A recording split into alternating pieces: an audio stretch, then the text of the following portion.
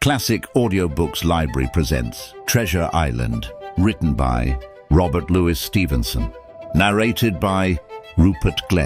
Where in the world are you listening from? Please drop your city or country in the comments below. I love seeing how far these stories go. Let's begin. Part 1. The Old Buccaneer. Chapter 1. The Old Sea Dog at the Admiral Benbow. Squire Trelawney, Dr. Livesey, and the rest of these gentlemen having asked me to write down the whole particulars about Treasure Island from the beginning to the end, keeping nothing back but the bearings of the island, and that only because there is still treasure not yet lifted, I take up my pen in the year of grace 17. And go back to the time when my father kept the Admiral Benbow inn, and the brown old seaman with the sabre cut first took up his lodging under our roof. I remember him as if it were yesterday, as he came plodding to the inn door, his sea-chest following behind him in a hand-barrow, a tall, strong, heavy, nut-brown man, his tarry pigtail falling over the shoulder of his soiled blue coat, his hands ragged and scarred, with black broken nails, and the sabre cut across one cheek, a dirty, livid white. I remember him looking round the cover and whistling to himself as he did so, and then breaking out in that old sea song that he sang so often afterwards. 15 men on the dead man's chest. Yo-ho-ho, and a bottle of rum! In the high, old, tottering voice that seemed to have been tuned and broken at the capstan bars.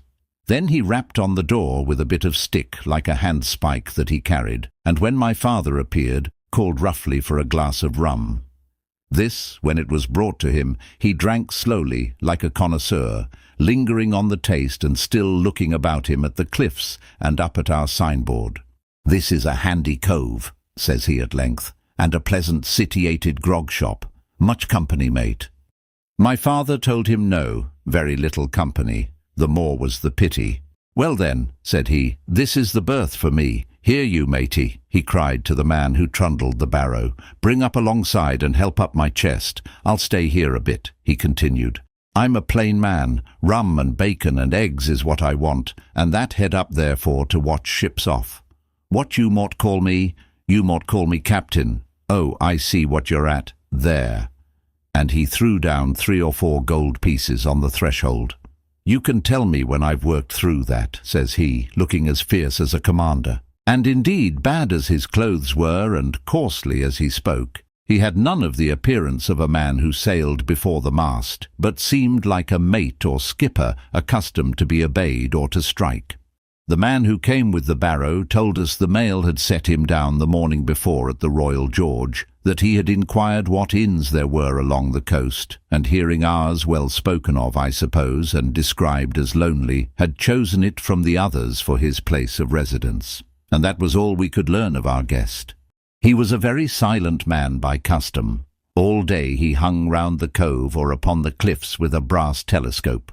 All evening he sat in a corner of the parlour next the fire and drank rum and water very strong. Mostly he would not speak when spoken to, only look up sudden and fierce and blow through his nose like a foghorn, and we and the people who came about our house soon learned to let him be. Every day when he came back from his stroll, he would ask if any seafaring men had gone by along the road. At first we thought it was the want of company of his own kind that made him ask this question, but at last we began to see he was desirous to avoid them. When a seaman did put up at the Admiral Benbow, as now and then some did, making by the coast road for Bristol, he would look in at him through the curtained door before he entered the parlour, and he was always sure to be as silent as a mouse when any such was present. For me, at least, there was no secret about the matter, for I was, in a way, a sharer in his alarms.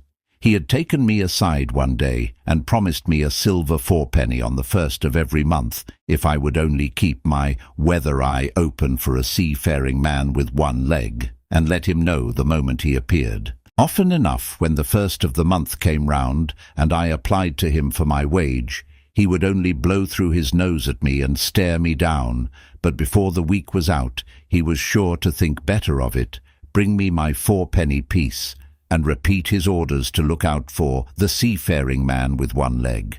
How that personage haunted my dreams, I need scarcely tell you.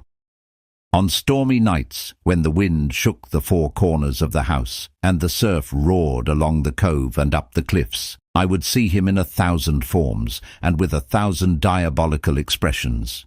Now the leg would be cut off at the knee, now at the hip. Now he was a monstrous kind of a creature who had never had but the one leg, and that in the middle of his body. To see him leap and run and pursue me over hedge and ditch was the worst of nightmares. And altogether I paid pretty dear for my monthly 4-penny piece in the shape of these abominable fancies. But though I was so terrified by the idea of the seafaring man with one leg, I was far less afraid of the captain himself than anybody else who knew him. There were nights when he took a deal more rum and water than his head would carry, and then he would sometimes sit and sing his wicked old wild sea songs, minding nobody. But sometimes he would call for glasses round and force all the trembling company to listen to his stories or bear a chorus to his singing. Often I have heard the house shaking with yo-ho-ho and a bottle of rum, all the neighbours joining in for dear life, with the fear of death upon them, and each singing louder than the other to avoid remark. For in these fits he was the most overriding companion ever known. He would slap his hand on the table for silence all round. He would fly up in a passion of anger at a question, or sometimes because none was put, and so he judged the company was not following his story. Nor would he allow anyone to leave the inn till he had drunk himself sleepy and reeled off to bed. His stories were what frightened people worst of all.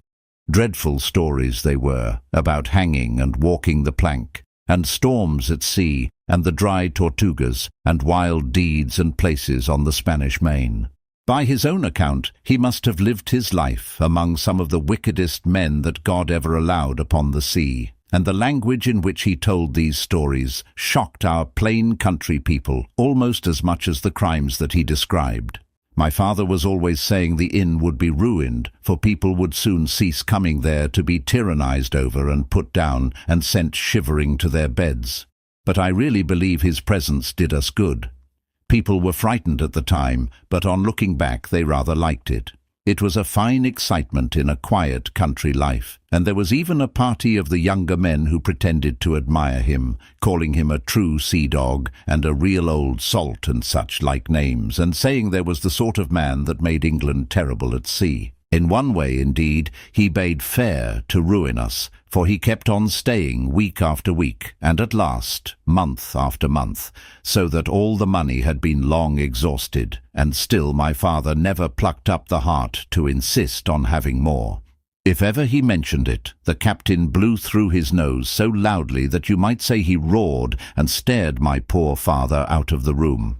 I have seen him wringing his hands after such a rebuff, and I am sure the annoyance and the terror he lived in must have greatly hastened his early and unhappy death. All the time he lived with us, the captain made no change whatever in his dress but to buy some stockings from a hawker. One of the cocks of his hat having fallen down, he let it hang from that day forth, though it was a great annoyance when it blew. I remember the appearance of his coat, which he patched himself upstairs in his room, and which, before the end, was nothing but patches.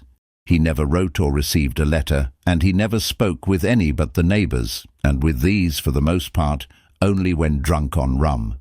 The great sea-chest none of us had ever seen open. He was only once crossed, and that was towards the end, when my poor father was far gone in a decline that took him off. Dr. Livesey came late one afternoon to see the patient, took a bit of dinner from my mother, and went into the parlour to smoke a pipe until his horse should come down from the hamlet, for we had no stabling at the old Benbow.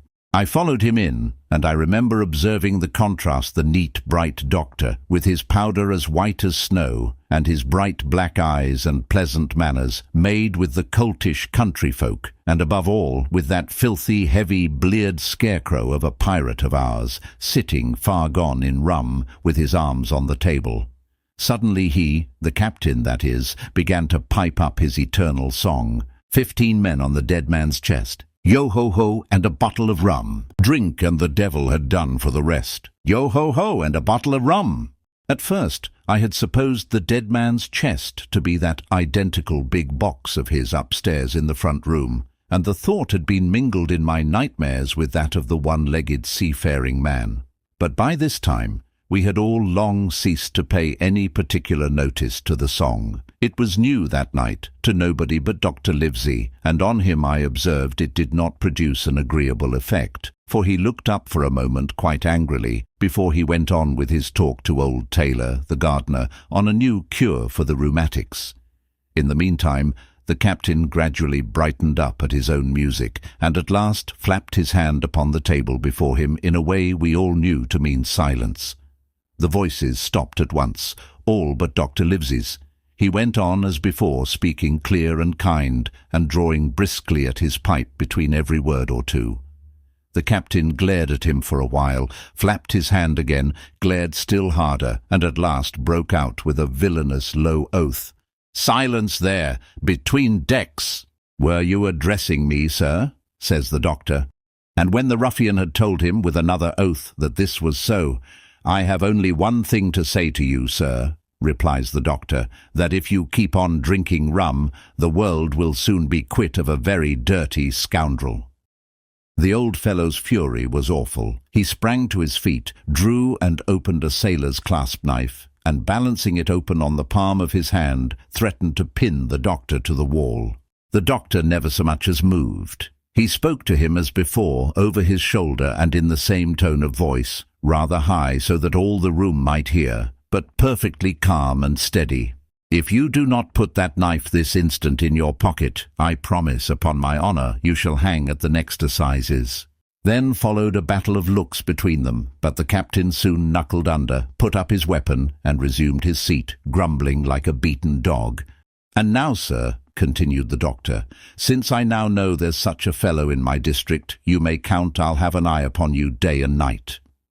I'm not a doctor only, I'm a magistrate, and if I catch a breath of complaint against you, if it's only for a piece of incivility like tonight's, I'll take effectual means to have you hunted down and routed out of this.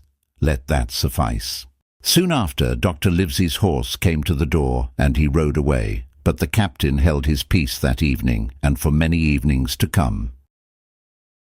Chapter 2. Black Dog Appears and Disappears. It was not very long after this that there occurred the first of the mysterious events that rid us at last of the captain, though not, as you will see, of his affairs. It was a bitter cold winter, with long hard frosts and heavy gales, and it was plain from the first that my poor father was little likely to see the spring. He sank daily, and my mother and I had all the inn upon our hands, and were kept busy enough without paying much regard to our unpleasant guest.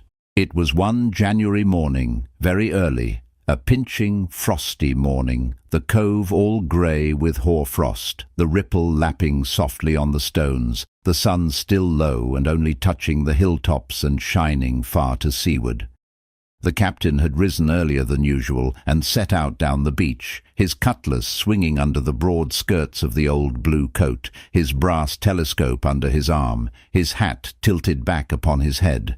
I remember his breath hanging like smoke in his wake as he strode off, and the last sound I heard of him as he turned the big rock was a loud snort of indignation, as though his mind was still running upon Dr. Livesey. Well, mother was upstairs with father, and I was laying the breakfast table against the captain's return, when the parlour door opened, and a man stepped in on whom I had never set my eyes before. He was a pale, tallowy creature, wanting 2 fingers of the left hand, and though he wore a cutlass, he did not look much like a fighter. I had always my eye open for seafaring men, with 1 leg or 2, and I remember this one puzzled me. He was not sailorly, and yet he had a smack of the sea about him too. I asked him what was for his service, and he said he would take rum, but as I was going out of the room to fetch it, he sat down upon a table and motioned me to draw near. I paused where I was with my napkin in my hand. "Come here, sonny," says he. "Come nearer here." I took a step nearer. "Is this here table for my mate Bill?" he asked with a kind of leer. I told him I did not know his mate Bill, and this was for a person who stayed in our house whom we called the captain. "Well," said he, "my mate Bill would be called the captain, as like as not. He has a cut on one cheek, and a mighty pleasant way with him, particularly in drink, has my mate Bill." We'll put it, for argument like, that your captain has a cut on one cheek, and we'll put it, if you like, that that cheek's the right one. Ah, well, I told you. Now, is my mate Bill in this here house? I told him he was out walking. Which way, sonny? Which way has he gone? And when I had pointed out the rock and told him how the captain was likely to return, and how soon, and answered a few other questions, "Ah," said he, "this'll be as good as drink to my mate Bill." The expression of his face as he said these words was not at all pleasant, and I had my own reasons for thinking that the stranger was mistaken, even supposing he meant what he said. But it was no affair of mine, I thought, and besides, it was difficult to know what to do. The stranger kept hanging about just inside the inn door, peering round the corner like a cat waiting for a mouse. Once I stepped out myself into the road, but he immediately called me back, and as I did not obey quick enough for his fancy, a most horrible change came over his tallowy face, and he ordered me in with an oath that made me jump.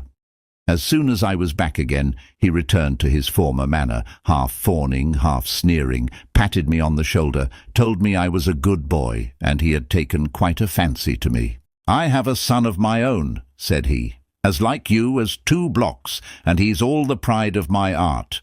But the great thing for boys is discipline, sonny, discipline. Now, if you had sailed along of Bill, you wouldn't have stood there to be spoke to twice, not you. That was never Bill's way, nor the way of sich as sailed with him. And here, sure enough, is my mate Bill, with a spyglass under his arm, bless his old art, to be sure. You and me'll just go back into the parlour, sonny, and get behind the door, and we'll give Bill a little surprise, bless his art, I say again." So saying, the stranger backed along with me into the parlour and put me behind him in the corner, so that we were both hidden by the open door. I was very uneasy and alarmed, as you may fancy, and it rather added to my fears to observe that the stranger was certainly frightened himself. He cleared the hilt of his cutlass and loosened the blade in the sheath, and all the time we were waiting there he kept swallowing as if he felt what we used to call a lump in the throat. At last in strode the captain, slammed the door behind him without looking to the right or left, and marched straight across the room to where his breakfast awaited him. "Bill," said the stranger in a voice that I thought he had tried to make bold and big.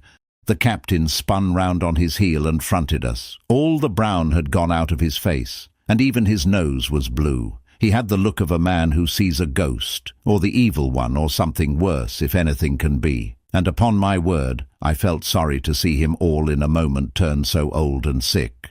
"Come, Bill, you know me. You know an old shipmate, Bill, surely," said the stranger. The captain made a sort of gasp. "Black Dog," said he. "And who else?" returned the other, getting more at his ease. "Black Dog as ever was, come for to see his old shipmate Billy at the Admiral Benbow Inn. Ah, Bill, Bill, we have seen a sight of times, us two, since I lost them 2 talons," holding up his mutilated hand.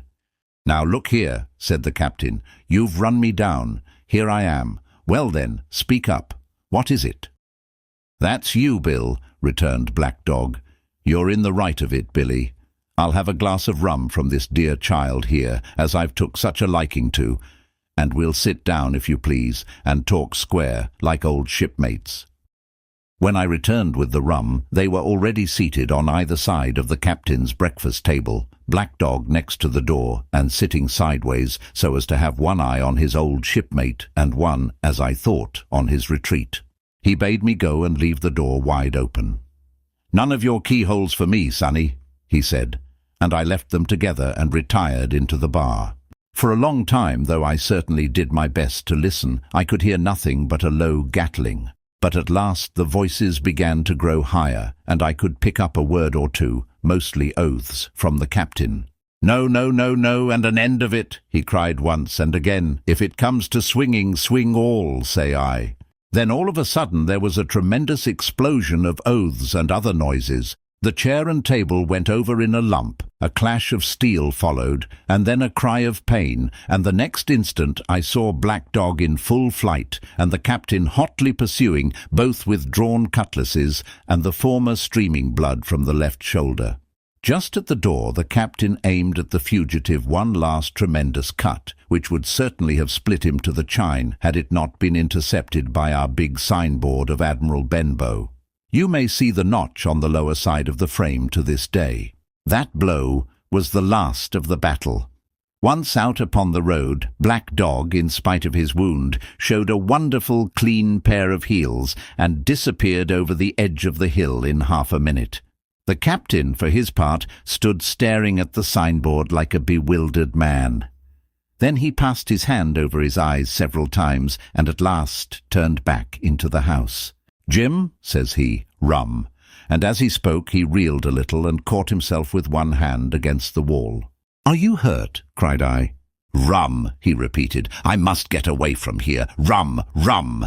I ran to fetch it, but I was quite unsteadied by all that had fallen out, and I broke one glass and fouled the tap, and while I was still getting in my own way, I heard a loud fall in the parlour, and running in, beheld the captain lying full length upon the floor. At the same instant my mother, alarmed by the cries and fighting, came running downstairs to help me. Between us we raised his head. He was breathing very loud and hard, but his eyes were closed, and his face a horrible colour. "Dear, dearie me," cried my mother, "what a disgrace upon the house, and your poor father sick." In the meantime we had no idea what to do to help the captain, nor any other thought but that he had got his death hurt in the scuffle with the stranger.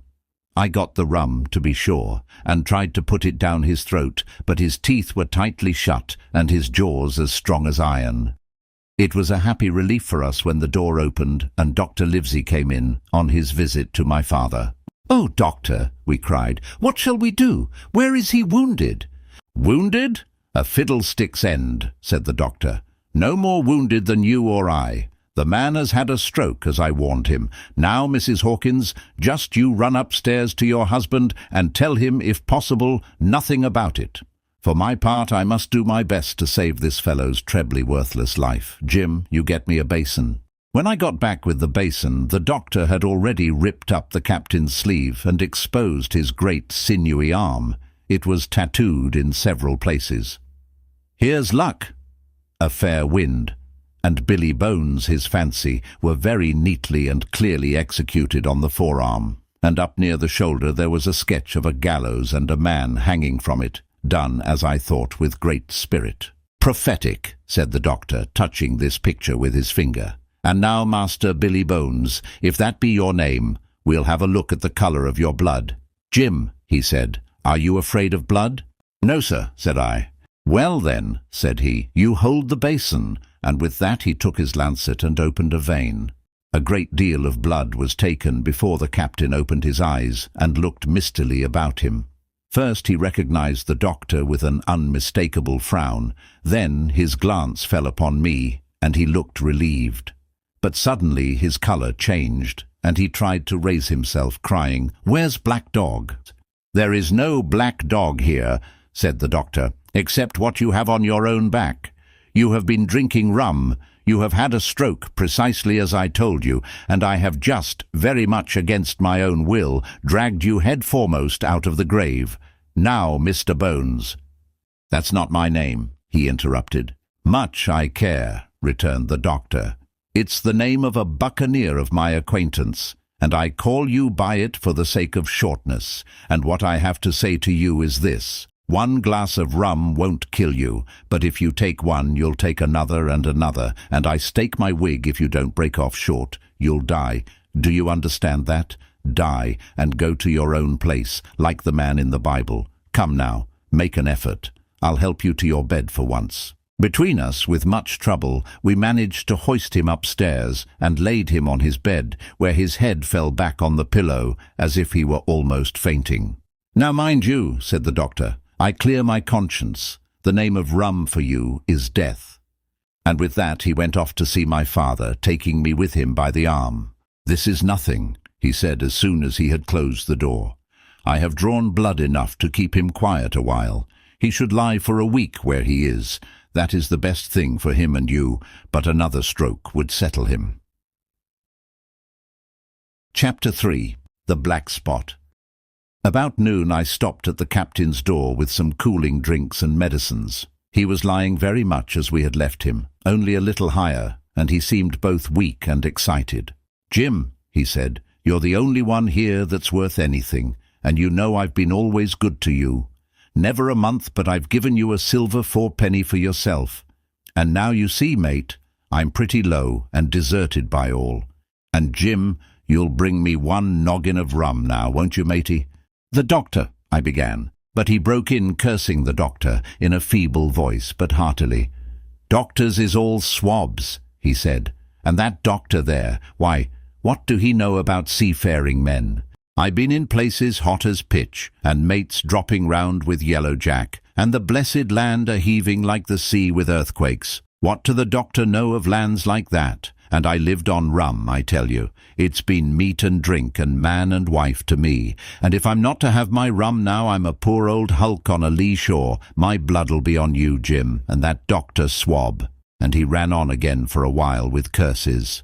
"Look, Jim, how my fingers fidges," he continued in the pleading tone. "I can't keep 'em still, not I. I haven't had a drop this blessed day. That doctor's a fool, I tell you. If I don't have a drain of rum, Jim, I'll have the horrors. I seen some on 'em already. I seen old Flint in the corner there, behind you. As plain as print, I seen him. And if I get the horrors, I'm a man that has lived rough, and I'll raise Cain. Your doctor himself said one glass wouldn't hurt me. I'll give you a golden guinea for a noggin, Jim." He was growing more and more excited, and this alarmed me for my father, who was very low that day and needed quiet. Besides, I was reassured by the doctor's words, now quoted to me, and rather offended by the offer of a bribe. "I want none of your money," said I, "but what you owe my father. I'll get you one glass and no more." When I brought it to him, he seized it greedily and drank it out. "Aye, aye," said he, "that's some better, sure enough. And now, matey, did that doctor say how long I was to lie here in this old berth?" "A week at least," said I. "Thunder!" he cried. "A week? I can't do that. They'd have the black spot on me by then. The lubbers is going about to get the wind of me this blessed moment. Lubbers as couldn't keep what they got, and want to nail what is another's. Is that seamanly behaviour now, I want to know? But I'm a saving soul. I never wasted good money of mine, nor lost it neither, and I'll trick 'em again. I'm not afraid on 'em. I'll shake out another reef, matey, and daddle 'em again." As he was thus speaking, he had risen from bed with great difficulty, holding to my shoulder with a grip that almost made me cry out, and moving his legs like so much dead weight. His words, spirited as they were in meaning, contrasted sadly with the weakness of the voice in which they were uttered. He paused when he had got into a sitting position on the edge.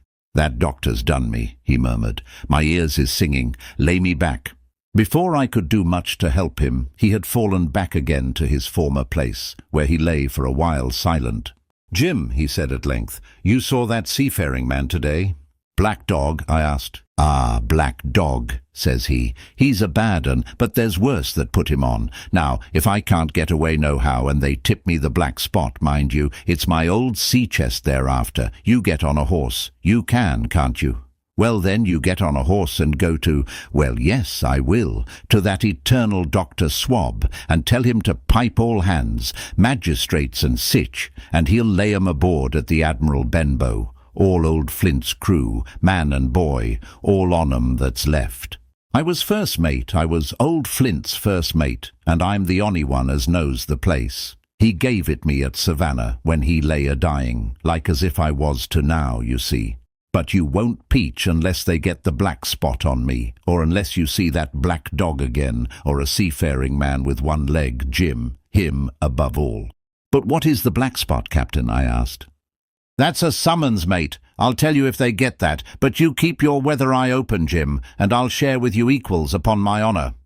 He wandered a little longer, his voice growing weaker, but soon after I had given him his medicine, which he took like a child, with the remark, "If ever a seaman wanted drugs, it's me." He fell at last into a heavy, swoon-like sleep, in which I left him. What I should have done had all gone well, I do not know. Probably I should have told the whole story to the doctor, for I was in mortal fear lest the captain should repent of his confessions and make an end of me. But as things fell out, my poor father died quite suddenly that evening, which put all other matters on one side. Our natural distress, the visits of the neighbours, the arranging of the funeral, and all the work of the inn to be carried on in the meanwhile kept me so busy that I had scarcely time to think of the captain, far less to be afraid of him.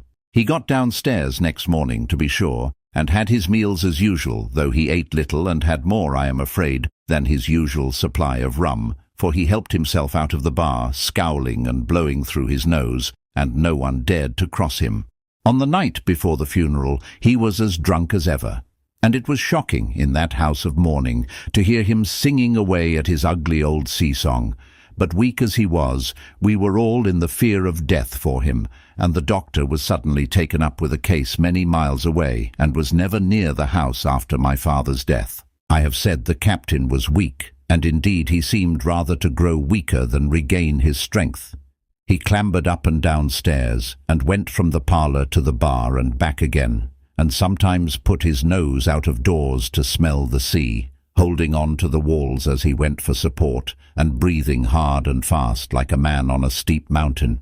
He never particularly addressed me, and it is my belief he had as good as forgotten his confidences, but his temper was more flighty, and, allowing for his bodily weakness, more violent than ever. He had an alarming way now when he was drunk of drawing his cutlass and laying it bare before him on the table. But with all that, he minded people less, and seemed shut up in his own thoughts, and rather wandering. Once, for instance, to our extreme wonder, he piped up to a different air, a kind of country love song that he must have learned in his youth before he had begun to follow the sea. So things passed until the day after the funeral, and about 3 o'clock of a bitter, foggy, frosty afternoon. I was standing at the door for a moment, full of sad thoughts about my father, when I saw someone drawing slowly near along the road. He was plainly blind, for he tapped before him with a stick and wore a great green shade over his eyes and nose, and he was hunched, as if with age or weakness, and wore a huge old tattered sea cloak with a hood that made him appear positively deformed. I never saw in my life a more dreadful-looking figure. He stopped a little from the inn, and raising his voice in an odd sing-song, addressed the air in front of him. "Will any kind friend inform a poor blind man who has lost the precious sight of his eyes in the gracious defence of his native country, England, and God bless King George, where or in what part of this country he may now be?" "You are at the Admiral Benbow, Black Hill Cove, my good man," said I. "I hear a voice," said he, "a young voice. Will you give me your hand, my kind young friend, and lead me in?" I held out my hand, and the horrible, soft-spoken, eyeless creature gripped it in a moment like a vice. I was so much startled that I struggled to withdraw, but the blind man pulled me close up to him with a single action of his arm. "Now, boy," he said, "take me in to the captain." "Sir," said I, "upon my word I dare not." "Oh," he sneered, "that's it. Take me in straight or I'll break your arm." And he gave it as he spoke a wrench that made me cry out. "Sir," said I, "it is for yourself, I mean. The captain is not what he used to be. He sits with a drawn cutlass. Another gentleman." "Come now, march," interrupted he, and I never heard a voice so cruel and cold and ugly as that blind man's. It cowed me more than the pain, and I began to obey him at once, walking straight in at the door and towards the parlour, where our sick old buccaneer was sitting, dazed with rum. The blind man clung close to me, holding me in one iron fist and leaning almost more of his weight on me than I could carry. "Lead me straight up to him, and when I'm in view, cry out, 'Here's a friend for you, Bill. If you don't, I'll do this.'" And with that he gave me a twitch that I thought would have made me faint. Between this and that, I was so utterly terrified of the blind beggar that I forgot my terror of the captain, and as I opened the parlour door, cried out the words he had ordered in a trembling voice. The poor captain raised his eyes, and at one look the rum went out of him and left him staring sober. The expression of his face was not so much of terror as of mortal sickness. He made a movement to rise, but I do not believe he had enough force left in his body. "Now, Bill, sit where you are," said the beggar. "If I can't see, I can hear a finger stirring. Business is business. Hold out your left hand. Boy, take his left hand by the wrist and bring it near to my right." We both obeyed him to the letter, and I saw him pass something from the hollow of the hand that held his stick into the palm of the captain's, which closed upon it instantly. "And now that's done," said the blind man.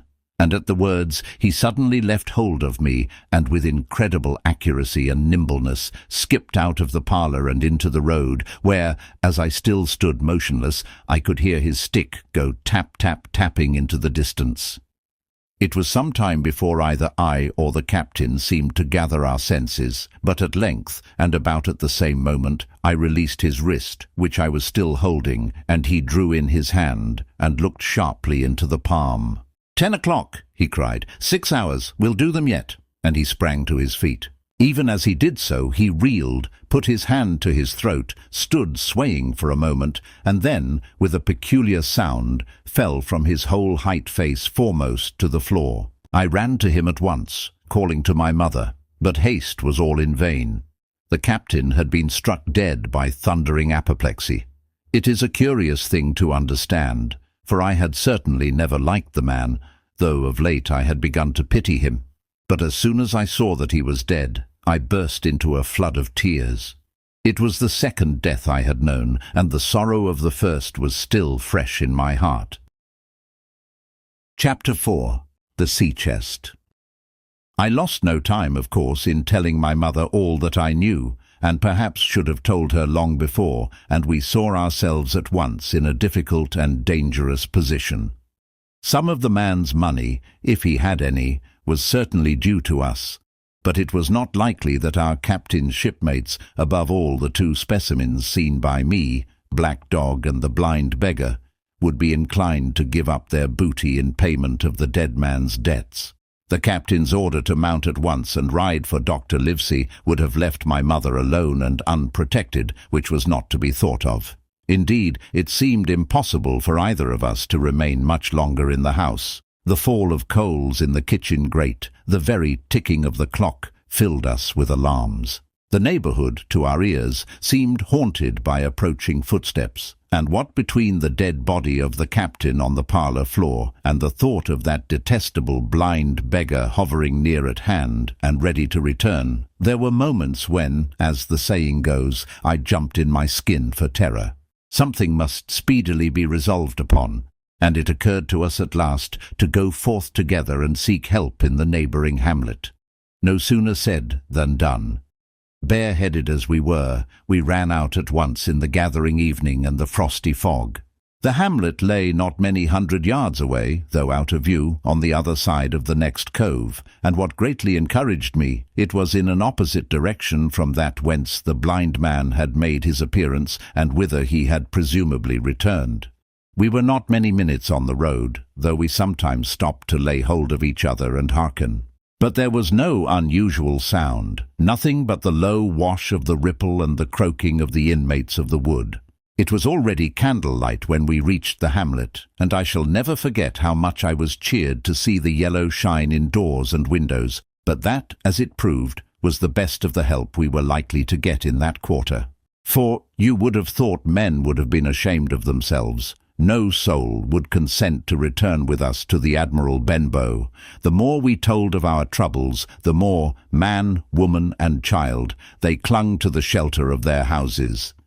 The name of Captain Flint, though it was strange to me, was well enough known to some there, and carried a great weight of terror.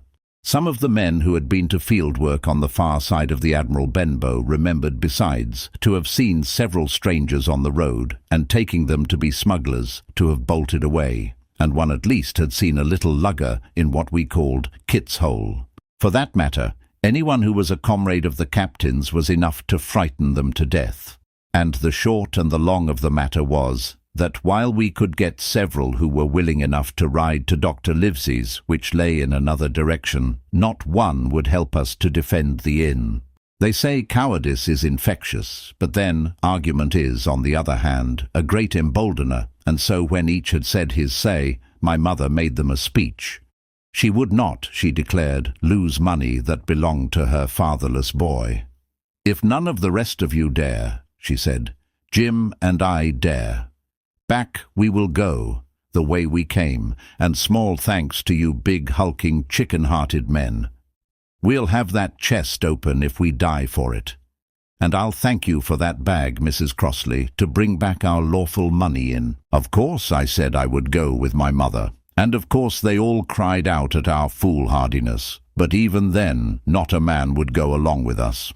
All they would do was to give me a loaded pistol lest we were attacked, and to promise to have horses ready saddled in case we were pursued on our return, while one lad was to ride forward to the doctors in search of armed assistance. My heart was beating finely when we two set forth in the cold night upon this dangerous venture. A full moon was beginning to rise and peered redly through the upper edges of the fog, and this increased our haste, for it was plain, before we came forth again, that all would be as bright as day, and our departure exposed to the eyes of any watchers.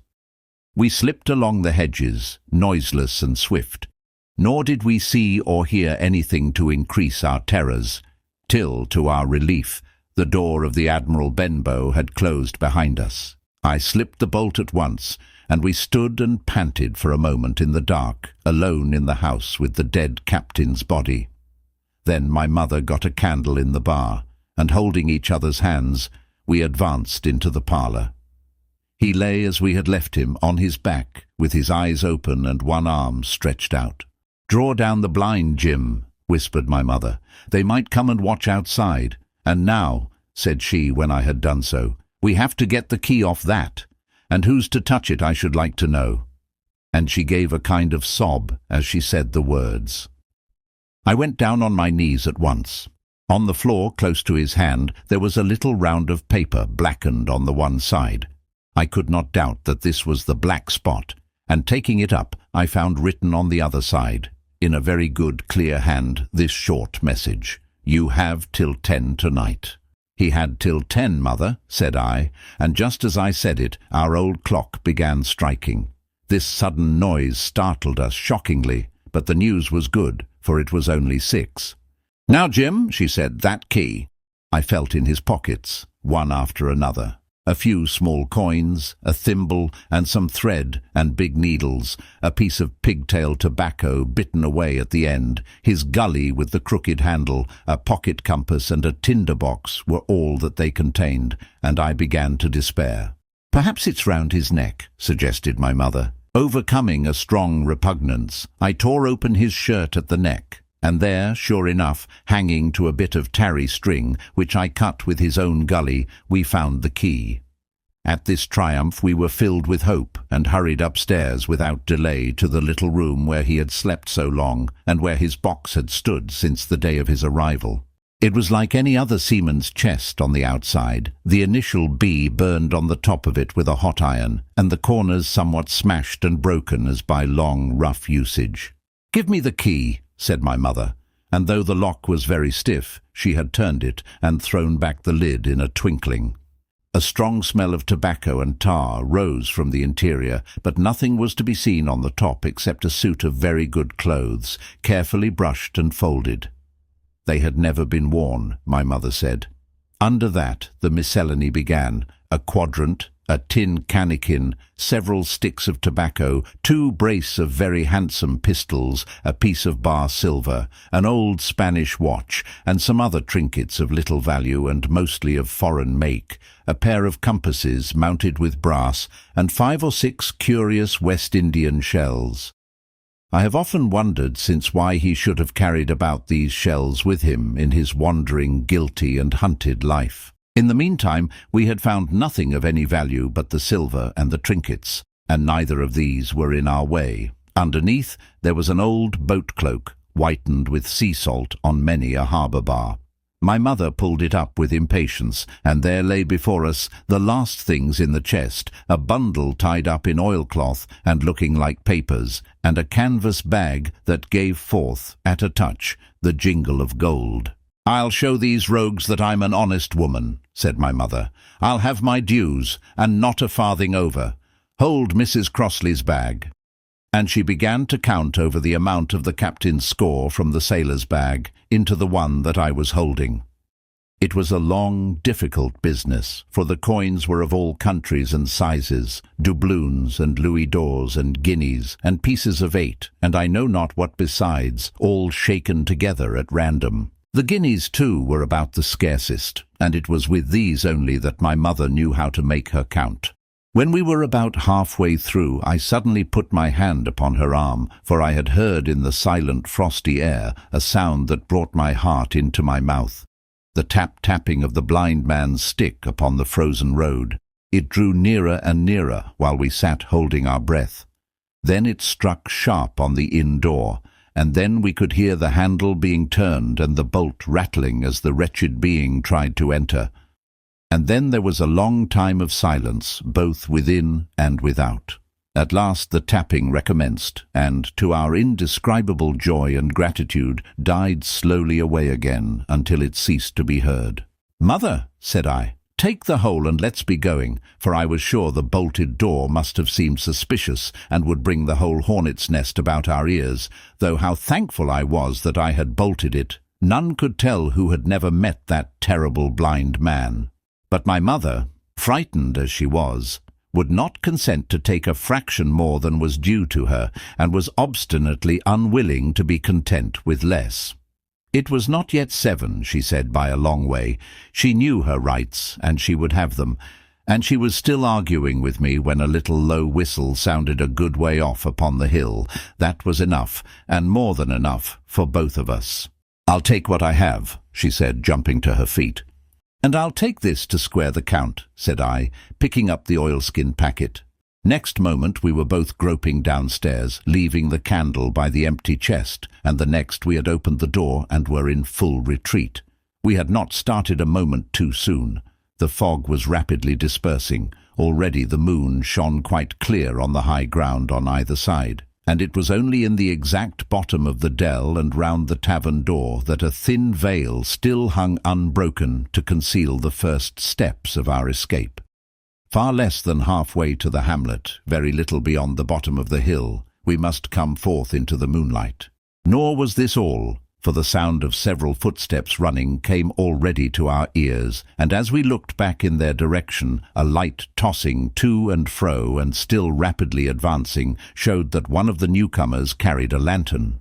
"My dear," said my mother suddenly, "take the money and run on. I'm going to faint." This was certainly the end for both of us, I thought. How I cursed the cowardice of the neighbours! How I blamed my poor mother for her honesty and her greed, for her past foolhardiness and present weakness. We were just at the little bridge by good fortune, and I helped her, tottering as she was, to the edge of the bank, where, sure enough, she gave a sigh and fell on my shoulder. I do not know how I found the strength to do it at all, and I am afraid it was roughly done, but I managed to drag her down the bank and a little way under the arch.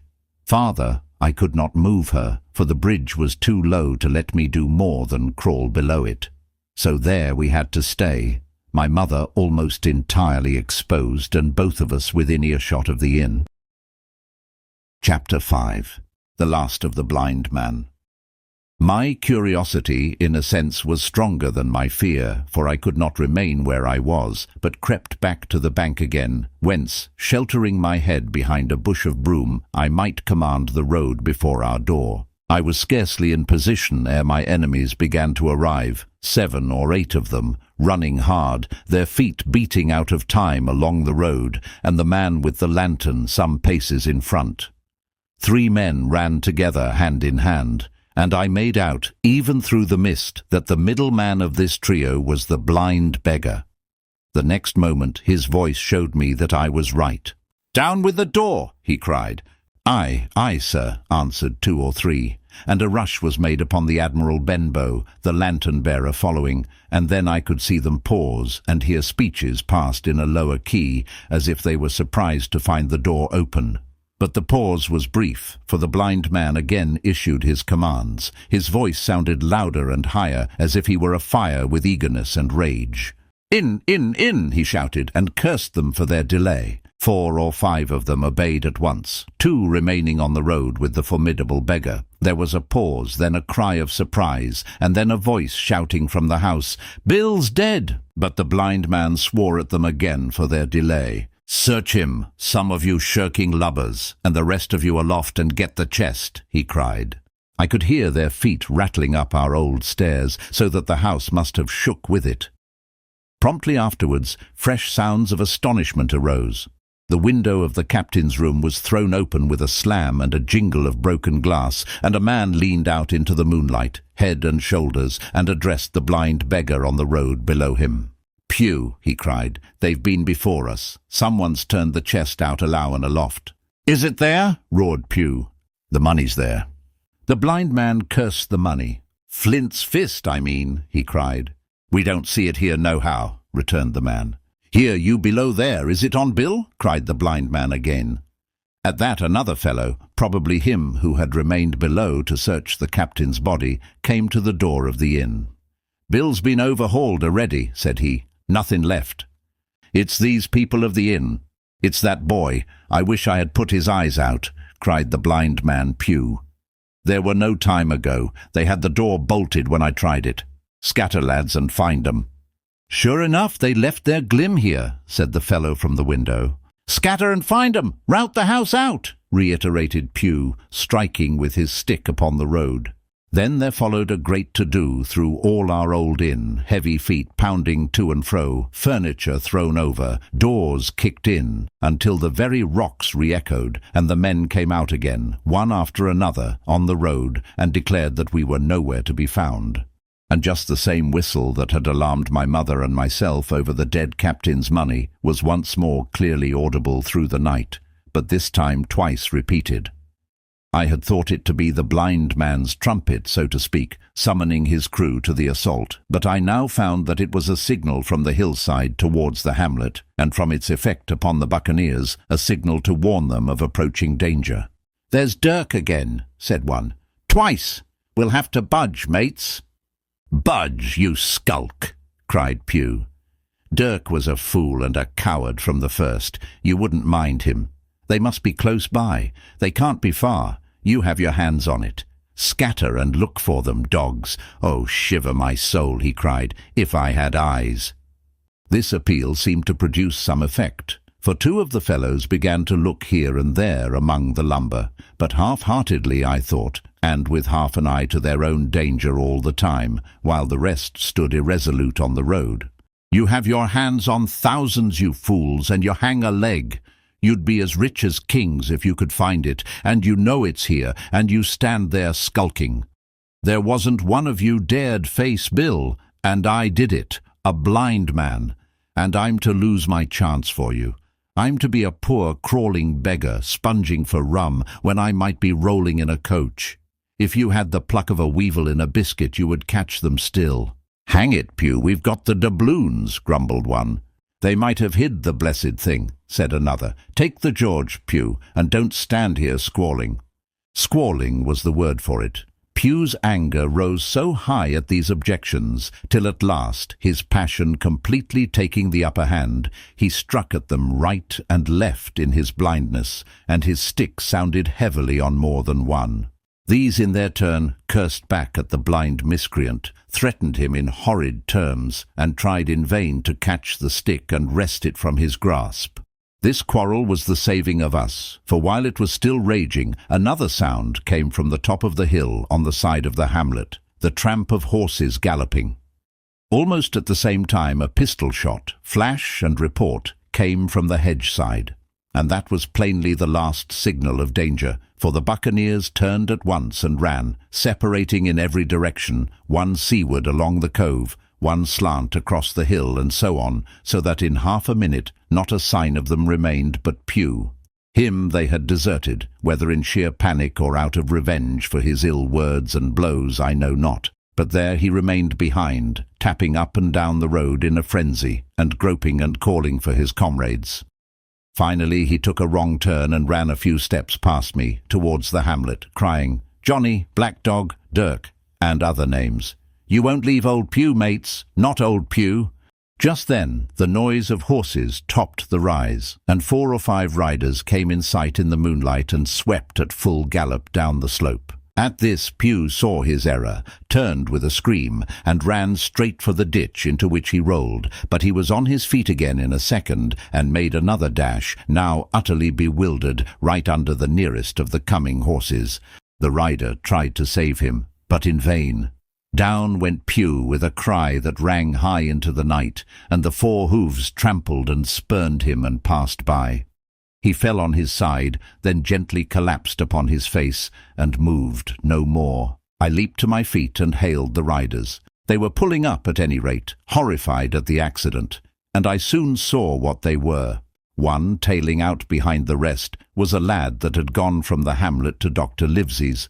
The rest were revenue officers, whom he had met by the way, and with whom he had had the intelligence to return at once. Some news of the lugger in Kit's Hole had found its way to Supervisor Dance, and set him forth that night in our direction, and to that circumstance my mother and I owed our preservation from death. Pew was dead, stone dead. As for my mother, when we had carried her up to the hamlet, a little cold water and salts, and that soon brought her back again, and she was none the worse for her terror, though she still continued to deplore the balance of the money. In the meantime, the supervisor rode on as fast as he could to Kit's Hole, but his men had to dismount and grope down the dingle, leading and sometimes supporting their horses, and in continual fear of ambushes. So it was no great matter for surprise that when they got down to the hole, the lugger was already under way, though still close in. He hailed her. A voice replied, telling him to keep out of the moonlight, or he would get some lead in him, and at the same time a bullet whistled close by his arm. Soon after, the lugger doubled the point and disappeared. Mr. Dance stood there, as he said, like a fish out of water, and all he could do was to dispatch a man to warn the cutter. And that, said he, is just about as good as nothing. They've got off clean, and there's an end. Only, he added, I'm glad I trod on Master Pew's corns, for by this time he had heard my story. I went back with him to the Admiral Benbow, and you cannot imagine a house in such a state of smash. The very clock had been thrown down by these fellows in their furious hunt after my mother and myself, and though nothing had actually been taken away, except the captain's money bag and a little silver from the till, I could see at once that we were ruined. Mr. Dance could make nothing of the scene. They got the money, you say? Well then, Hawkins, what in fortune were they after? More money, I suppose? No, sir, not money, I think, replied I. In fact, sir, I believe I have the thing in my breast pocket, and to tell you the truth, I should like to get it put in safety. To be sure, boy, quite right, said he. I'll take it if you like. I thought perhaps Dr. Livesey, I began. Perfectly right, he interrupted very cheerily. Perfectly right, a gentleman and a magistrate. And now I come to think of it, I might as well ride round there myself and report to him or Squire. Master Pew's dead when all's done, not that I regret it. But he's dead, you see, and people will make it out against an officer of His Majesty's revenue, if make it out they can. Now, I'll tell you, Hawkins, if you like, I'll take you along. I thanked him heartily for the offer, and we walked back to the hamlet where the horses were. By the time I had told Mother of my purpose, they were all in the saddle. "Dogger," said Mr. Dance, "you have a good horse. Take up this lad behind you." As soon as I was mounted, holding on to Dogger's belt, the supervisor gave the word, and the party struck out at a bouncing trot on the road to Dr. Livesey's house. Chapter 6. The Captain's Papers. We rode hard all the way till we drew up before Dr. Livesey's door. The house was all dark to the front. Mr. Dance told me to jump down and knock, and Dogger gave me a stirrup to descend by. The door was opened almost at once by the maid. "Is Dr. Livesey in?" I asked. "No," she said. He had come home in the afternoon, but had gone up to the hall to dine and pass the evening with the squire. "So there we go, boys," said Mr. Dance. This time, as the distance was short, I did not mount, but ran with Dogger's stirrup leather to the lodge gates, and up the long, leafless, moonlit avenue to where the white line of the hall buildings looked on either hand on great old gardens. Here Mr. Dance dismounted, and taking me along with him, was admitted at a word into the house. The servant led us down a matted passage and showed us at the end into a great library, all lined with bookcases and busts upon the top of them, where the squire and Dr. Livesey sat, pipe in hand, on either side of a bright fire. I had never seen the squire so near at hand. He was a tall man, over 6 feet high and broad in proportion, and he had a bluff, rough and ready face, all roughened and reddened and lined in his long travels. His eyebrows were very black and moved readily, and this gave him a look of some temper. Not bad, you would say, but quick and high. "Come in, Mr. Dance," says he, very stately and condescending. "Good evening, Dance," says the doctor with a nod. "And good evening to you, friend Jim. What good wind brings you here?" The supervisor stood up straight and stiff and told his story like a lesson, and you should have seen how the two gentlemen leaned forward and looked at each other and forgot to smoke in their surprise and interest. When they heard how my mother went back to the inn, Dr. Livesey fairly slapped his thigh, and the squire cried, "Bravo!" and broke his long pipe against the grate. Long before it was done, Mr. Trelawney, that you will remember was the squire's name, had got up from his seat and was striding about the room, and the doctor, as if to hear the better, had taken off his powdered wig and sat there looking very strange indeed with his own close-cropped black poll. At last Mr. Dance finished the story. "Mr. Dance," said the squire, "you are a very noble fellow, and as for riding down that black, atrocious miscreant, I regard it as an act of virtue, sir, like stamping on a cockroach. This lad Hawkins is a trump, I perceive. Hawkins, will you ring that bell? Mr. Dance must have some ale." "And so, Jim," said the doctor, "you have the thing that they were after, have you?" "Here it is, sir," said I, and gave him the oilskin packet. The doctor looked it all over, as if his fingers were itching to open it, but instead of doing that, he put it quietly in the pocket of his coat. "Squire," said he, "when Dance has had his ale, he must, of course, be off on his Majesty's service, but I mean to keep Jim Hawkins here to sleep at my house, and with your permission, I propose we should have up the cold pie and let him sup." "As you will, Livesey," said the squire. "Hawkins has earned better than cold pie." So a big pigeon pie was brought in and put on a side table, and I made a hearty supper, for I was as hungry as a hawk, while Mr. Dance was further complimented and at last dismissed. "And now, squire," said the doctor. "And now, Livesey," said the squire in the same breath. "One at a time, laughed Dr. Livesey. "You have heard of this Flint, I suppose?" "Heard of him?" cried the squire. "Heard of him, you say? He was the bloodthirstiest buccaneer that sailed. Blackbeard was a child to Flint. The Spaniards were so prodigiously afraid of him that, I tell you, sir, I was sometimes proud he was an Englishman. I've seen his top sails with these eyes, off Trinidad, and the cowardly son of a rum puncheon that I sailed with put back, sir, into port of Spain." "Well, I've heard of him myself in England," said the doctor, "but the point is, had he money?" "Money!" cried the squire. "Have you heard the story? What were these villains after but money? What do they care for but money? For what would they risk their rascal carcasses but money?" "That we shall soon know," replied the doctor, "but you are so confoundedly hot-headed and exclamatory that I cannot get a word in. What I want to know is this. Supposing that I have here in my pocket some clue to where Flint buried his treasure, will that treasure amount to much?" "Amount, sir?" cried the squire. "It will amount to this. If we have the clue you talk about, I fit out a ship in Bristol dock and take you and Hawkins here along, and I'll have that treasure if I search a year." "Very well," said the doctor. "Now then, if Jim is agreeable, we'll open the packet." And he laid it before him on the table.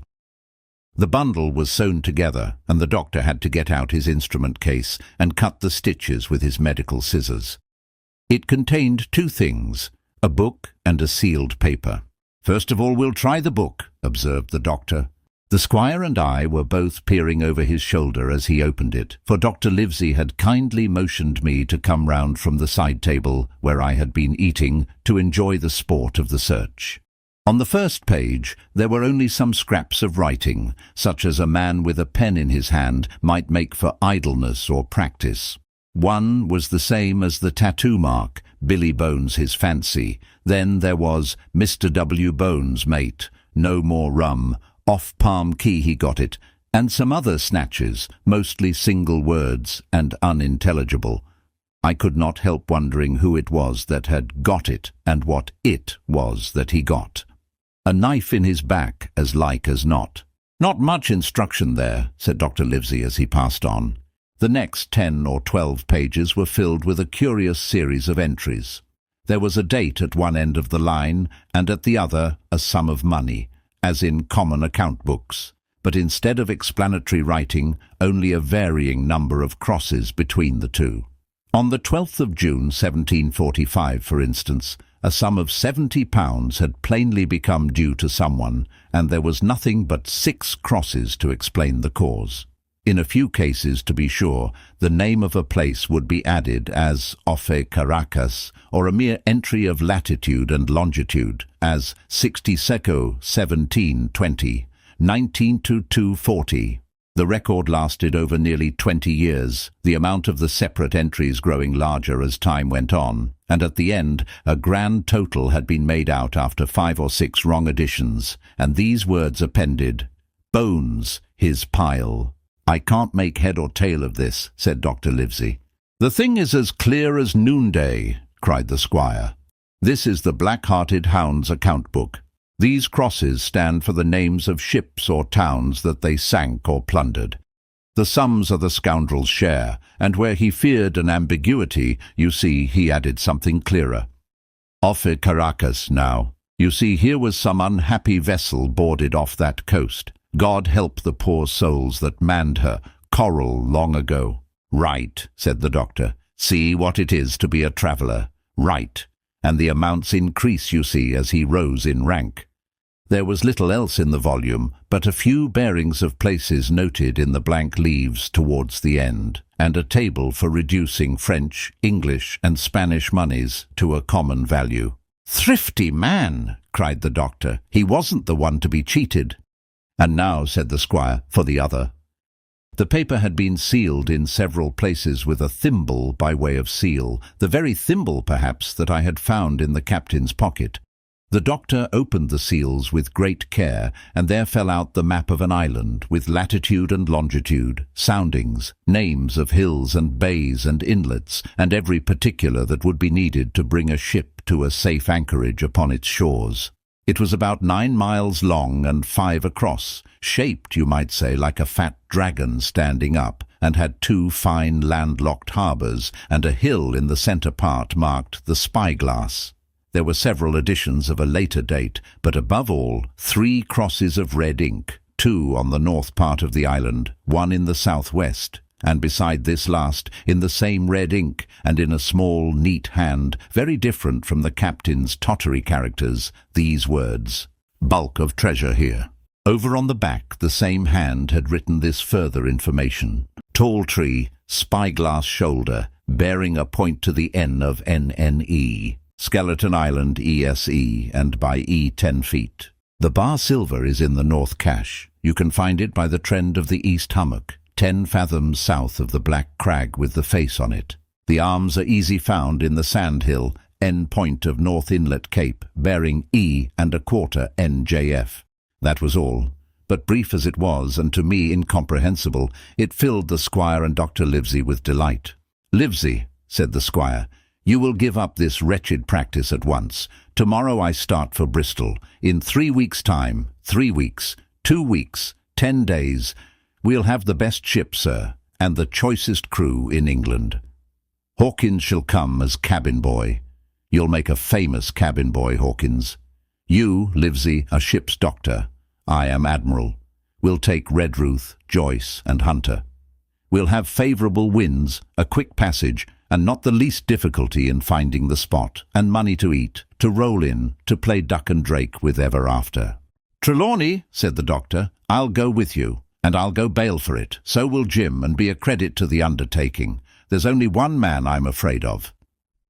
And who's that? Cried the squire. Name the dog, sir.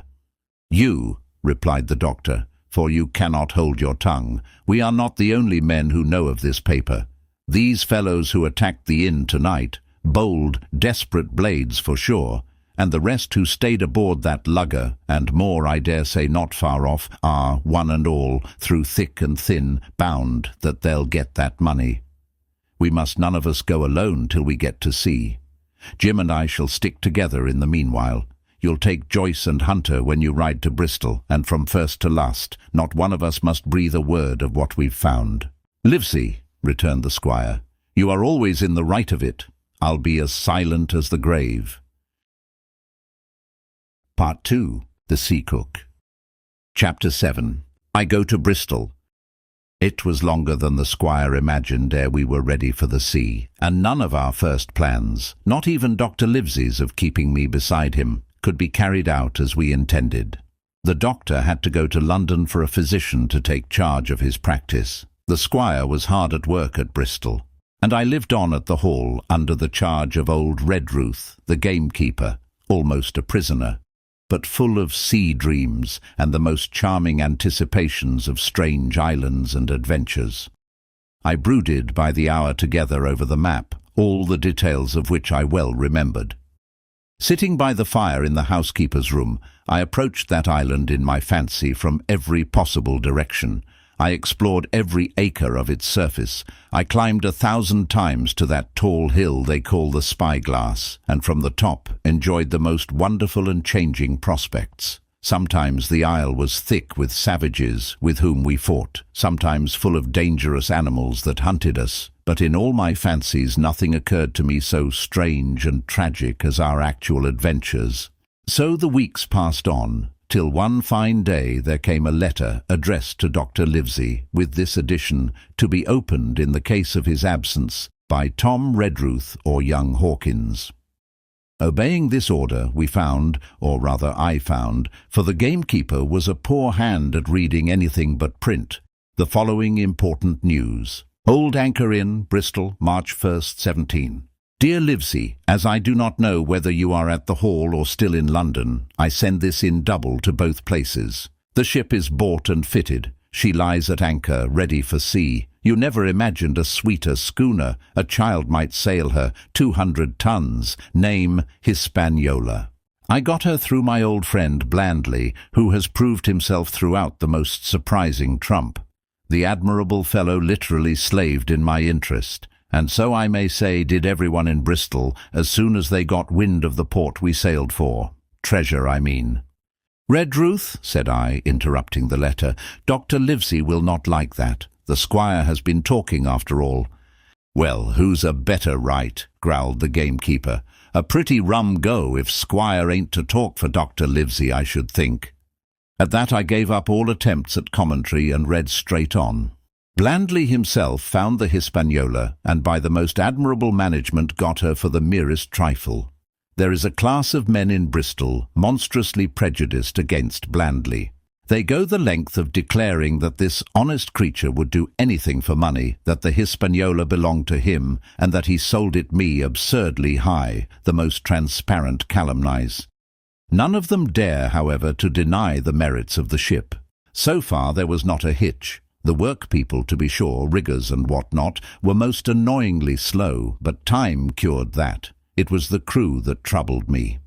I wished a round score of men, in case of natives, buccaneers, or the odious French, and I had the worry of the deuce itself to find so much as half a dozen, till the most remarkable stroke of fortune brought me the very man that I required. I was standing on the dock when, by the merest accident, I fell in talk with him. I found he was an old sailor, kept a public house, knew all the seafaring men in Bristol, had lost his health ashore, and wanted a good berth as cook to get to sea again. He had hobbled down there that morning, he said, to get a smell of the salt. I was monstrously touched, so would you have been, and, out of pure pity, I engaged him on the spot to be ship's cook. Long John Silver he is called, and has lost a leg, but that I regarded as a recommendation, since he lost it in his country's service under the immortal Hawk. He has no pension, Livesey. Imagine the abominable age we live in. Well, sir, I thought I had only found a cook, but it was a crew I had discovered. Between Silver and myself, we got together in a few days a company of the toughest old salts imaginable, not pretty to look at, but fellows by their faces of the most indomitable spirit. I declare we could fight a frigate. Long John even got rid of 2 out of the 6 or 7 I had already engaged. He showed me in a moment that they were just the sort of freshwater swabs we had to fear in an adventure of importance. I am in the most magnificent health and spirits, eating like a bull, sleeping like a tree, yet I shall not enjoy a moment till I hear my old tarpaulins tramping round the capstan. Seaward ho! Hang the treasure! It's the glory of the sea that has turned my head. So now, Livesey, come post. Do not lose an hour, if you respect me. Let young Hawkins go at once to see his mother, with Redruth for a guard, and then both come full speed to Bristol. John Trelawney. Postscript. I did not tell you that Blandly, who, by the way, is to send a consort after us if we don't turn up by the end of August, had found an admirable fellow for sailing master. A stiff man, which I regret, but in all other respects a treasure. Long John Silver unearthed a very competent man for a mate, a man named Arrow. I have a boatswain who pipes Livesey, so things shall go man-o'-war fashion on board the good ship. Hispaniola. I forgot to tell you that Silver is a man of substance. I know of my own knowledge that he has a banker's account, which has never been overdrawn. He leaves his wife to manage the inn, and as she is a woman of colour, a pair of old bachelors like you and I may be excused for guessing that it is the wife, quite as much as the health, that sends him back to roving. J.T. P.P.S. Hawkins may stay one night with his mother. J.T. You can fancy the excitement into which that letter put me. I was half beside myself with glee, and if ever I despised a man, it was old Tom Redruth, who could do nothing but grumble and lament. Any of the under gamekeepers would gladly have changed places with him, but such was not the squire's pleasure, and the squire's pleasure was like law among them all. Nobody but old Redruth would have dared so much as even to grumble. The next morning he and I set out on foot for the Admiral Benbow, and there I found my mother in good health and spirits. The captain, who had so long been a cause of so much discomfort, was gone where the wicked cease from troubling. The squire had had everything repaired, and the public rooms and the sign repainted, and had added some furniture, above all a beautiful armchair for mother in the bar. He had found her a boy as an apprentice also, so that she should not want help while I was gone. It was on seeing that boy that I understood for the first time my situation. I had thought up to that moment of the adventures before me, not at all of the home that I was leaving, and now, at sight of this clumsy stranger, who was to stay here in my place beside my mother, I had my first attack of tears. I am afraid I led that boy a dog's life, for as he was new to the work, I had 100 opportunities of setting him right and putting him down, and I was not slow to profit by them. The night passed, and the next day after dinner, Redruth and I were afoot again and on the road. I said goodbye to mother and the cove where I had lived since I was born, and the dear old Admiral Benbow, since he was repainted, no longer quite so dear. One of my last thoughts was of the captain, who had so often strode along the beach with his cocked hat, his sabre-cut cheek, and his old brass telescope. Next moment we had turned the corner, and my home was out of sight. The mail picked us up about dusk at the Royal George on the Heath. I was wedged in between Redruth and a stout old gentleman, and in spite of the swift motion and the cold night air, I must have dozed a great deal from the very first, and then slept like a log uphill and down dale through stage after stage, for when I was awakened at last it was by a punch in the ribs, and I opened my eyes to find that we were standing still before a large building in a city street, and that the day had already broken a long time. "Where are we?" I asked. "Bristol," said Tom. "Get down." Mr. Trelawney had taken up his residence at an inn far down the docks to superintend the work upon the schooner. Thither we had now to walk, and our way, to my great delight, lay along the quays, and beside the great multitude of ships of all sizes and rigs and nations. In one, sailors were singing at their work. In another, there were men aloft, high over my head, hanging to threads that seemed no thicker than a spider's. Though I had lived by the shore all my life, I seemed never to have been near the sea till then. The smell of tar and salt was something new. I saw the most wonderful figureheads that had all been far over the ocean. I saw, besides, many old sailors with rings in their ears and whiskers curled in ringlets and tarry pigtails and their swaggering, clumsy sea walk. And if I had seen as many kings or archbishops, I could not have been more delighted. And I was going to sea myself, to sea in a schooner with a piping boatswain and pigtailed singing seamen, to sea, bound for an unknown island, and to seek for buried treasure. While I was still in this delightful dream, we came suddenly in front of a large inn and met Squire Trelawney, all dressed out like a sea officer, in stout blue cloth, coming out of the door with a smile on his face and a capital imitation of a sailor's walk. "Here you are," he cried, "and the doctor came last night from London. Bravo! The ship's company complete." "Oh, sir," cried I, "when do we sail?" "Sail," says he, "we sail tomorrow." Chapter 8. At the Sign of the Spyglass. When I had done breakfasting, the squire gave me a note addressed to John Silver at the Sign of the Spyglass, and told me I should easily find the place by following the line of the docks and keeping a bright lookout for a little tavern with a large brass telescope for sign. I set off, overjoyed at this opportunity to see some more of the ships and seamen, and picked my way among a great crowd of people and carts and bales, for the dock was now at its busiest, until I found the tavern in question. It was a bright enough little place of entertainment. The sign was newly painted. The windows had neat red curtains. The floor was cleanly sanded. There was a street on each side and an open door on both, which made the large, low room pretty clear to see in spite of clouds of tobacco smoke. The customers were mostly seafaring men, and they talked so loudly that I hung at the door, almost afraid to enter. As I was waiting, a man came out of a side room, and at a glance I was sure he must be Long John. His left leg was cut off close by the hip, and under the left shoulder he carried a crutch, which he managed with wonderful dexterity, hopping about upon it like a bird. He was very tall and strong, with a face as big as a ham, plain and pale, but intelligent and smiling. Indeed, he seemed in the most cheerful spirits, whistling as he moved about among the tables, with a merry word or a slap on the shoulder for the more favoured of his guests. Now, to tell you the truth, from the very first mention of Long John in Squire Trelawney's letter, I had taken a fear in my mind that he might prove to be the very one-legged sailor whom I had watched for so long at the old Benbow. But one look at the man before me was enough. I had seen the captain and black dog and the blind man, Pew, and I thought I knew what a buccaneer was like, a very different creature, according to me, from this clean and pleasant-tempered landlord. I plucked up courage at once, crossed the threshold, and walked right up to the man where he stood, propped on his crutch, talking to a customer. "Mr. Silver, sir?" I asked, holding out the note. "Yes, my lad," said he. "Such is my name, to be sure. And who may you be?" And then, as he saw the squire's letter, he seemed to me to give something almost like a start.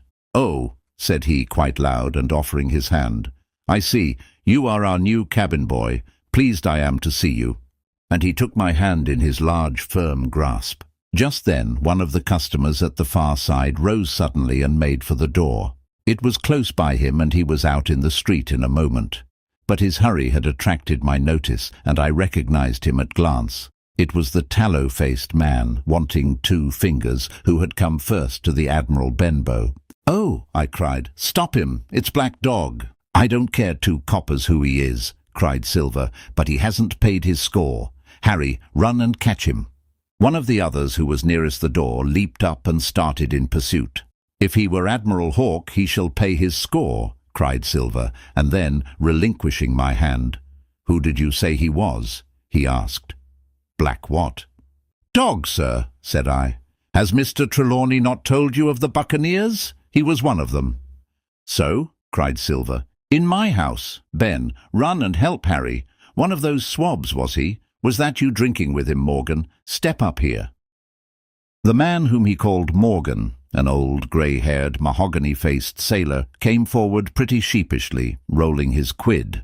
"Now, Morgan," said Long John very sternly, "you never clapped your eyes on that black dog before, did you now?" "Not I, sir," said Morgan with a salute. "You didn't know his name, did you?" "No, sir." "By the powers, Tom Morgan, it's as good for you," exclaimed the landlord. "If you had been mixed up with the like of that, you would never have put another foot in my house. You may lay to that. And what was he saying to you?" "I don't rightly know, sir," answered Morgan. "Do you call that a head on your shoulders or a blessed dead eye?" cried Long John. "Don't rightly know, don't you? Perhaps you don't happen to rightly know who you was speaking to, perhaps? Come now, what was he jawing? Voyages, captains, ships, pipe up. What was it?" "We was a-talking of keel-hauling," answered Morgan. "Keel-hauling, was you? And a mighty suitable thing too, and you may lay to that. Get back to your place for a lubber, Tom." And then, as Morgan rolled back to his seat, Silver added to me in a confidential whisper that was very flattering, as I thought, "He's quite an honest man, Tom Morgan, honest stupid." "And now," he ran on again, aloud, "let's see, Black Dog? No, I don't know the name, not I. Yet I kind of think I've seen the swab. He used to come here with a blind beggar, he used." "That he did, you may be sure," said I. "I knew that blind man too. His name was Pew."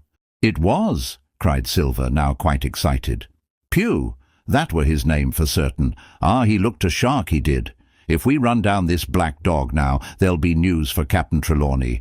Ben's a good runner. Few seamen run better than Ben. He should run him down, hand over hand by the powers. He talked of keel-hauling, did he? I'll keel-haul him."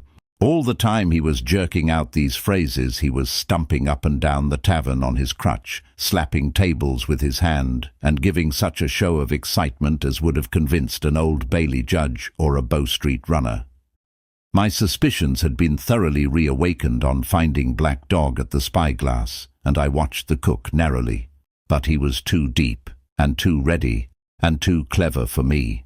And by the time the two men had come back out of breath and confessed that they had lost the track in a crowd and been scolded like thieves, I would have gone bail for the innocence of Long John Silver. "See here now, Hawkins," said he. "Here's a blessed hard thing on a man like me now, ain't it? There's Captain Trelawney. What's he to think? Here I have this confounded son of a Dutchman sitting in my own house drinking of my own rum. Here you comes and tells me of it plain. And here I let him give us all the slip before my blessed deadlights. Now, Hawkins, you do me justice with the cap'n. You're a lad, you are, but you're as smart as paint. I see that when you first come in. Now here it is. What could I do with this old timber I hobble on? When I was an A.B. master mariner, I'd have come up alongside of him, hand over hand, and broached him to in a brace of old shakes, I would. But now, and then, all of a sudden, he stopped, and his jaw dropped as though he had remembered something. "The score!" he burst out. "3 goes a rum! Why, shiver my timbers if I hadn't forgotten my score!" And falling on a bench, he laughed until the tears ran down his cheeks. I could not help joining, and we laughed together, peal after peal, until the tavern rang again. "Why, what a precious old sea-calf I am," he said at last, wiping his cheeks. "You and me should get on well, Hawkins, for I'll take my Davy. I should be rated ship's boy. But come now, stand by to go about. This won't do. Duty is duty, messmates. I'll put on my old cockerel hat and step along of you to Captain Trelawney and report this here affair. For mind you, it's serious, young Hawkins, and neither you nor me's come out of it with what I should make so bold as to call credit. Nor you neither, says you. Not smart. None of the pair of us smart. But dash my buttons, that was a good about my score." And he began to laugh again, and that so heartily, that though I did not see the joke as he did, I was again obliged to join him in his mirth. On our little walk along the quays, he made himself the most interesting companion, telling me about the different ships that we passed by, their rig, tonnage and nationality, explaining the work that was going forward, how one was discharging, another taking in cargo, and a third making ready for sea, and every now and then telling me some little anecdote of ships or seamen, or repeating a nautical phrase till I had learned it perfectly. I began to see that here was one of the best of possible shipmates. When we got to the inn, the squire and Dr. Livesey were seated together, finishing a quart of ale with a toast in it, before they should go aboard the schooner on a visit of inspection. Long John told the story from first to last, with a great deal of spirit and the most perfect truth. "That was how it were now, weren't it, Hawkins?" he would say now and again, and I could always bear him entirely out. The two gentlemen regretted that Black Dog had got away, but we all agreed there was nothing to be done, and after he had been complimented, Long John took up his crutch and departed. "All hands aboard by 4 this afternoon," shouted the squire after him. "Aye, aye, sir," cried the cook in the passage. "Well, squire," said Dr. Livesey, "I don't put much faith in your discoveries as a general thing, but I will say this: John Silver suits me." "The man's a perfect trump," declared the squire. "And now," added the doctor, "Jim may come on board with us, may he not?" "To be sure he may," says Squire. "Take your hat, Hawkins, and we'll see the ship." Chapter 9. Powder and Arms.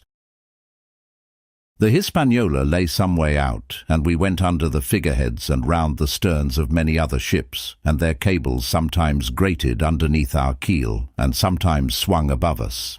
At last, however, we got alongside, and were met and saluted as we stepped aboard by the mate, Mr. Arrow, a brown old sailor with earrings in his ears and a squint. He and the squire were very thick and friendly, but I soon observed that things were not the same between Mr. Trelawney and the captain. This last was a sharp-looking man who seemed angry with everything on board, and was soon to tell us why, for we had hardly got down into the cabin when a sailor followed us. "Captain Smollett, sir, axing to speak with you," said he. "I am always at the captain's orders. Show him in," said the squire. The captain, who was close behind his messenger, entered at once and shut the door behind him. "Well, Captain Smollett, what have you to say? All well, I hope? All shipshape and seaworthy?" "Well, sir," said the captain, "better speak plain, I believe, even at the risk of offence. I don't like this cruise. I don't like the men, and I don't like my officer. That's short and sweet." "Perhaps, sir, you don't like the ship?" inquired the squire, very angry, as I could see. "I can't speak as to that, sir, not having seen her tried," said the captain. "She seems a clever craft. More I can't say." "Possibly, sir, you may not like your employer either," says the squire. But here Dr. Livesey cut in. "Stay a bit," said he, "stay a bit. No use of such questions as that but to produce ill feeling. The captain has said too much, or he has said too little, and I'm bound to say that I require an explanation of his words. You don't, you say, like this cruise. Now, why?" "I was engaged, sir, on what we call sealed orders, to sail this ship for that gentleman where he should bid me," said the captain. "So far, so good. But now I find that every man before the mast knows more than I do. I don't call that fair now, do you?" "No," said Dr. Livesey, "I don't." "Next," said the captain, "I learn we are going after treasure. Hear it from my own hands, mind you. Now, treasure is ticklish work. I don't like treasure voyages on any account, and I don't like them above all when they are secret, and when, begging your pardon, Mr. Trelawney, the secret has been told to the parrot." "Silver's parrot?" asked the squire. "It's a way of speaking," said the captain. "Blabbed, I mean. It's my belief neither of you gentlemen know what you are about, but I'll tell you my way of it. Life or death, and a close run." "That is all clear, and, I dare say, true enough," replied Dr. Livesey. "We take the risk, but we are not so ignorant as you believe us. Next, you say you don't like the crew. Are they not good seamen?" "I don't like them, sir," returned Captain Smollett, "and I think I should have had the choosing of my own hands, if you go to that." "Perhaps you should," replied the doctor. "My friend should perhaps have taken you along with him, but the slight, if there be one, was unintentional. And you don't like Mr. Arrow?" "I don't, sir. I believe he's a good seaman, but he's too free with the crew to be a good officer. A mate should keep himself to himself, shouldn't drink with the men before the mast." "Do you mean he drinks?" cried the squire. "No, sir," replied the captain, "only that he's too familiar." "Well now, and the short and long of it, captain?" asked the doctor. Tell us what you want." "Well, gentlemen, are you determined to go on this cruise?" "Like iron," answered the squire. "Very good," said the captain. "Then, as you've heard me very patiently saying things that I could not prove, hear me a few words more. They are putting the powder and the arms in the forehold. Now you have a good place under the cabin. Why not put them there? First point. Then you are bringing 4 of your own people with you, and they tell me some of them are to be berthed forward. Why not give them the berths here beside the cabin? Second point." "Any more?" asked Mr. Trelawney. "One more," said the captain. "There's been too much blabbing already." "Far too much," agreed the doctor. "I'll tell you what I've heard myself," continued Captain Smollett, "that you have a map of an island, that there's crosses on the map to show where treasure is, and that the island lies." And then he named the latitude and longitude exactly. "I never told that," cried the squire, "to a soul." "The hands know it, sir," returned the captain. "Livesey, that must have been you or Hawkins," cried the squire. "It doesn't much matter who it was," replied the doctor, and I could see that neither he nor the captain paid much regard to Mr. Trelawney's protestations.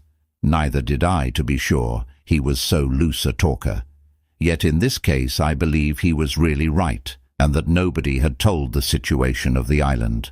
"Well, gentlemen," continued the captain, "I don't know who has this map, but I make it a point it shall be kept secret even from me and Mr. Arrow. Otherwise I would ask you to let me resign." "I see," said the doctor. "You wish us to keep this matter dark and to make a garrison of the stern part of the ship, manned with my friend's own people and provided with all the arms and powder on board. In other words, you fear a mutiny." "Sir," said Captain Smollett, with no intention to take offence, "I deny your right to put words into my mouth. No captain, sir, would be justified in going to sea at all if he had ground enough to say that. As for Mr. Arrow, I believe him thoroughly honest. Some of the men are the same. All may be for what I know, but I am responsible for the ship's safety and the life of every man jack aboard of her. I see things going, as I think, not quite right, and I ask you to take certain precautions or let me resign my berth. And that's all." "Captain Smollett," began the doctor with a smile, "did ever you hear the fable of the mountain and the mouse? You'll excuse me, I dare say, but you remind me of that fable. When you came in here, I'll stake my wig, you meant more than this." "Doctor," said the captain, "you are smart. When I came in here I meant to get discharged. I had no thought that Mr. Trelawney would hear a word." "No more I would," cried the squire. "Had Livesey not been here I should have seen you to the deuce. As it is, I have heard you. I will do as you desire, but I think the worse of you." "That's as you please, sir," said the captain. "You'll find I do my duty." And with that he took his leave.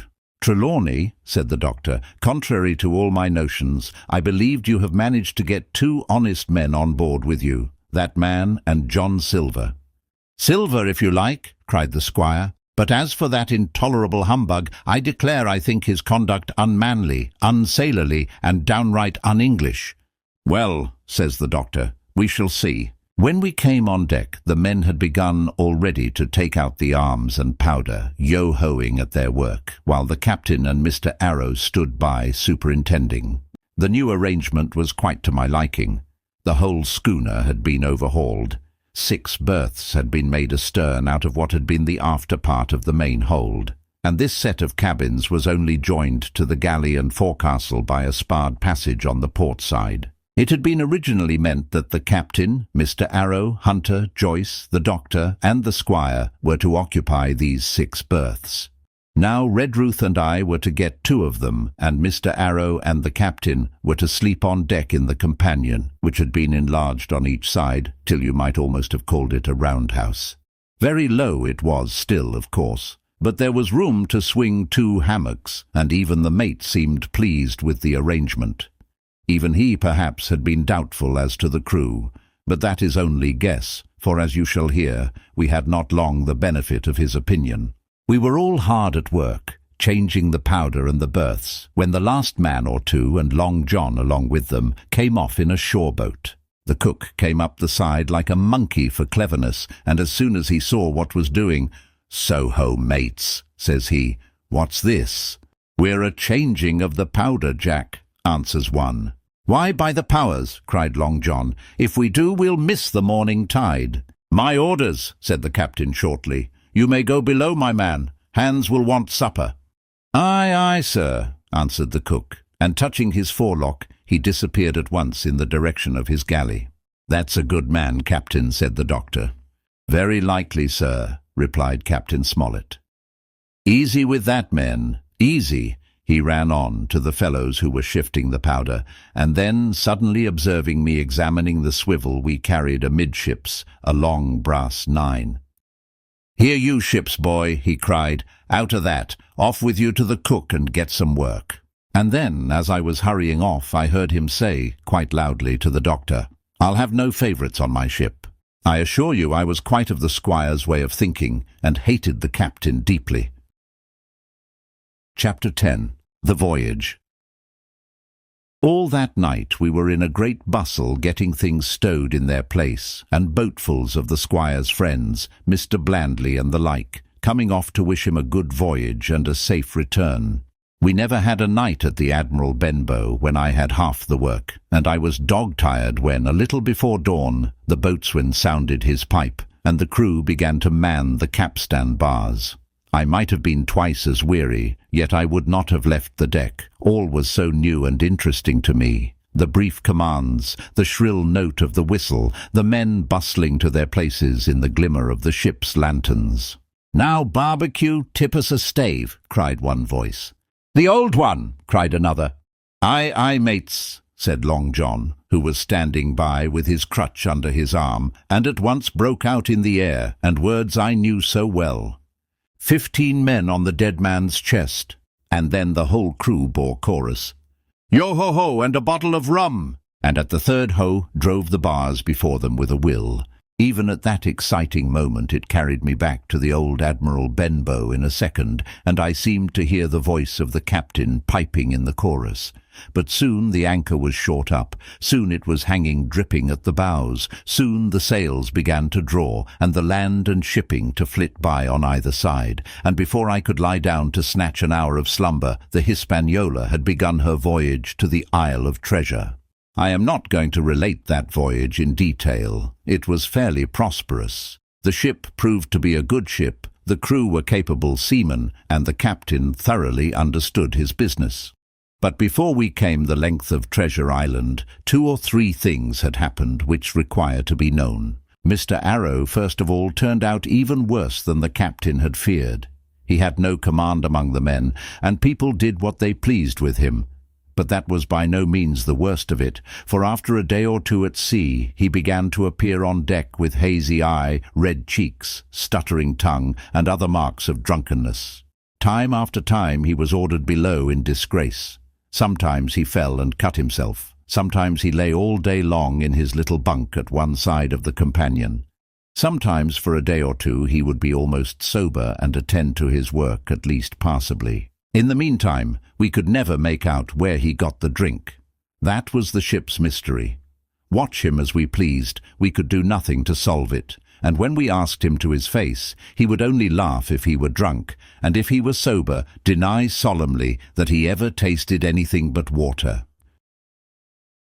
He was not only useless as an officer and a bad influence amongst the men, but it was plain that at this rate he must soon kill himself outright, so nobody was much surprised, nor very sorry, when one dark night, with a head sea, he disappeared entirely and was seen no more. "Overboard," said the captain. "Well, gentlemen, that saves the trouble of putting him in irons."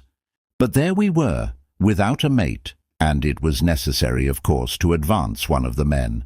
The boatswain, Job Anderson, was the likeliest man aboard, and though he kept his old title, he served in a way as mate. Mr. Trelawney had followed the sea, and his knowledge made him very useful, for he often took a watch himself in easy weather, and the coxswain, Israel Hands, was a careful, wily, old, experienced seaman who could be trusted at a pinch with almost anything. He was a great confidant of Long John Silver, and so the mention of his name leads me on to speak of our ship's cook, Barbecue, as the men called him. Aboard ship he carried his crutch by a lanyard round his neck, to have both hands as free as possible. It was something to see him wedge the foot of the crutch against a bulkhead, and propped against it, yielding to every movement of the ship, get on with his cooking like someone safe ashore. Still more strange was it to see him in the heaviest of weather cross the deck. He had a line or two rigged up to help him across the widest spaces, Long John's earrings they were called, and he would hand himself from one place to another, now using the crutch, now trailing it alongside by the lanyard as quickly as another man could walk. Yet some of the men who had sailed with him before expressed their pity to see him so reduced. "He's no common man, Barbecue," said the coxswain to me. "He had good schooling in his young days and can speak like a book when so minded. And brave, a lion's nothing alongside of Long John. I seen him grapple four and knock their heads together, him unarmed." All the crew respected and even obeyed him. He had a way of talking to each and doing everybody some particular service. To me he was unweariedly kind, and always glad to see me in the galley, which he kept as clean as a new pin, the dishes hanging up burnished and his parrot in a cage in one corner. "Come away, Hawkins," he would say. "Come and have a yarn with John. Nobody more welcome than yourself, my son. Sit you down and hear the news. Here's Captain Flint. I calls my parrot Captain Flint, after the famous buccaneer. Here's Captain Flint predicting success to our voyage. Wasn't you, Captain?" And the parrot would say with great rapidity, "Pieces of 8, pieces of 8, pieces of 8, till you wondered that it was not out of breath, or till John threw his handkerchief over the cage. "Now that bird," he would say, "is maybe 200 years old, Hawkins. They live forever, mostly. And if anybody's seen more wickedness, it must be the devil himself. She sailed with England, the great Captain England, the pirate. She's been at Madagascar and at Malabar and Suriname and Providence and Portobello. She was at the fishing up of the wrecked plate ships. It's there she learned pieces of 8, and little wonder. 350,000 of 'em, Hawkins.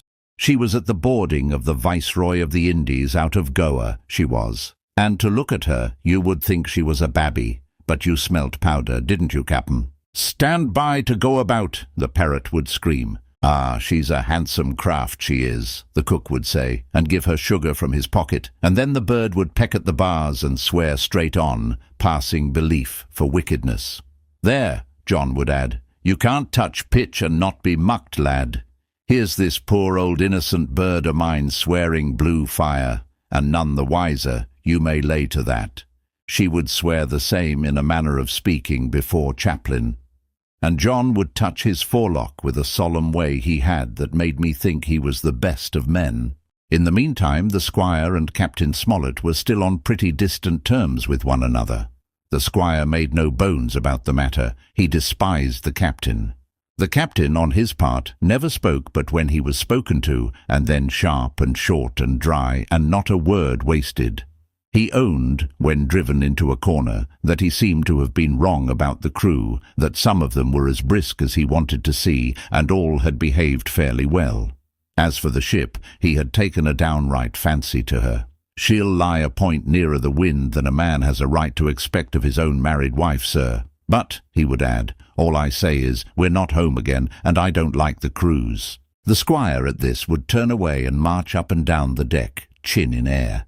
"A trifle more of that man," he would say, "and I shall explode."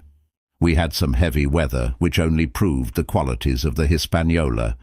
Every man on board seemed well content, and they must have been hard to please if they had been otherwise, for it is my belief there was never a ship's company so spoiled since Noah put to sea. Double grog was going on the least excuse. There was duff on odd days, as for instance, if the squire heard it was any man's birthday, and always a barrel of apples standing broached in the waist for anyone to help himself that had a fancy. "Never knew good come of it yet," the captain said to Dr. Livesey. "Spoil forecastle hands make devils. That's my belief."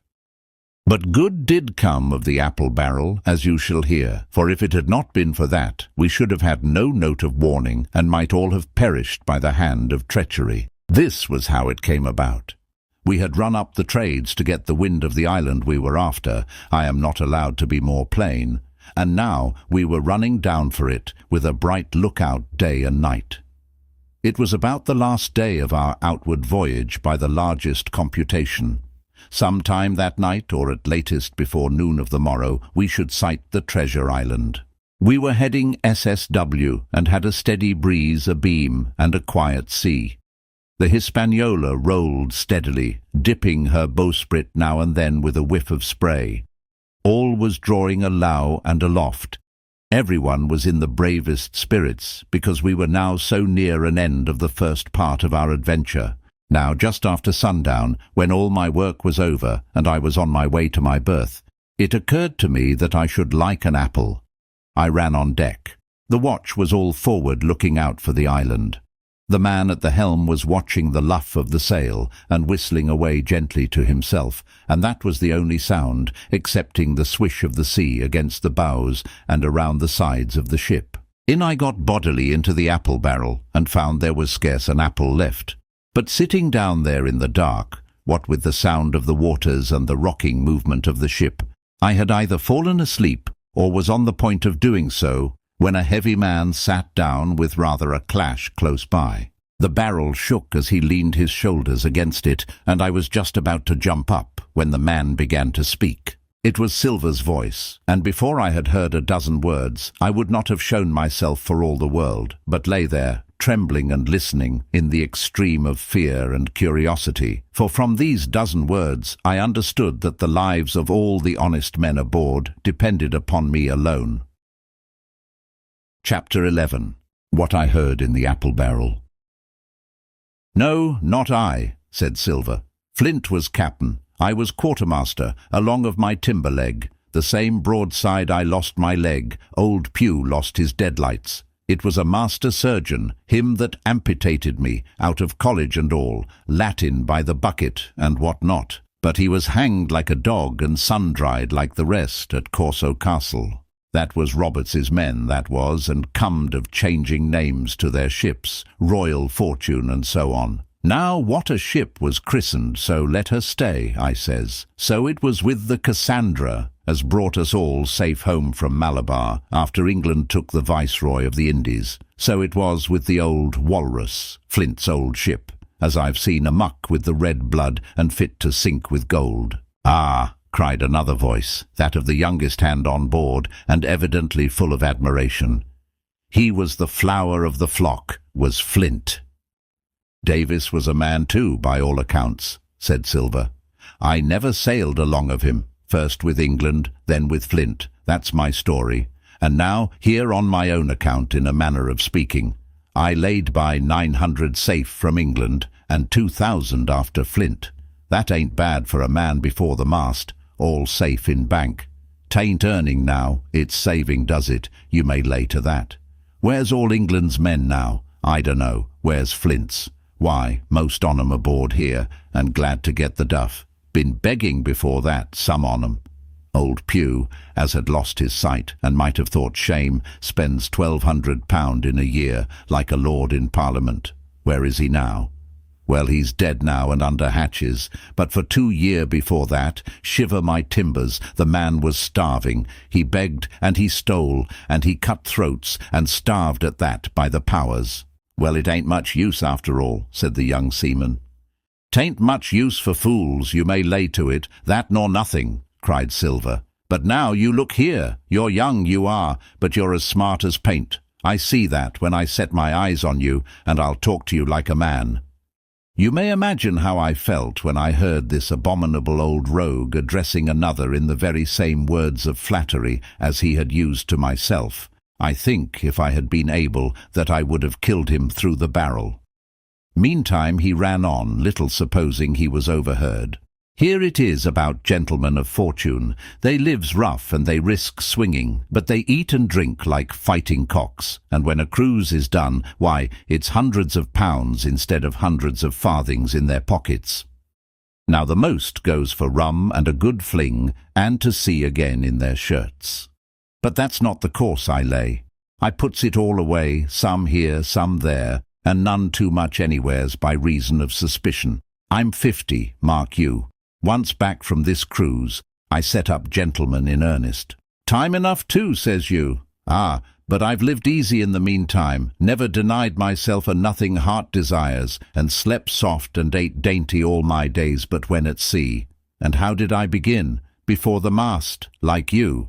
Well, said the other, but all the other money's gone now, ain't it? You daren't show face in Bristol after this. Why, where might you suppose it was? Asked Silver derisively. At Bristol, in banks and places, answered his companion. It were, said the cook.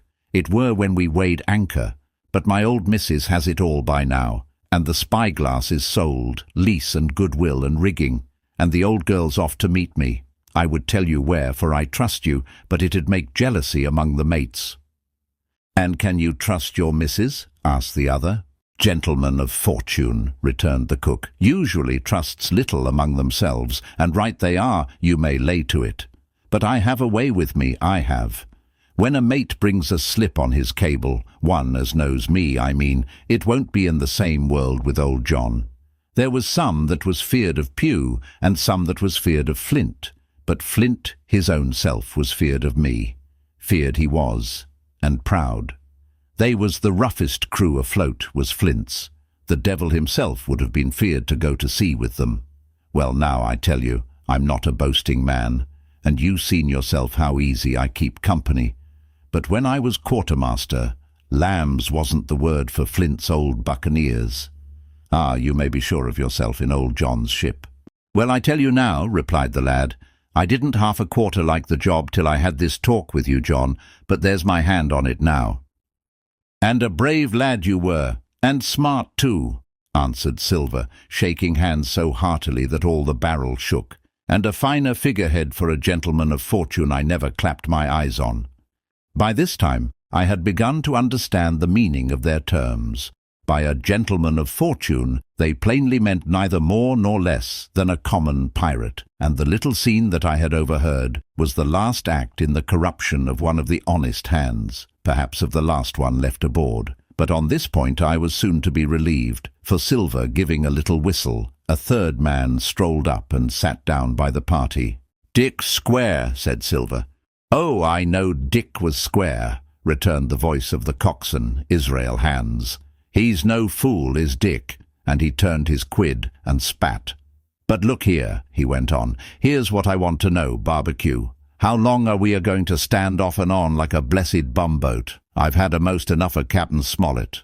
He's hazed me long enough, by thunder. I want to go into that cabin, I do. I want their pickles and wines and that." "Israel," said Silver, "your head ain't much account, nor ever was, but you're able to hear, I reckon. Leastways, your ears is big enough.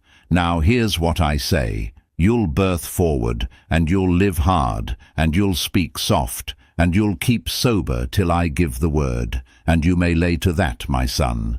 "Well, I don't say no, do I?" growled the coxswain. "What I say is when. That's what I say." "When? By the powers!" cried Silver. "Well, now, if you want to know, I'll tell you when.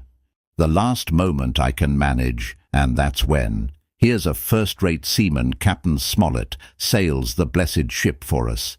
Here's this squire and doctor with a map and such. I don't know where it is, do I? No more do you, says you. Well then, I mean this squire and doctor shall find the stuff, and help us to get it aboard, by the powers. Then we'll see.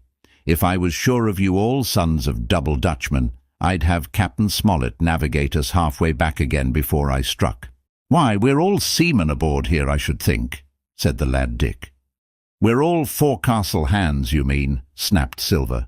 "We can steer a course, but who's to set one? That's what all you gentlemen split on first and last. If I had my way, I'd have Captain Smollett work us back into the trades at least. Then we'd have no blessed miscalculations and a spoonful of water a day. But I know the sort you are. I'll finish with them at the island as soon's the Blunt's on board, and a pity it is. But you're never happy till you're drunk. Split my sides, I've a sick heart to sail with the likes of you." "Easy all, Long John," cried Israel. "Who's a crossing of you?" "Why, how many tall ships, think ye now, have I seen laid aboard? And how many brisk lads drying in the sun at Execution Dock?" cried Silver. "And all for this same hurry and hurry and hurry. You hear me? I seen a thing or two at sea, I have. If you would only lay your course and a pint to windward, you would ride in carriages, you would. But not you, I know you. You'll have your mouthful of rum tomorrow and go hang. Everybody knowed you was a kind of a chaplain, John, but there's others as could hand and steer as well as you, said Israel. They liked a bit of fun, they did. They wasn't so high and dry nohow, but took their fling, like jolly companions everyone. So, says Silver. Well, and where are they now? Pugh was that sort, and he died a beggar man. Flint was, and he died of rum at Savannah. Ah, they was a sweet crew, they was. Only where are they? But, asked Dick, when we do lay 'em athwart, what are we to do with 'em anyhow? There's the man for me, cried the cook admiringly. That's what I call business. Well, what would you think? Put 'em ashore like maroons. That would have been England's way, or cut 'em down like that much pork. That would have been Flint's or Billy Bones's. Billy was the man for that, said Israel. Dead men don't bite, says he. Well, he's dead now hisself. He knows the long and short on it now, and if ever a rough hand come to port, it was Billy. Right you are, said Silver. Rough and ready. But mark you here, I'm an easy man. I'm quite the gentleman, says you, but this time it's serious. Duty is duty, mates. I give my vote, death. When I'm in Parliament and riding in my coach, I don't want none of these sea lawyers in the cabin a-coming home, unlooked for, like the devil at prayers. Wait is what I say, but when the time comes, why let her rip. John, cries the coxswain, you're a man. You'll say so, Israel, when you see, said Silver. Only one thing I claim Trelawney. I'll wring his calf's head off his body with these hands, Dick, he added, breaking off. You just jump up like a sweet lad and get me an apple to wet my pipe like. You may fancy the terror I was in. I should have leapt out and run for it if I had found the strength, but my limbs and heart alike misgave me. I heard Dick begin to rise, and then someone seemingly stopped him, and the voice of Hans exclaimed, "Oh, stow that! Don't you get sucking of that bilge, John. Let's have a go of the rum." "Dick," said Silver, "I trust you. I've a gauge on the keg, mind. There's the key. You fill a pannikin and bring it up." Terrified as I was, I could not help thinking to myself that this must have been how Mr. Arrow got the strong waters that destroyed him. Dick was gone but a little while, and during his absence Israel spoke straight on in the cook's ear. It was but a word or two that I could catch, and yet I gathered some important news, for besides other scraps that tended to the same purpose, this whole clause was audible. Not another man of them will jine. Hence there were still faithful men on board. When Dick returned, one after another of the trio took the pannikin and drank, one to luck, another with a "Here's to old Flint," and Silver himself saying in a kind of song, "Here's to ourselves, and hold your luff, plenty of prizes and plenty of duff." Just then a sort of brightness fell upon me in the barrel, and looking up I found the moon had risen and was silvering the mizzen-top and shining white on the luff of the foresail, and almost at the same time the voice of the lookout shouted, "Land ho!" Chapter 12. Council of War. There was a great rush of feet across the deck. I could hear people tumbling up from the cabin and the forecastle, and slipping in an instant outside my barrel, I dived behind the foresail, made a double towards the stern, and came out upon the open deck in time to join Hunter and Dr. Livesey in the rush for the weather bow. There all hands were already congregated. A belt of fog had lifted almost simultaneously with the appearance of the moon. Away to the southwest of us we saw two low hills, about a couple of miles apart, and rising behind one of them a third and higher hill, whose peak was still buried in the fog. All three seemed sharp and conical in figure. So much I saw, almost in a dream, for I had not yet recovered from my horrid fear of a minute or two before. And then I heard the voice of Captain Smollett issuing orders. The Hispaniola was laid a couple of points nearer the wind, and now sailed a course that would just clear the island on the east. "And now, men," said the captain when all was sheeted home, "has any one of you ever seen that land ahead?" "I have, sir," said Silver. "I've watered there with a trader I was cook in." "The anchorage is on the south, behind an islet, I fancy?" asked the captain. "Yes, sir. Skeleton Island, they calls it. It were a main place for pirates once, and a hand we had on board knowed all their names for it. That hill to the nor'ard they calls the foremast hill. There are 3 hills in a row running southward, fore, main and mizzen, sir. But the main, that's the big un, with the cloud on it, they usually calls the spyglass, by reason of a lookout they kept when they was in the anchorage cleaning. For it's there they cleaned their ships, sir, asking your pardon. I have a chart here," says Captain Smollett. "See if that's the place." Long John's eyes burned in his head as he took the chart, but by the fresh look of the paper I knew he was doomed to disappointment.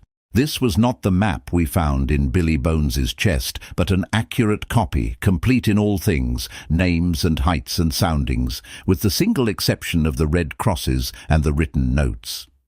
Sharp as must have been his annoyance, Silver had the strength of mind to hide it. "Yes, sir," said he. "This is the spot, to be sure, and very prettily drawed out. Who might have done that, I wonder? The pirates were too ignorant, I reckon. Aye, here it is. Captain Kidd's Anchorage, just the name my shipmate called it. There's a strong current runs along the south, and then away nor'ard up the west coast. Right you was, sir," says he, "to haul your wind and keep the weather of the island. Leastways, if such was your intention as to enter and careen, and there ain't no better place for that in these waters." "Thank you, my man," says Captain Smollett. "I'll ask you later on to give us a help. You may go." I was surprised at the coolness with which John avowed his knowledge of the island, and I own I was half frightened when I saw him drawing nearer to myself. He did not know, to be sure, that I had overheard his counsel from the apple barrel, and yet I had by this time taken such a horror of his cruelty, duplicity, and power, that I could scarce conceal a shudder when he laid his hand upon my arm. "Ah," says he, "this here is a sweet spot, this island, a sweet spot for a lad to get ashore on. You'll bathe, and you'll climb trees, and you'll hunt goats, you will, and you'll get aloft on them hills like a goat yourself. Why, it makes me young again. I was going to forget my timber leg, I was. It's a pleasant thing to be young and have 10 toes, and you may lay to that. When you want to go a bit of exploring, you just ask old John, and he'll put up a snack for you to take along." And clapping me in the friendliest way upon the shoulder, he hobbled off forward and went below. Captain Smollett, the squire, and Dr. Livesey were talking together on the quarter-deck, and anxious as I was to tell them my story, I durst not interrupt them openly. While I was still casting about in my thoughts to find some probable excuse, Dr. Livesey called me to his side. He had left his pipe below, and being a slave to tobacco, had meant that I should fetch it. But as soon as I was near enough to speak and not to be overheard, I broke immediately. "Doctor, let me speak. Get the captain and squire down to the cabin and then make some pretence to send for me. I have terrible news." The doctor changed countenance a little, but next moment he was master of himself. "Thank you, Jim," said he quite loudly. "That was all I wanted to know," as if he had asked me a question. And with that he turned on his heel and rejoined the other 2. They spoke together for a little, and though none of them started, or raised his voice, or so much as whistled, it was plain enough that Dr. Livesey had communicated my request, for the next thing that I heard was the captain giving an order to Job Anderson, and all hands were piped on deck. "My lads," said Captain Smollett, "I've a word to say to you. This land that we have sighted is the place we have been sailing for. Mr. Trelawney, being a very open-handed gentleman, as we all know, has just asked me a word or two, and as I was able to tell him that every man on board had done his duty, alow and aloft, as I never asked to see it done better, why, he and I and the doctor are going below to the cabin to drink your health and luck, and you'll have grog served out for you to drink our health and luck. I'll tell you what I think of this.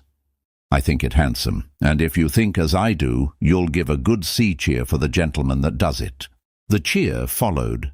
That was a matter of course, but it rang out so full and hearty that I confess I could hardly believe these same men were plotting for our blood. "One more cheer for Captain Smollett," cried Long John when the first had subsided, and this also was given with a will. On the top of that the 3 gentlemen went below, and not long after word was sent forward that Jim Hawkins was wanted in the cabin. I found them all three seated round the table, a bottle of Spanish wine and some raisins before them, and the doctor smoking away with his wig on his lap, and that, I knew, was a sign that he was agitated. The stern window was open, for it was a warm night, and you could see the moon shining behind on the ship's wake. "Now, Hawkins," said the squire, "you have something to say. Speak up." I did as I was bid, and as short as I could make it, told the whole details of Silver's conversation. Nobody interrupted me till I was done, nor did any one of the three of them make so much as a movement, but they kept their eyes upon my face from first to last. "Jim," said Dr. Livesey, "take a seat." And they made me sit down at table beside them, poured me out a glass of wine, filled my hands with raisins, and all three, one after the other, and each with a bow, drank my good health and their service to me for my luck and courage. "Now, Captain," said the squire, "you were right and I was wrong. I own myself an ass, and I await your orders." "No more an ass than I, sir," returned the captain. "I never heard of a crew that meant to mutiny, but what showed signs before, for any man that had an eye in his head to see the mischief and take steps according. But this crew," he added, "beats me." "Captain," said the doctor, "with your permission, that's Silver, a very remarkable man." "He'd look remarkably well from a yardarm, sir," returned the captain. "But this is talk. This don't lead to anything. I see 3 or 4 points, and with Mr. Trelawney's permission, I'll name them." "You, sir, are the captain. It is for you to speak," says Mr. Trelawney grandly. "First point," began Mr. Smollett. "We must go on, because we can't turn back. If I gave the word to go about, they would rise at once. Second point, we have time before us, at least until this treasure's found. Third point, there are faithful hands. Now, sir, it's got to come to blows sooner or later, and what I propose is to take time by the forelock, as the saying is, and come to blows some fine day when they least expect it. We can count, I take it, on your own home servants, Mr. Trelawney." "As upon myself," declared the squire. "3, reckoned the captain. "Ourselves make 7, counting Hawkins here. Now about the honest hands." "Most likely Trelawney's own men," said the doctor, "those he had picked up for himself before he lit on Silver." "Nay," replied the squire, "Hans was one of mine." "I did think I could have trusted Hans," added the captain. "And to think that they're all Englishmen," broke out the squire. "Sir, I could find it in my heart to blow the ship up." "Well, gentlemen," said the captain, "the best that I can say is not much. We must lay to, if you please, and keep a bright lookout. It's trying on a man, I know. It would be pleasanter to come to blows, but there's no help for it till we know our men. Lay to, and whistle for a wind. That's my view." "Jim here," said the doctor, "can help us more than anyone. The men are not shy with him, and Jim is a noticing lad." "Hawkins, I put prodigious faith in you," added the squire. I began to feel pretty desperate at this, for I felt altogether helpless. And yet, by an odd train of circumstances, it was indeed through me that safety came. In the meantime, talk as we pleased, there were only 7 out of the 26 on whom we knew we could rely. And out of these 7 one was a boy, so that the grown men on our side were 6 to their 19. Part 3. My Shore Adventure.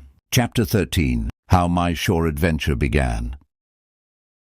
The appearance of the island when I came on deck next morning was altogether changed. Although the breeze had now utterly ceased, we had made a great deal of way during the night, and were now lying becalmed about half a mile to the southeast of the low eastern coast. Grey-coloured woods covered a large part of the surface. This even tint was indeed broken up by streaks of yellow sandbrake in the lower lands, and by many tall trees of the pine family, outtopping the others, some singly, some in clumps. But the general colouring was uniform and sad. The hills ran up clear above the vegetation in spires of naked rock. All were strangely shaped, and the spyglass, which was by 300 or 400 feet the tallest on the island, was likewise the strangest in configuration, running up sheer from almost every side, and then suddenly cut off at the top like a pedestal to put a statue on. The Hispaniola was rolling scuppers under in the ocean swell. The booms were tearing at the blocks. The rudder was banging to and fro, and the whole ship creaking, groaning and jumping like a manufactory. I had to cling tight to the backstay, and the world turned giddily before my eyes, for though I was a good enough sailor when there was way on, this standing still and being rolled about like a bottle was a thing I never learned to stand without a qualm or so, above all in the morning, on an empty stomach. Perhaps it was this. Perhaps it was the look of the island, with its grey, melancholy woods and wild stone spires, and the surf that we could both see and hear foaming and thundering on the steep beach. At least, although the sun shone bright and hot, and the shorebirds were fishing and crying all around us, and you would have thought anyone would have been glad to get to land after being so long at sea. My heart sank, as the saying is, into my boots, and from the first look onward, I hated the very thought of Treasure Island. We had a dreary morning's work before us, for there was no sign of any wind, and the boats had to be got out and manned, and the ship warped 3 or 4 miles round the corner of the island and up the narrow passage to the haven behind Skeleton Island.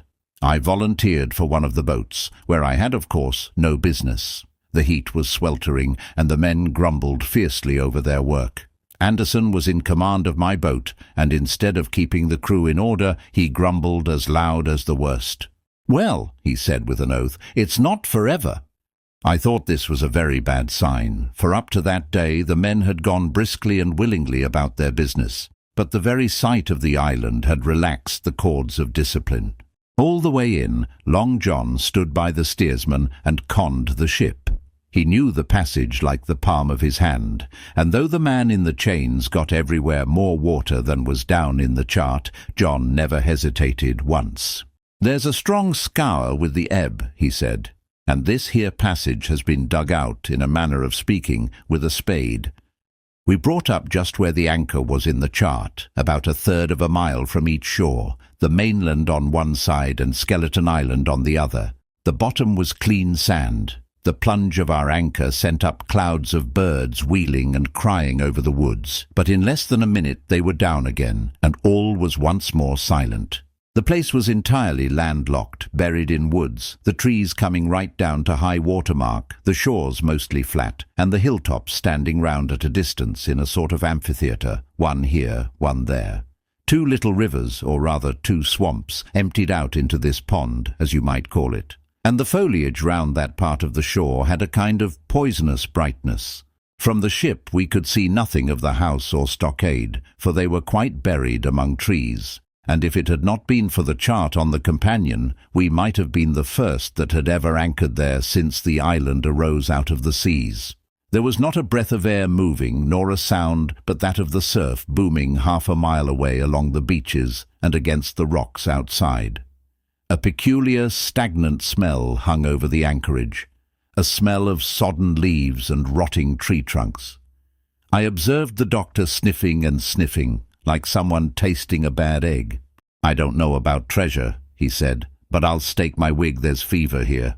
If the conduct of the men had been alarming in the boat, it became truly threatening when they had come aboard. They lay about the deck, growling together in talk. The slightest order was received with a black look, and grudgingly and carelessly obeyed.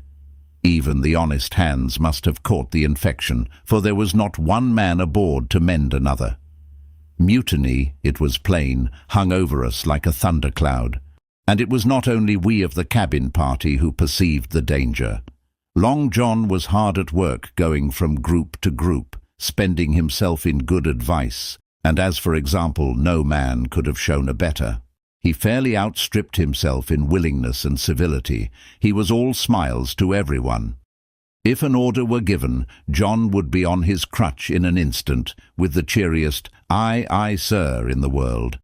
And when there was nothing else to do, he kept up one song after another, as if to conceal the discontent of the rest. Of all the gloomy features of that gloomy afternoon, this obvious anxiety on the part of Long John appeared the worst.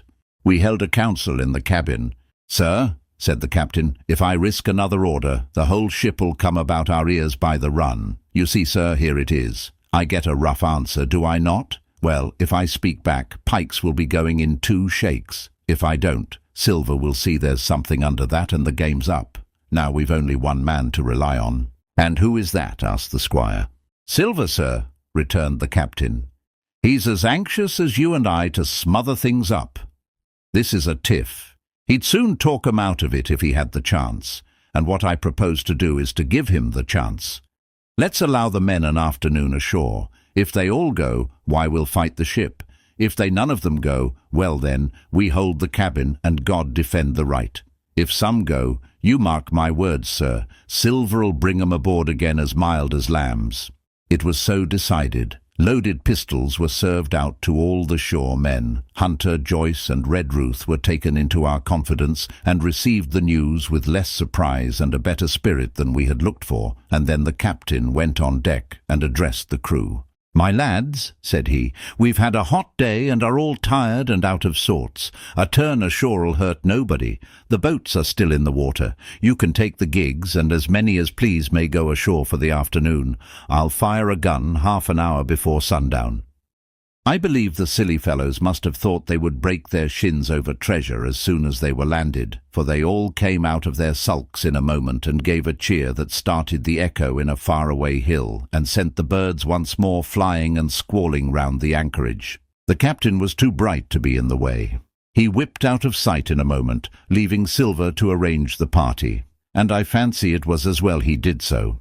Had he been on deck, he could no longer so much as have pretended not to understand the situation. It was as plain as day. Silver was the captain, and a mighty rebellious crew he had of it.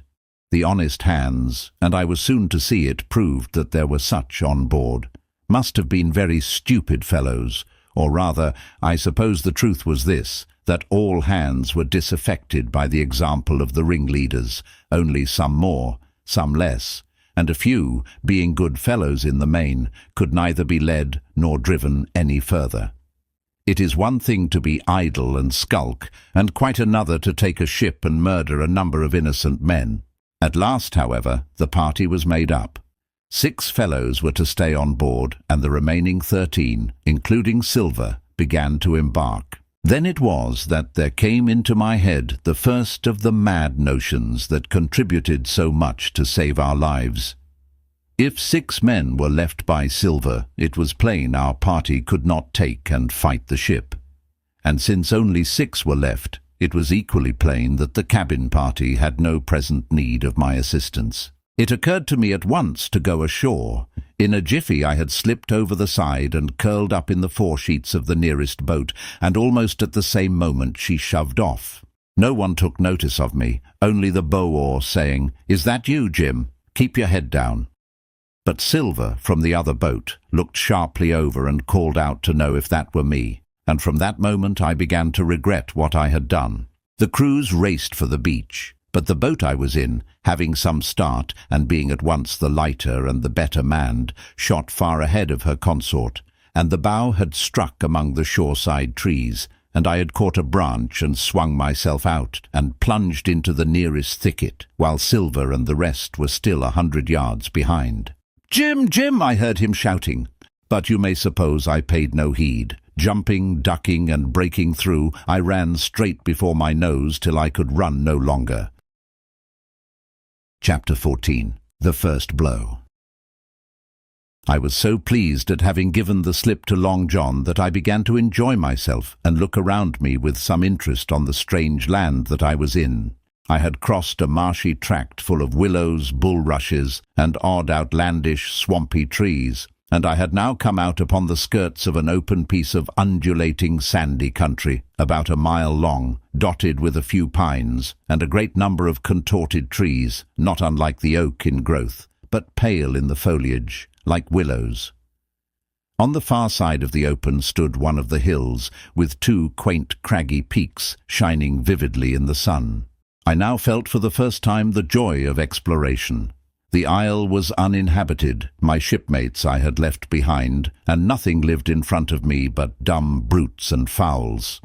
I turned hither and thither among the trees. Here and there were flowering plants unknown to me. Here and there I saw snakes, and one raised his head from a ledge of rock and hissed at me with a noise not unlike the spinning of a top. Little did I suppose that he was a deadly enemy, and that the noise was the famous rattle.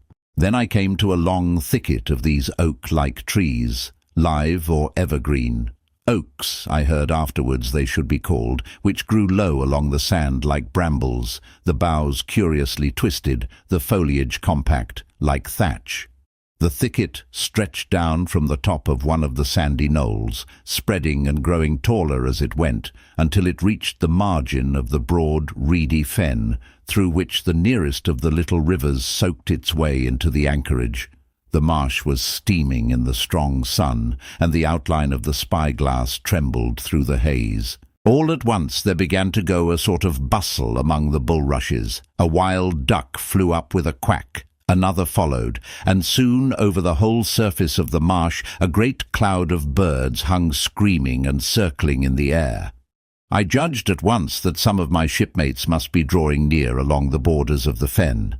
Nor was I deceived, for soon I heard the very distant and low tones of a human voice, which, as I continued to give ear, grew steadily louder and nearer. This put me in a great fear, and I crawled under cover of the nearest live oak and squatted there, hearkening as silent as a mouse.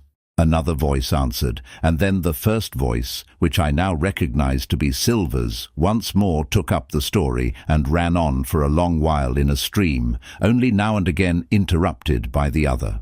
By the sound they must have been talking earnestly and almost fiercely, but no distinct word came to my hearing. At last the speakers seemed to have paused and perhaps to have sat down, for not only did they cease to draw any nearer, but the birds themselves began to grow more quiet and to settle again to their places in the swamp. And now I began to feel that I was neglecting my business, that since I had been so foolhardy as to come ashore with these desperadoes, the least I could do was to overhear them at their councils, and that my plain and obvious duty was to draw as close as I could manage, under the favourable ambush of the crouching trees. I could tell the direction of the speakers pretty exactly, not only by the sound of their voices, but by the behaviour of the few birds that still hung in alarm above the heads of the intruders. Crawling on all fours, I made steadily but slowly towards them, till at last, raising my head to an aperture among the leaves, I could see clear down into a little green dell beside the marsh, and closely set about with trees, where Long John Silver and another of the crew stood face to face in conversation. The sun beat full upon them. Silver had thrown his hat beside him on the ground, and his great smooth blonde face, all shining with heat, was lifted to the other man's in a kind of appeal. "Mate," he was saying, "it's because I thinks gold dust of you. Gold dust, and you may lay to that. If I hadn't took to you like pitch, do you think I'd have been here a warning of you? All's up. You can't make nor mend. It's to save your neck that I'm a-speaking, and if one of the wild uns knew it, where'd I be, Tom? Now tell me, where'd I be?" "Silver," said the other man, and I observed he was not only red in the face, but spoke as hoarse as a crow, and his voice shook too, like a taut rope. "Silver," says he, "you're old and you're honest, or has the name for it, and you've money too, which lots of poor sailors hasn't, and you're brave, or I'm mistook. And will you tell me you'll let yourself be led away with that kind of a mess of swabs? Not you. As sure as God sees me, I'd sooner lose my hand. If I turn agin my duty—" And then, all of a sudden, he was interrupted by a noise. I had found one of the honest hands. Well, here, at that same moment, came news of another. Far away out in the marsh, there arose, all of a sudden, a sound like the cry of anger. Then another on the back of it, and then one horrid, long-drawn scream. The rocks of the spyglass re-echoed it a score of times. The whole troop of marsh birds rose again, darkening heaven with a simultaneous whir, and long after that death yell was still ringing in my brain. Silence had re-established its empire, and only the rustle of the redescending birds and the boom of the distant surges disturbed the languor of the afternoon. Tom had leaped at the sound, like a horse at the spur, but Silver had not winked an eye. He stood where he was, resting lightly on his crutch, watching his companion like a snake about to spring. "John," said the sailor, stretching out his hand. "Hands off!" cried Silver, leaping back a yard, as it seemed to me, with the speed and security of a trained gymnast. "Hands off, if you like, John Silver," said the other. "It's a black conscience that can make you feared of me, but in heaven's name tell me, what was that?" "That?" returned Silver, smiling away, but warier than ever, his eye a mere pinpoint in his big face, but gleaming like a crumb of glass. "That? Oh, I reckon that'll be Alan." And at this point Tom flashed out like a hero. "Alan!" he cried. "Then rest his soul for a true seaman, and as for you, John Silver, long you've been a mate of mine, but you're mate of mine no more. If I die like a dog, I'll die in my duty. You've killed Alan, have you? Kill me too if you can, but I defies you." And with that, this brave fellow turned his back directly on the cook and set off walking for the beach.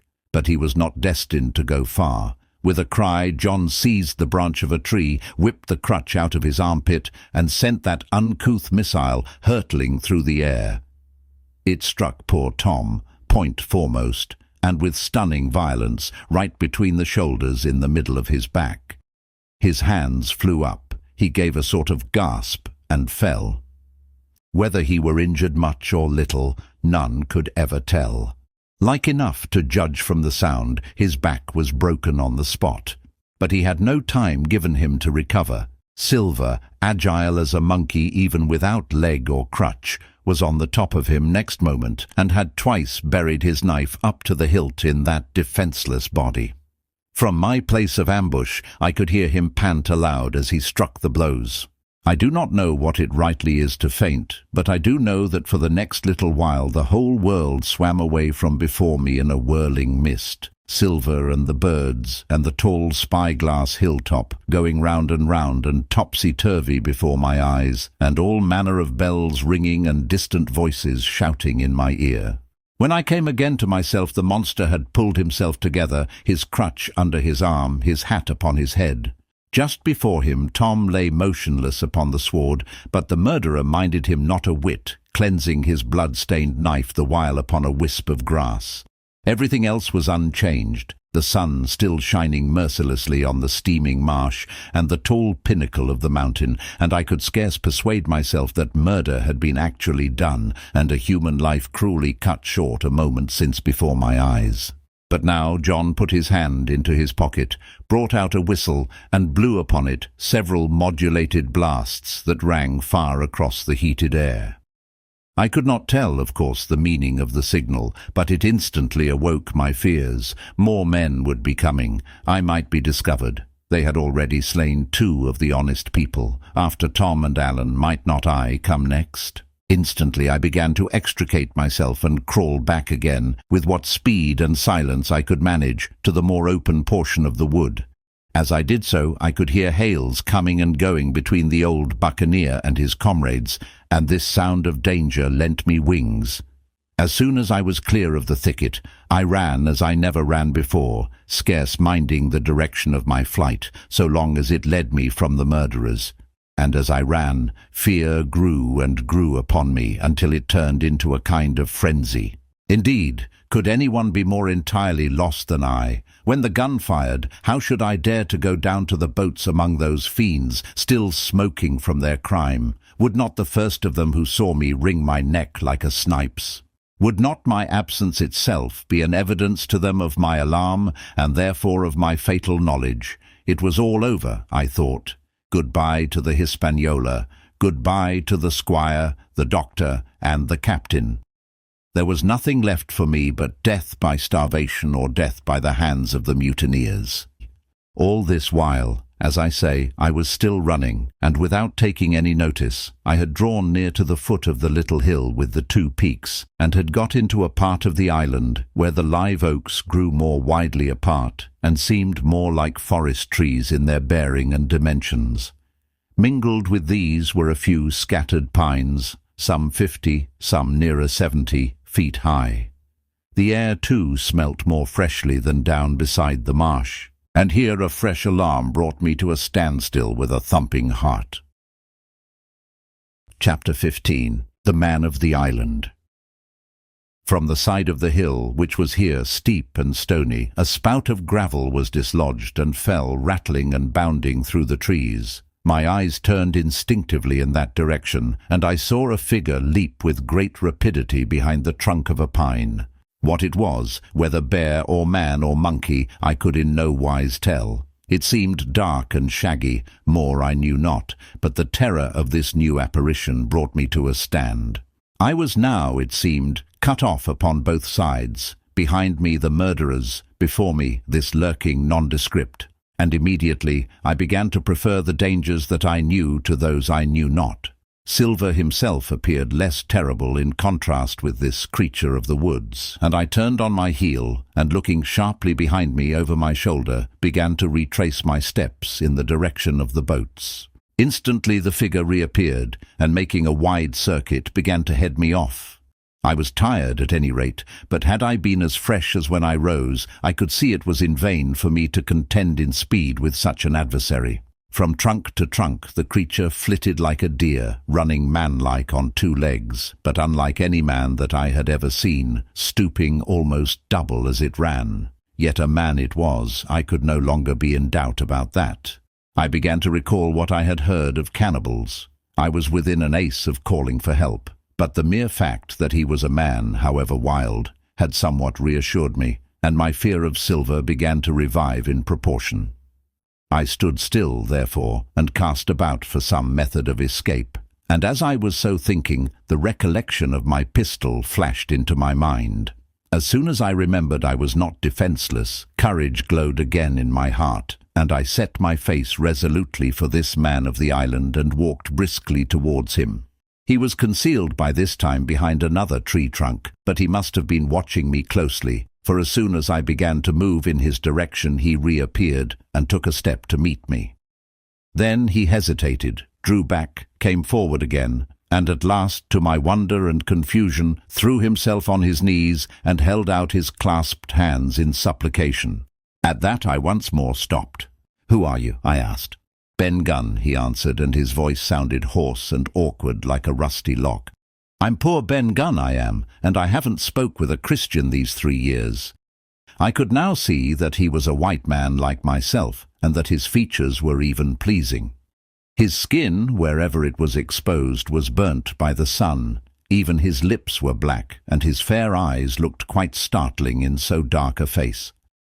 Of all the beggar men that I had seen or fancied, he was the chief for raggedness. He was clothed with tatters of old ship's canvas and old sea cloth, and this extraordinary patchwork was all held together by a system of the most various and incongruous fastenings, brass buttons, bits of stick, and loops of tarry gaskin. About his waist he wore an old brass-buckled leather belt, which was the one thing solid in his whole accoutrement. 3 years! I cried. "Were you shipwrecked?" "Nay, mate," said he, "marooned." I had heard the word, and I knew it stood for a horrible kind of punishment common enough among the buccaneers, in which the offender is put ashore with a little powder and shot and left behind on some desolate and distant island. "Marooned 3 years agone," he continued, "and lived on goats since then, and berries and oysters. Wherever a man is, says I, a man can do for himself. But, mate, my heart is sore for Christian diet. You mightn't happen to have a piece of cheese about you now? No? Well, many's the long night I've dreamed of cheese, toasted mostly, and woke up again, and here I were. If ever I can get aboard again, said I, you shall have cheese by the stone." All this time he had been feeling the stuff of my jacket, smoothing my hands, looking at my boots, and generally, in the intervals of his speech, showing a childish pleasure in the presence of a fellow creature. But at my last words he perked up into a kind of startled slyness. "If ever you can get aboard again, says you," he repeated. "Why now, who's to hinder you?" "Not you, I know," was my reply. "And right you was," he cried. "Now what do you call yourself, mate?" "Jim," I told him. Jim, says he, quite pleased apparently. "Well now, Jim, I've lived that rough as you'd be ashamed to hear of. Now, for instance, you wouldn't think I had had a pious mother to look at me?" he asked. "Why, no, not in particular," I answered. "Ah, well," said he, "but I had remarkable pious, and I was a civil, pious boy, and could rattle off my catechism that fast, as you couldn't tell one word from another. And here's what it come to, Jim, and it begun with Chuck Farthen on the blessed gravestones. That's what it begun with, but it went further than that. And so my mother told me, and predict the whole, she did, the pious woman. But it were Providence that put me here. I've thought it all out in this here lonely island, and I'm back on piety. You don't catch me tasting rum so much, but just a thimbleful for luck, of course, the first chance I have. I'm bound I'll be good, and I see the way too. And, Jim, looking all round him and lowering his voice to a whisper, I'm rich." I now felt sure that the poor fellow had gone crazy in his solitude, and I suppose I must have shown the feeling in my face, for he repeated the statement hotly. "Rich, rich," I says, "and I'll tell you what, I'll make a man of you, Jim. Ah, Jim, you'll bless your stars, you will. You was the first that found me." And at this there came suddenly a lowering shadow over his face, and he tightened his grasp upon my hand and raised a forefinger threateningly before my eyes. "Now, Jim, you tell me true, that ain't Flint's ship?" he asked. At this I had a happy inspiration. I began to believe that I had found an ally, and I answered him at once. "It's not Flint's ship, and Flint is dead. But I'll tell you true, as you ask me, there are some of Flint's hands aboard. Worse luck for the rest of us." "Not a man with one leg?" he gasped. "Silver?" I asked. "Ah, Silver," says he. "That were his name. He's the cook, and the ringleader too." He was still holding me by the wrist, and at that he give it quite a ring. "If you was sent by Long John," he said, "I'm as good as pork, and I know it. But where was you, do you suppose?" I had made my mind up in a moment, and by way of answer told him the whole story of our voyage and the predicament in which we found ourselves. He heard me with the keenest interest, and when I had done, he patted me on the head. "You're a good lad, Jim," he said, "and you're all in a clove hitch, ain't you? Well, you just put your trust in Ben Gunn. Ben Gunn's the man to do it. Would you think it likely now that your squire would prove a liberal-minded one in case of help, him being in a clove hitch, as you remark?" I told him the squire was the most liberal of men. "Aye, but you see," returned Ben Gunn, "I didn't mean giving me a gate to keep, and a suit of livery clothes and such. That's not my mark, Jim. What I mean is, would he be likely to come down to the tune of, say, £1,000 out of money that's as good as a man's own already?" "I am sure he would," said I. As it was, all hands were to share. "And a passage home?" he added with a look of great shrewdness. "Why?" I cried. "The squire's a gentleman, and besides, if we got rid of the others, we should want you to help work the vessel home." "Ah," said he, "so you would." And he seemed very much relieved. "Now, I'll tell you what," he went on. "So much I'll tell you, and no more. I were in Flint's ship when he buried the treasure, he and 6 along, 6 strong seamen. They was ashore nigh on a week, and us standing off and on in the old Walrus. One fine day up went the signal, and here come Flint by himself in a little boat, and his head done up in a blue scarf. The sun was getting up, and mortal white he looked about the cutwater. But there he was, you mind, and the 6 all dead, dead and buried. How he done it not a man aboard us could make out. It was battle, murder, and sudden death leastways, him against 6. Billy Bones was the mate. Long John he was quartermaster, and they asked him where the treasure was. "Ah," says he, "you can go ashore if you like and stay," he says. "But as for the ship, she'll beat up for more, by thunder." That's what he said. Well, I was in another ship 3 years back, and we sighted this island. "Boys," said I, "here's Flint's treasure. Let's land and find it." The captain was displeased at that, but my messmates were all of a mind and landed. 12 days they looked for it, and every day they had the worse word for me, until one fine morning all hands went aboard. "As for you, Benjamin Gunn," says they, "here's a musket," they says, "and a spade and pickaxe. You can stay here and find Flint's money for yourself," they says. "Well, Jim, 3 years have I been here, and not a bite of Christian diet from that day to this. But now you look here, look at me. Do I look like a man before the mast? No, says you. Nor I weren't, neither, I says. And with that he winked and pinched me hard. Just you mention them words to your squire, Jim, he went on. Nor he weren't, neither, that's the words. 3 years he were the man of this island, light and dark, fair and rain, and sometimes he would maybe think upon a prayer, says you, and sometimes he would maybe think of his old mother, so be as she's alive, you'll say. But the most part of Gun's time, this is what you'll say, the most part of his time was took up with another matter, and then you'll give him a nip, like I do. And he pinched me again in the most confidential manner. Then, he continued, then you'll up, and you'll say this. Gun is a good man, you'll say, and he puts a precious sight more confidence, a precious sight, mind that, in a gentleman born than in these gentlemen of fortune, having been one hisself. Well, I said, I don't understand one word that you've been saying, but that's neither here nor there, for how am I to get on board?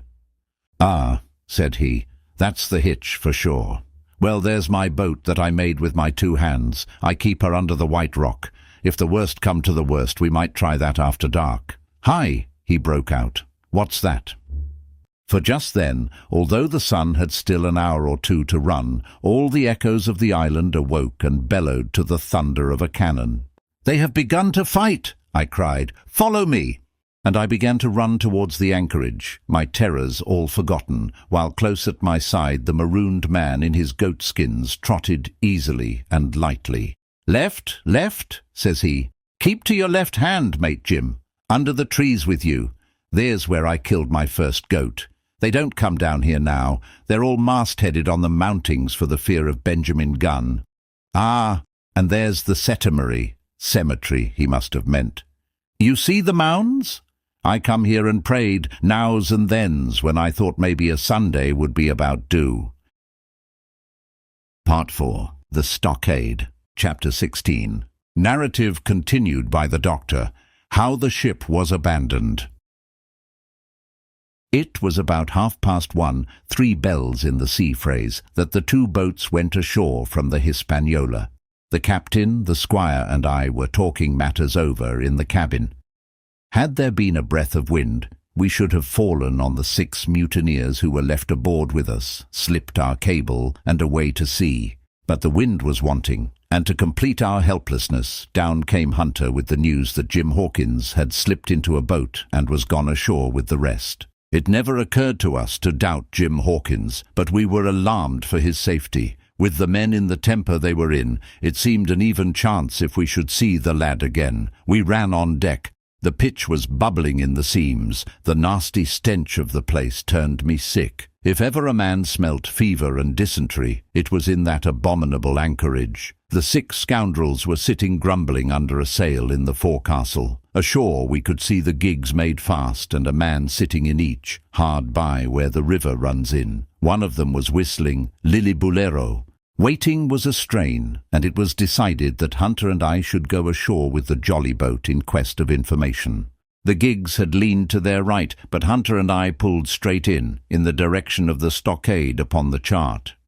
The 2 who were left guarding their boats seemed in a bustle at our appearance. Lillibulero stopped off, and I could see the pair discussing what they ought to do. Had they gone and told Silver, all might have turned out differently. But they had their orders, I suppose, and decided to sit quietly where they were and hark back again to Lillibulero. There was a slight bend in the coast, and I steered so as to put it between us. Even before we landed, we had thus lost sight of the gigs. I jumped out and came as near running as I durst, with a big silk handkerchief under my hat for coolness' sake, and a brace of pistols ready primed for safety. I had not gone 100 yards when I reached the stockade. This was how it was. A spring of clear water rose almost at the top of a knoll. Well, on the knoll, and enclosing the spring, they had clapped a stout log-house fit to hold 200 of people on a pinch, and loopholed for musketry on either side. All round this they had cleared a wide space, And then the thing was completed by a paling 6 feet high, without door or opening, too strong to pull down without time and labour, and too open to shelter the besiegers. The people in the log house had them in every way. They stood quiet in shelter and shot the others like partridges. All they wanted was a good watch and food, for short of a complete surprise, they might have held the place against a regiment. What particularly took my fancy was the spring, for though we had a good enough place of it in the cabin of the Hispaniola, with plenty of arms and ammunition, and things to eat and excellent wines, there had been one thing overlooked. We had no water. I was thinking this over when there came ringing over the island the cry of a man at the point of death. I was not new to violent death. I have served His Royal Highness the Duke of Cumberland, and got a wound myself at Fontenoy, but I know my pulse went dot and carry one. Jim Hawkins is gone, was my first thought. It is something to have been an old soldier, but more still to have been a doctor. There is no time to dilly-dally in our work, and so now I made up my mind instantly, and with no time lost, returned to the shore and jumped on board the jolly boat. By good fortune, Hunter pulled a good oar. We made the water fly, and the boat was soon alongside, and I aboard the schooner. I found them all shaken, as was natural. The squire was sitting down as white as a sheet, thinking of the harm he had led us to, the good soul, and one of the 6 forecastle hands was little better. "There's a man," says Captain Smollett, nodding towards him, "new to this work. He came nigh-hand fainting, Doctor, when he heard the cry. Another touch of the rudder, and that man would join us." I told my plan to the captain, and between us we settled on the details of its accomplishment. We put old Redruth in the gallery between the cabin and the forecastle, with 3 or 4 loaded muskets and a mattress for protection. Hunter brought the boat round under the stern port, and Joyce and I set to work loading her with powder tins, muskets, bags of biscuits, kegs of pork, a cask of cognac, and my invaluable medicine chest. In the meantime the squire and the captain stayed on deck, and the latter hailed the coxswain, who was the principal man aboard. "Mr. Hands," he said, "here are 2 of us, with a brace of pistols each. If any one of you 6 make a signal of any description, that man's dead." They were a good deal taken aback, and after a little consultation, one and all tumbled down the fore-companion, thinking no doubt to take us on the rear. But when they saw Redruth waiting for them in the sparred galley, they went about ship at once, and a head popped out again on deck. "Down, dog!" cries the captain. And the head popped back again, and we heard no more for the time of these 6 very faint-hearted seamen. By this time, tumbling things in as they came, we had the jolly boat loaded as much as we dared. Joyce and I got out through the stern port, and we made for shore again as fast as oars could take us. This second trip fairly aroused the watchers along shore.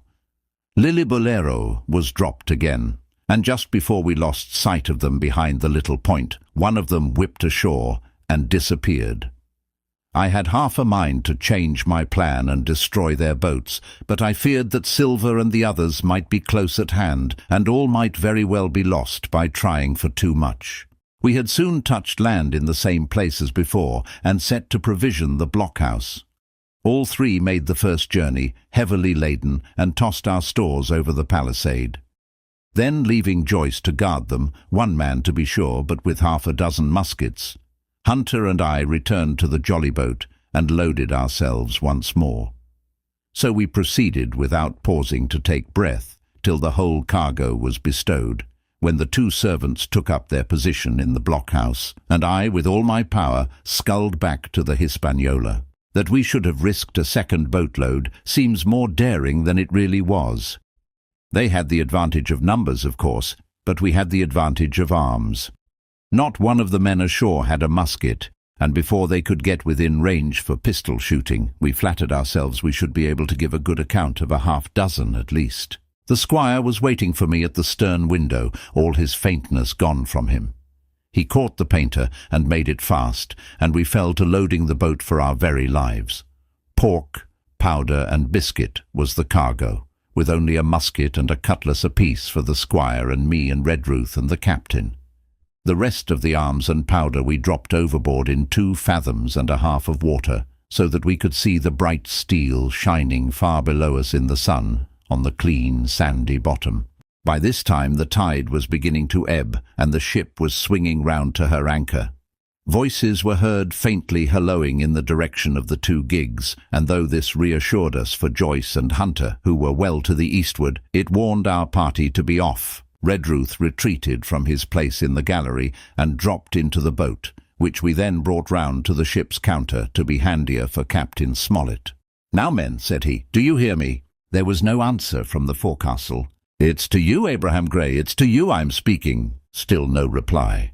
"Gray," resumed Mr. Smollett a little louder, "I am leaving this ship, and I order you to follow your captain.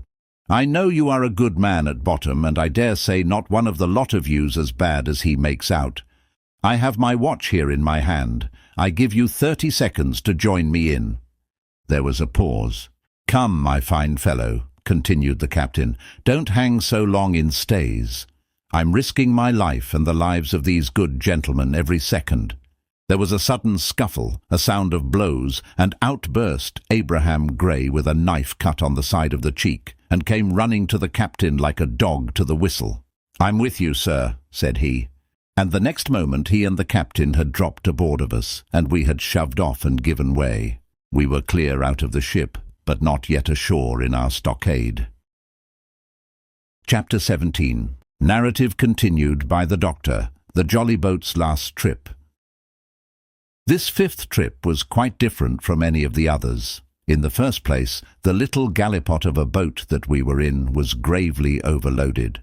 5 grown men, and 3 of them, Trelawney, Redruth, and the captain, over 6 feet high, was already more than she was meant to carry.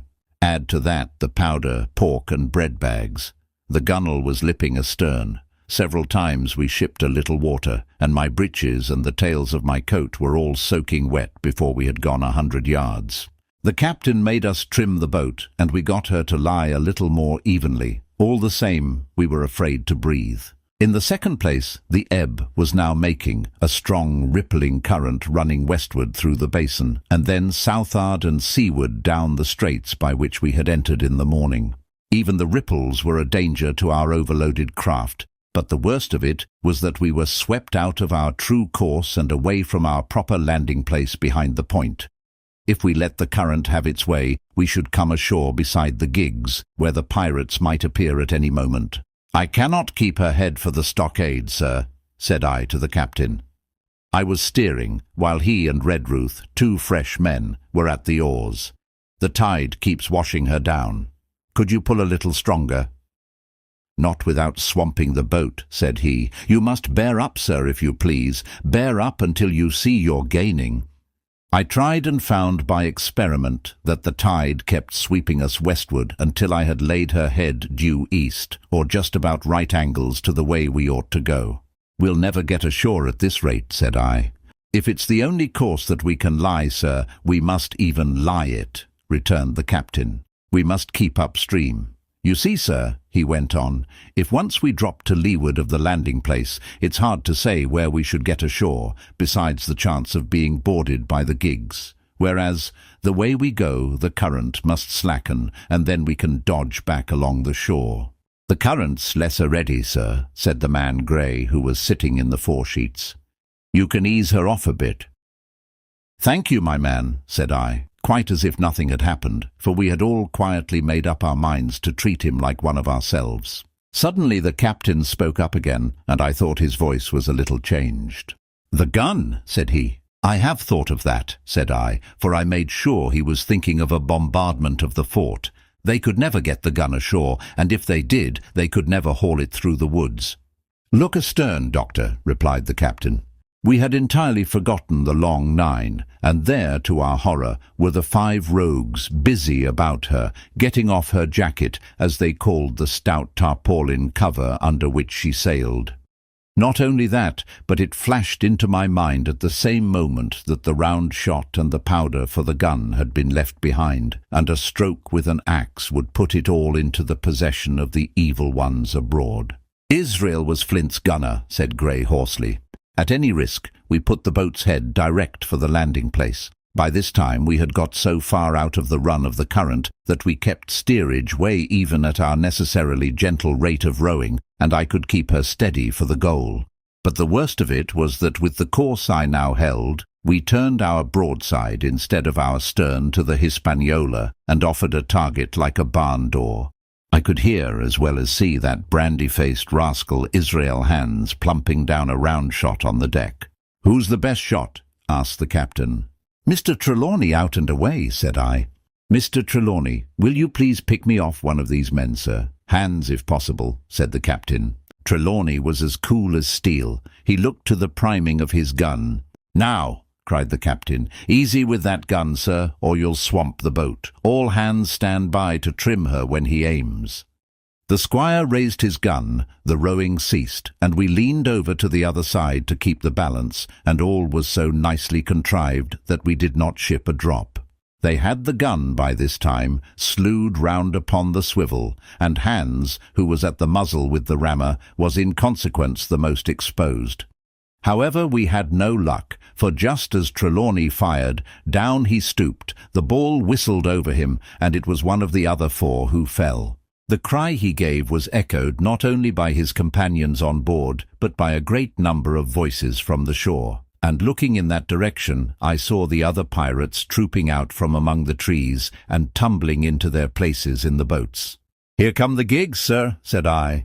"Give way then," cried the captain. "We mustn't mind if we swamp her now. If we can't get ashore, all's up." "Only one of the gigs is being manned, sir," I added. "The crew of the other most likely going round by shore to cut us off." "They'll have a hot run, sir," returned the captain.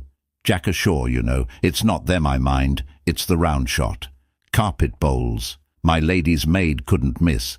Tell us, squire, when you see the match, and we'll hold water." In the meanwhile we had been making headway at a good pace for a boat so overloaded, and we had shipped but little water in the process. We were now close in, 30 or 40 strokes, and we should beach her, for the ebb had already disclosed a narrow belt of sand below the clustering trees. The gig was no longer to be feared.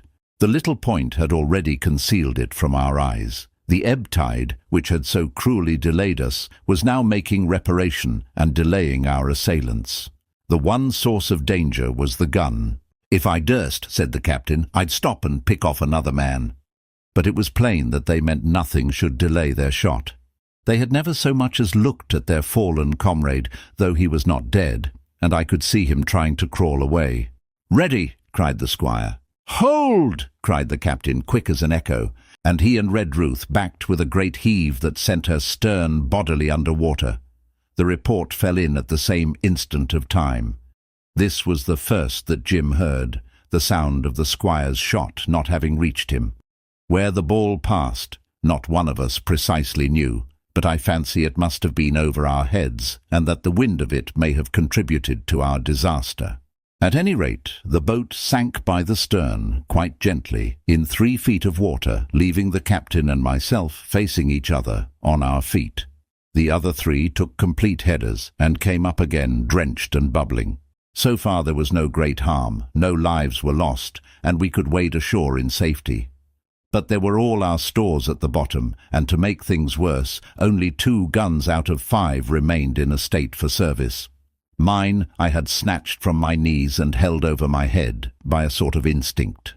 As for the captain, he had carried his over his shoulder by a bandolier, and like a wise man, lock uppermost. The other 3 had gone down with the boat.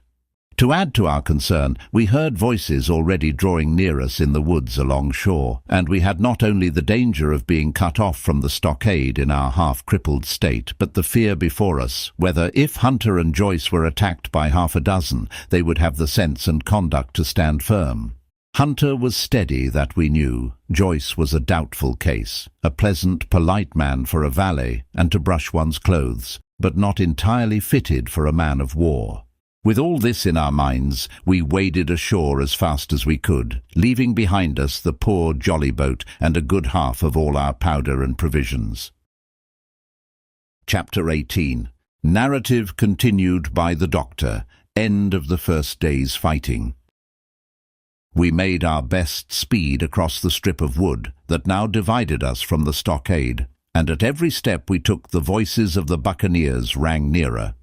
Soon we could hear their footfalls as they ran and the cracking of the branches as they breasted across a bit of thicket. I began to see we should have a brush for it in earnest and looked to my priming. "Captain," said I, "Trelawney is the dead shot. Give him your gun. His own is useless." They exchanged guns, and Trelawney, silent and cool as he had been since the beginning of the bustle, hung a moment on his heel to see that all was fit for service. At the same time, observing Grey to be unarmed, I handed him my cutlass. It did all our hearts good to see him spit in his hand, knit his brows, and make the blade sing through the air. It was plain from every line of his body that our new hand was worth his salt. 40 paces farther, we came to the edge of the wood and saw the stockade in front of us. We struck the enclosure about the middle of the south side, and almost at the same time 7 mutineers, Job Anderson, the boatswain, at their head, appeared in full cry at the southwestern corner.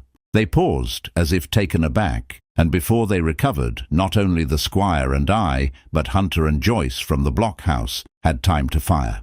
The 4 shots came in rather a scattering volley, but they did the business. One of the enemy actually fell, and the rest, without hesitation, turned and plunged into the trees.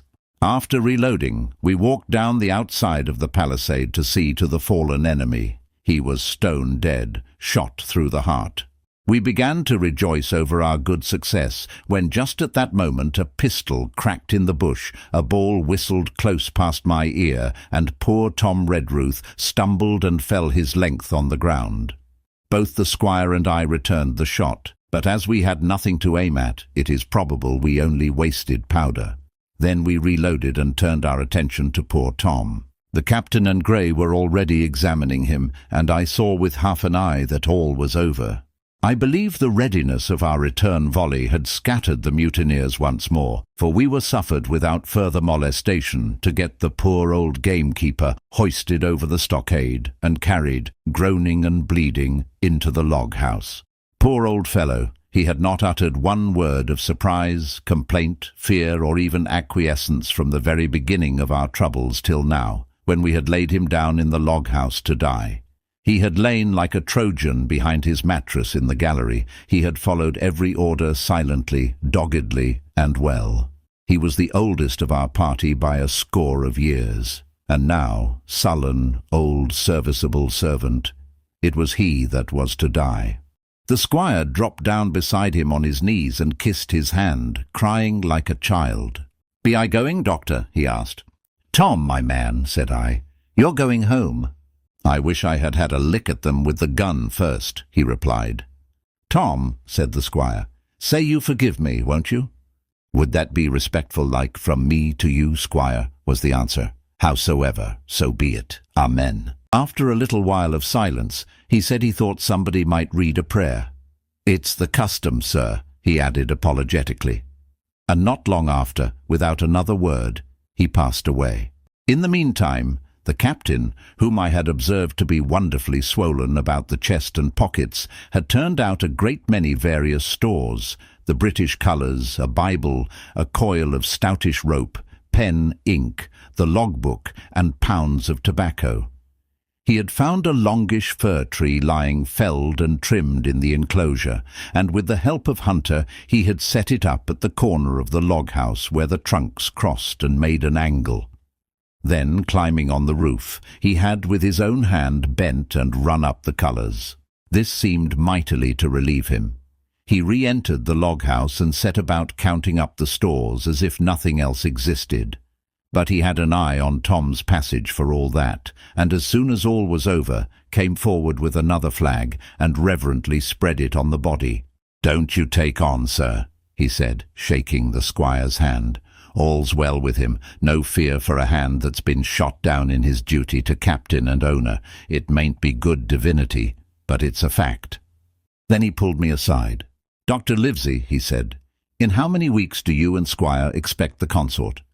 I told him it was a question not of weeks, but of months, that if we were not back by the end of August, Blandley was to send to find us, but neither sooner nor later. "You can calculate for yourself," I said. "Why, yes," returned the captain, scratching his head, "and making a large allowance, sir, for all the gifts of Providence. I should say we were pretty close hauled." "How do you mean?" I asked. "It's a pity, sir, we lost that second load. That's what I mean," replied the captain. "As for powder and shot, we'll do, but the rations are short, very short. So short, Dr. Livesey, that we're perhaps as well without that extra mouth." And he pointed to the dead body under the flag. Just then, with a roar and a whistle, a round shot passed high above the roof of the log-house and plumped far beyond us in the wood. "Oh ho," said the captain. "Blaze away! You've little enough powder already, my lads." At the second trial, the aim was better, and the ball descended inside the stockade, scattering a cloud of sand but doing no further damage. "Captain," said the squire, "the house is quite invisible from the ship. It must be the flag they are aiming at. Would it not be wiser to take it in?" "Strike my colours!" cried the captain. "No, sir, not I." And as soon as he had said the words, I think we all agreed with him.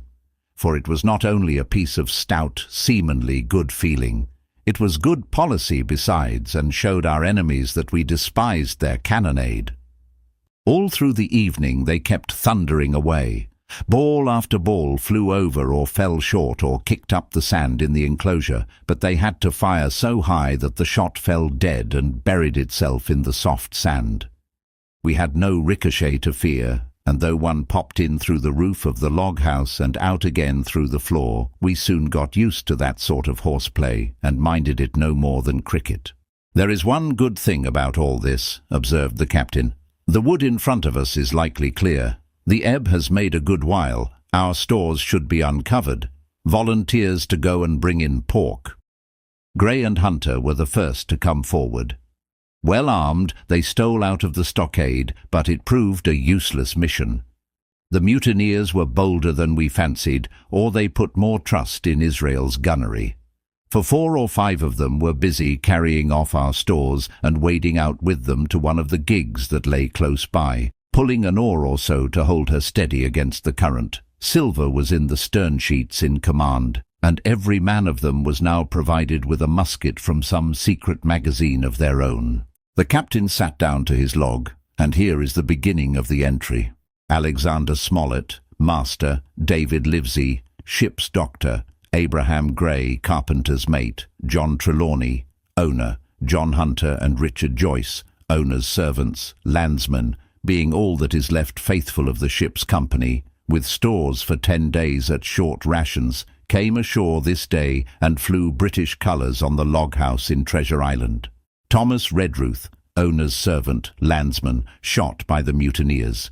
James Hawkins, cabin boy, and at the same time I was wondering over poor Jim Hawkins' fate. A hail on the land side. "Somebody hailing us," said Hunter, who was on guard. "Doctor, Squire, Captain, hullo, Hunter, is that you?" came the cries. And I ran to the door in time to see Jim Hawkins, safe and sound, come climbing over the stockade. Chapter 19. Narrative resumed by Jim Hawkins, The Garrison in the Stockade. As soon as Ben Gunn saw the colours, he came to a halt, stopped me by the arm, and sat down. "Now," said he, "there's your friends, sure enough." "Far more likely it's the mutineers," I answered. "That?" he cried. "Why, in a place like this, where nobody puts in but gentlemen of fortune, silver would fly the Jolly Roger. You don't make no doubt of that. No, that's your friends. There's been blows too, and I reckon your friends has had the best of it. And here they are ashore in the old stockade as was made years and years ago by Flint. Ah, he was the man to have a headpiece, was Flint. Barring rum, his match were never seen. He were afraid of none, not he. Onny Silver. Silver was that genteel." "Well," said I, "that may be so, and so be it. All the more reason that I should hurry on and join my friends." "Nay, mate," returned Ben, "not you. You're a good boy, or I'm mistook. But you're only a boy, all told. Now Ben Gunn is fly. Rum wouldn't bring me there where you're going. Not rum wouldn't till I see you're born gentleman and gets it on his word of honour. And you won't forget my words. A precious sight, that's what you'll say. A precious sight more confidence, and then nips him." And he pinched me the 3rd time with the same air of cleverness. And when Ben Gunn is wanted, You know where to find him, Jim, just where you found him today. And him that comes is to have a white thing in his hand, and he's to come alone. Oh, and you'll say this, Ben Gunn, says you, has reasons of his own. Well, said I believe I understand. You have something to propose, and you wish to see the squire or the doctor, and you're to be found where I found you. Is that all? And when, says you, he added. Why, from about noon observation to about 6 bells. Good, said I. And now may I go? You won't forget? He inquired anxiously. Precious sight, and reasons of his own, says you. Reasons of his own, that's the mainstay, as between man and man. Well then, still holding me, I reckon you can go, Jim. And Jim, if you was to see silver, you wouldn't go for to sell Ben Gunn. Wild horses wouldn't draw it from you. No, says you. And if them pirates camp ashore, Jim, what would you say but there'd be widows in the morning? Here he was interrupted by a loud report, and a cannonball came tearing through the trees and pitched in the sand not 100 yards from where we two were talking. The next moment each of us had taken to his heels in a different direction. For a good hour to come frequent reports shook the island, and balls kept crashing through the woods. I moved from hiding place to hiding place, always pursued, or so it seemed to me, by these terrifying missiles. But towards the end of the bombardment, though still I durst not venture in the direction of the stockade, where the balls fell oftenest, I had begun, in a manner, to pluck up my heart again, and after a long detour to the east, crept down among the shoreside trees. The sun had just set. The sea breeze was rustling and tumbling in the woods, and ruffling the grey surface of the anchorage. The tide, too, was far out, and great tracts of sand lay uncovered. The air, after the heat of the day, chilled me through my jacket. The Hispaniola still lay where she had anchored, but, sure enough, there was the Jolly Roger, the black flag of piracy, flying from her peak. Even as I looked, there came another red flash and another report that sent the echoes clattering, and one more round shot whistled through the air. It was the last of the cannonade. I lay for some time watching the bustle which succeeded the attack.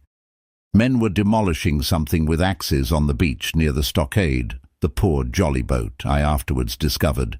Away, near the mouth of the river, a great fire was glowing among the trees, and between that point and the ship, one of the gigs kept coming and going, the men, whom I had seen so gloomy, shouting at the oars like children.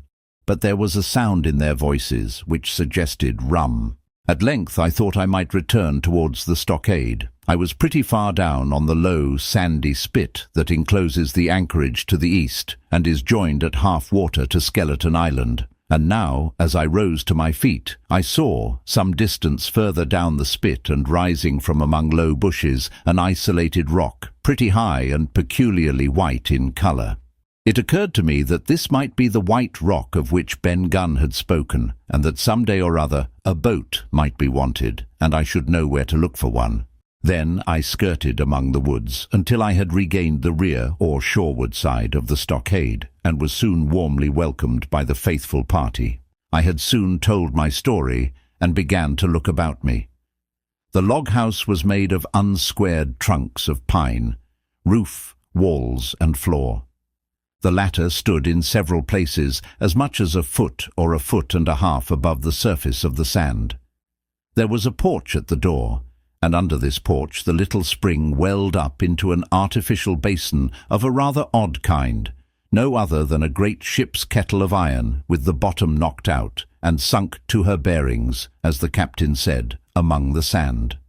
Little had been left besides the framework of the house, but in one corner there was a stone slab laid down by way of hearth and an old rusty iron basket to contain the fire. The slopes of the knoll and all the inside of the stockade had been cleared of timber to build the house, and we could see by the stumps what a fine and lofty grove had been destroyed. Most of the soil had been washed away or buried in drift after the removal of the trees. Only where the streamlet ran down from the kettle, a thick bed of moss and some ferns and little creeping bushes were still green among the sand. Very close around the stockade, too close for defence, they said. The wood still flourished high and dense, all of fir on the land side, but towards the sea with a large admixture of live oaks. The cold evening breeze, of which I have spoken, whistled through every chink of the rude building and sprinkled the floor with a continual rain of fine sand. There was sand in our eyes, sand in our teeth, sand in our suppers, sand dancing in the spring at the bottom of the kettle, for all the world like porridge beginning to boil. Our chimney was a square hole in the roof. It was but a little part of the smoke that found its way out, and the rest eddied about the house and kept us coughing and piping the eye. Add to this that Gray, the new man, had his face tied up in a bandage for a cut he had got in breaking away from the mutineers, and that poor old Tom Redruth, still unburied, lay along the wall, stiff and stark, under the Union Jack. If we had been allowed to sit idle, we should all have fallen in the blues, but Captain Smollett was never the man for that. All hands were called up before him, and he divided us into watches, the doctor and Gray and I for one, the squire, Hunter, and Joyce upon the other. Tired though we all were, 2 were sent out for firewood, 2 more were set to dig a grave for Redruth. The doctor was named Cook. I was put sentry at the door, and the captain himself went from one to another, keeping up our spirits and lending a hand wherever it was wanted. From time to time the doctor came to the door for a little air and to rest his eyes, which were almost smoked out of his head, and whenever he did so, he had a word for me. "That man Smollett," he said once, "is a better man than I am, and when I say that it means a deal, Jim." Another time he came and was silent for a while. Then he put his head on one side and looked at me. "Is this Ben Gunner man?" he asked. "I do not know, sir," said I. "I am not very sure whether he's sane." "If there's any doubt about the matter, he is," returned the doctor. "A man who has been 3 years biting his nails on a desert island, Jim, can't expect to appear as sane as you or me. It doesn't lie in human nature. Was it cheese you said he had a fancy for?" "Yes, sir, cheese," I answered. "Well, Jim," says he, "just see the good that comes of being dainty in your food. You've seen my snuff-box, haven't you? And you never saw me take snuff, the reason being that in my snuff-box I carry a piece of Parmesan cheese, a cheese made in Italy, very nutritious. Well, that's for Ben Gunn." Before supper was eaten, we buried old Tom in the sand and stood round him for a while, bareheaded in the breeze.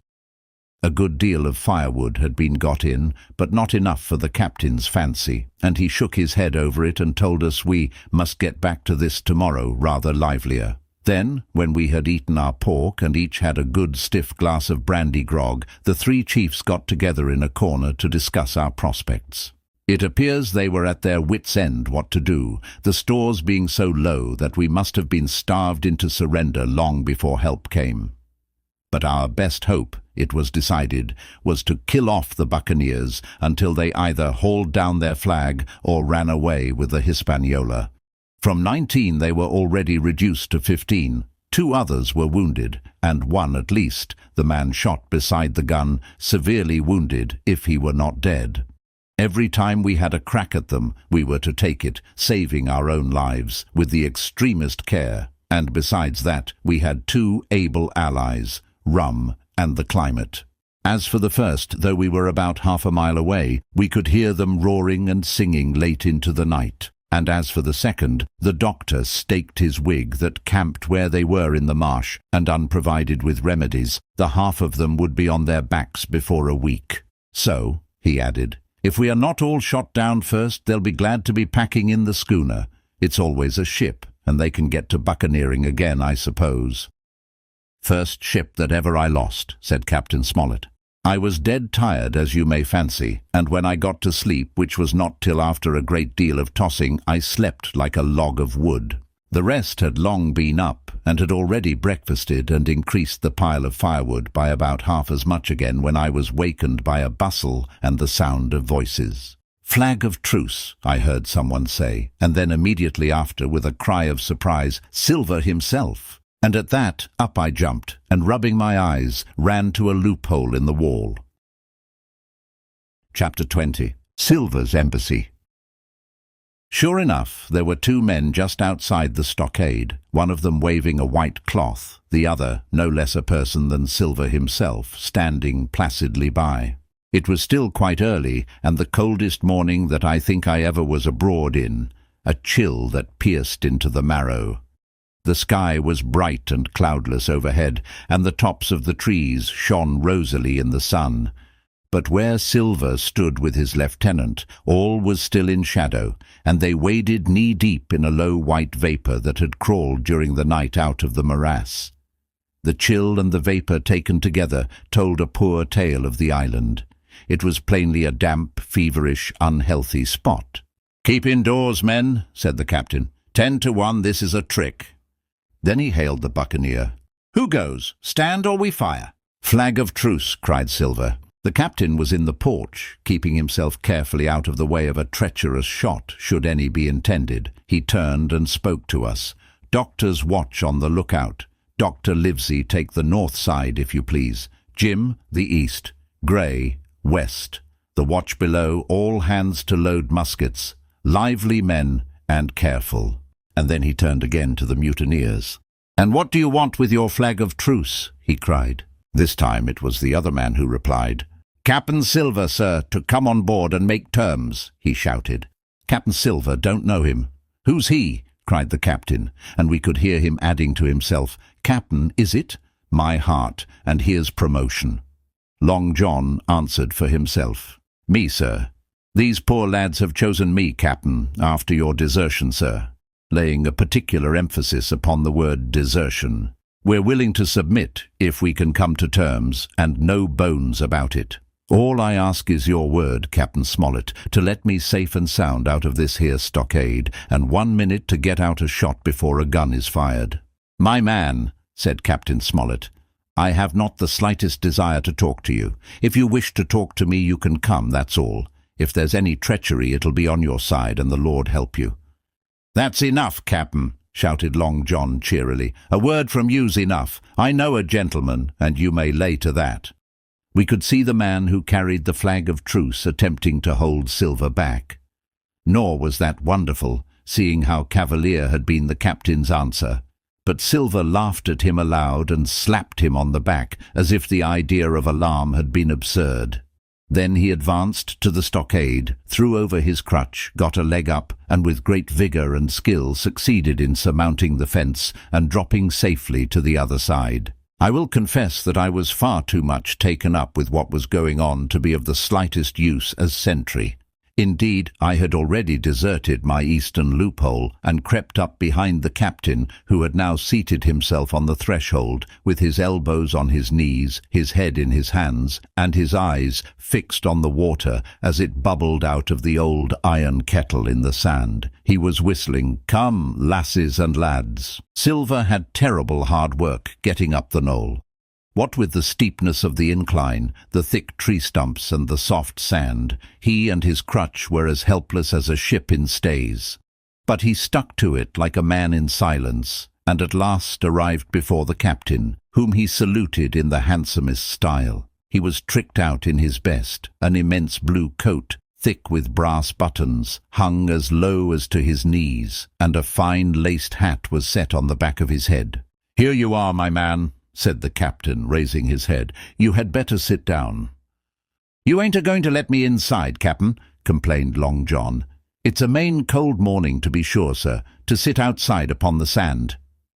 "Why, Silver," said the captain, "if you had pleased to be an honest man, you might have been sitting in your galley. It's your own doing. You're either my ship's cook, and then you were treated handsome, or Captain Silver, a common mutineer and pirate, and then you can go hang." "Well, well, Captain," returned the sea cook, sitting down as he was bidden on the sand. "You'll have to give me a hand up again, that's all. A sweet, pretty place you have of it here. Ah, there's Jim. The top of the morning to you, Jim. Doctor, here's my service. Why, there you all are together like a happy family, in a manner of speaking. If you have anything to say, my man, better say it," said the captain. "Right you were, Captain Smollett," replied Silver. "Duty is duty, to be sure. Well, now you look here, that was a good lay of yours last night. I don't deny it was a good lay. Some of you pretty handy with a handspike end, and I'll not deny neither but what some of my people was shook. Maybe all was shook, maybe I was shook myself, maybe that's why I'm here for terms. But you mark me, Captain, it won't do twice by thunder. We'll have to do sentry go and ease off a point or so on the rum. Maybe you think we were all a sheet in the wind's eye, but I'll tell you I was sober. I was onny dog tired, and if I'd awoke a second sooner, I'd a caught you at the act, I would. He wasn't dead when I got round to him, not he. Well, says Captain Smollett as cool as can be. All that Silver said was a riddle to him, but you would never have guessed it from his tone. As for me, I began to have an inkling. Ben Gunn's last words came back to my mind. I began to suppose that he had paid the buccaneers a visit while they all lay drunk together round their fire, and I reckoned up with glee that we had only 14 enemies to deal with. Well, here it is, said Silver. We want that treasure, and we'll have it. That's our point. You would just as soon save your lives, I reckon, and that's yours. You have a chart, haven't you? That's as may be, replied the captain. Oh, well, you have. I know that, returned Long John. You needn't be so husky with a man. There ain't a particle of service in that, and you may lay to it. What I mean is, we want your chart. Now, I never meant you no harm myself. That won't do with me, my man, interrupted the captain. We know exactly what you meant to do, and we don't care, for now, you see, you can't do it. And the captain looked at him calmly and proceeded to fill a pipe. If Abe Gray, Silver broke out. Avast there, cried Mr. Smollett. Gray told me nothing, and I asked him nothing, and what's more, I would see you and him and this whole island blown clean out of the water into blazes first, so there's my mind for you, my man, on that. This little whiff of temper seemed to cool Silver down. He had been growing nettled before, but now he pulled himself together.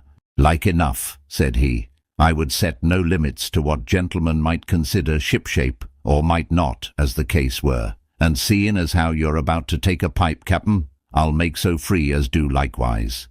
And he filled a pipe and lighted it, and the two men sat silently smoking for quite a while, now looking each other in the face, now stopping their tobacco, now leaning forward to spit.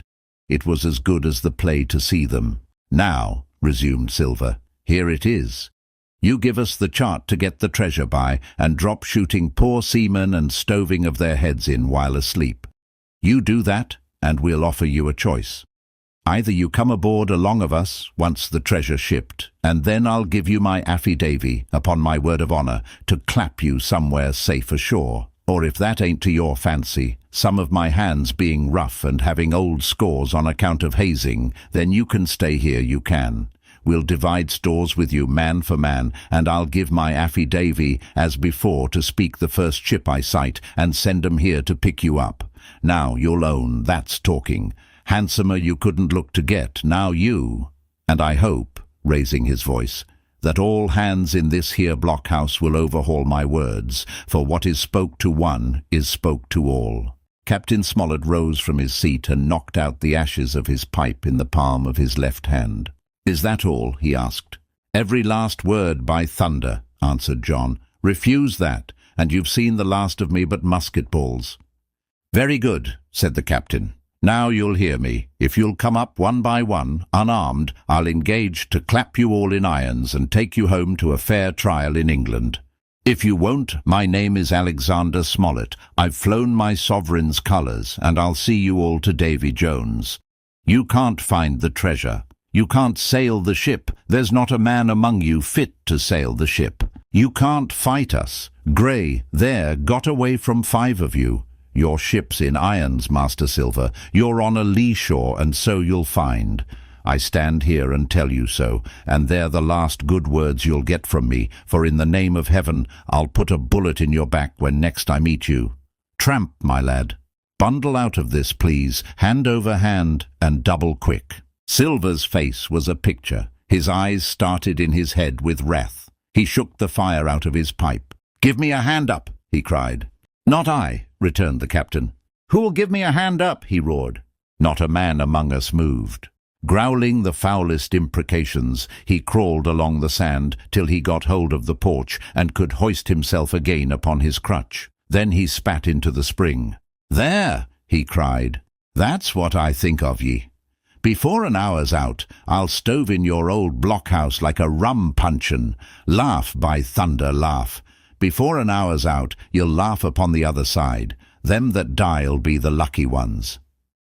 And with a dreadful oath he stumbled off, ploughed down the sand, was helped across the stockade after 4 or 5 failures by the man with the flag of truce, and disappeared in an instant afterwards among the trees. Chapter 21. The Attack. As soon as Silver disappeared, the captain, who had been closely watching him, turned towards the interior of the house and found not a man of us at his post, but Grey.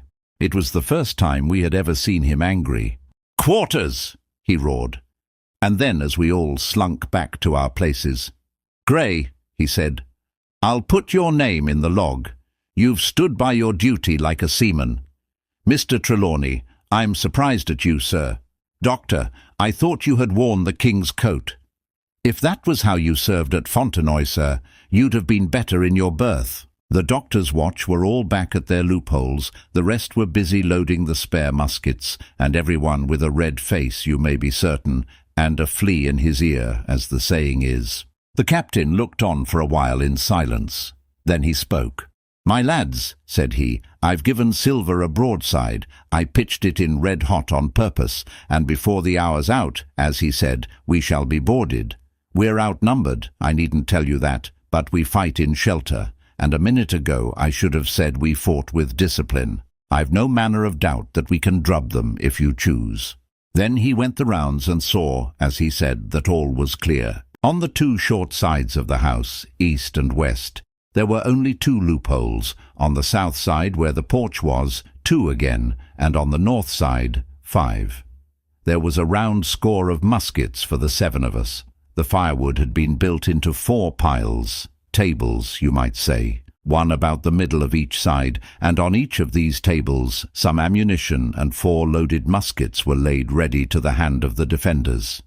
In the middle the cutlasses lay ranged. "Toss out the fire," said the captain. "The chill is past, and we mustn't have smoke in our eyes." The iron fire-basket was carried bodily out by Mr. Trelawney, and the embers smothered among sand. "Hawkins hasn't had his breakfast. Hawkins, help yourself, and back to your post to eat it," continued Captain Smollett. "Lively now, my lad. You'll want it before you've done. Hunter, serve out a round of brandy to all hands." And while this was going on, the captain completed, in his own mind, the plan of the defence. "Doctor, you will take the door," he resumed. "See, and don't expose yourself. Keep within and fire through the porch. Hunter, take the east side there. Joyce, you stand by the west, my man. Mr. Trelawney, you are the best shot. You and Grey will take this long north side with the 5 loopholes. It's there the danger is. If they can get up to it and fire in upon us through our own ports, things would begin to look dirty. Hawkins, neither you nor I are much account at the shooting. We'll stand by to load and bear a hand." As the captain had said, the chill was past. As soon as the sun had climbed above our girdle of trees, it fell with all its force upon the clearing and drank up the vapours at a draught. Soon the sand was baking and the resin melting in the logs of the blockhouse. Jackets and coats were flung aside, shirts thrown open at the neck and rolled up to the shoulders, and we stood there, each at his post, in a fever of heat and anxiety. An hour passed away. "Hang them," said the captain. "This is as dull as the doldrums. Grey, whistle for a wind." And just at that moment came the first news of the attack. "If you please, sir," said Joyce, "if I see anyone, am I to fire?" "I told you so," cried the captain. "Thank you, sir," returned Joyce with the same quiet civility.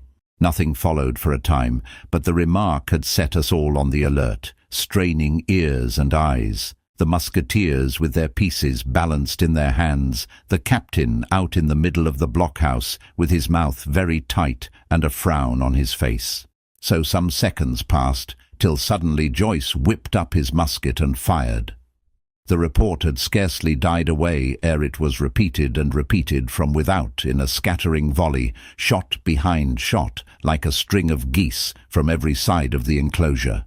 Several bullets struck the log-house, but not one entered, and as the smoke cleared away and vanished, the stockade and the woods around it looked as quiet and empty as before. Not a bough waved, not the gleam of a musket barrel betrayed the presence of our foes. "Did you hit your man?" asked the captain. "No, sir," replied Joyce. "I believe not, sir." "Next best thing to tell the truth," muttered Captain Smollett. "Load his gun, Hawkins. How many should say they were on your side, Doctor?" "I know precisely," said Dr. Livesey. 3 shots were fired on this side. I saw the 3 flashes, 2 close together, 1 farther to the west. "3," repeated the captain. "And how many on yours, Mr. Trelawney?" But this was not so easily answered. There had come many from the north, 7 by the squire's computation, 8 or 9 according to Gray. From the east and west only a single shot had been fired. It was plain, therefore, that the attack would be developed from the north, and that on the other 3 sides we were only to be annoyed by a show of hostilities. But Captain Smollett made no change in his arrangements. If the mutineers succeeded in crossing the stockade, he argued, they would take possession of any unprotected loophole and shoot us down like rats in our own stronghold. Nor had we much time left to us for thought. Suddenly, with a loud huzzah, a little cloud of pirates leaped from the woods on the north side and ran straight on the stockade. At the same moment, the fire was once more opened from the woods, and a rifle ball sang through the doorway and knocked the doctor's musket into bits. The boarders swarmed over the fence like monkeys. Squire and Gray fired again and yet again. 3 men fell, 1 forwards into the enclosure, 2 back on the outside. But of these, 1 was evidently more frightened than hurt, for he was on his feet again in a crack and instantly disappeared among the trees. 2 had bit the dust, 1 had fled, 4 had made good their footing inside our defences, while from the shelter of the woods 7 or 8 men, each evidently supplied with several muskets, kept up a hot though useless fire on the log-house. The 4 who had boarded made straight before them for the building, shouting as they ran, and the men among the trees shouted back to encourage them. Several shots were fired, but such was the hurry of the marksmen that not one appears to have taken effect. In a moment the 4 pirates had swarmed up the mound and were upon us. The head of Job Anderson, the boatswain, appeared at the middle loophole. "At 'em, all hands!" he roared in a voice of thunder. At the same moment, another pirate grasped Hunter's musket by the muzzle, wrenched it from his hands, plucked it through the loophole, and with one stunning blow laid the poor fellow senseless on the floor. Meanwhile, a 3rd, running unharmed all around the house, appeared suddenly in the doorway and fell with his cutlass on the doctor. Our position was utterly reversed. A moment since we were firing, under cover, at an exposed enemy. Now it was we who lay uncovered and could not return a blow. The log-house was full of smoke, to which we owed our comparative safety. Cries and confusion, the flashes and reports of pistol shots, and one loud groan rang in my ears. "Out, lads, out and fight 'em in the open! Cutlasses!" cried the captain. I snatched a cutlass from the pile, and someone at the same time snatching another gave me a cut across the knuckles which I hardly felt. I dashed out of the door into the clear sunlight. Someone was close behind, I knew not whom.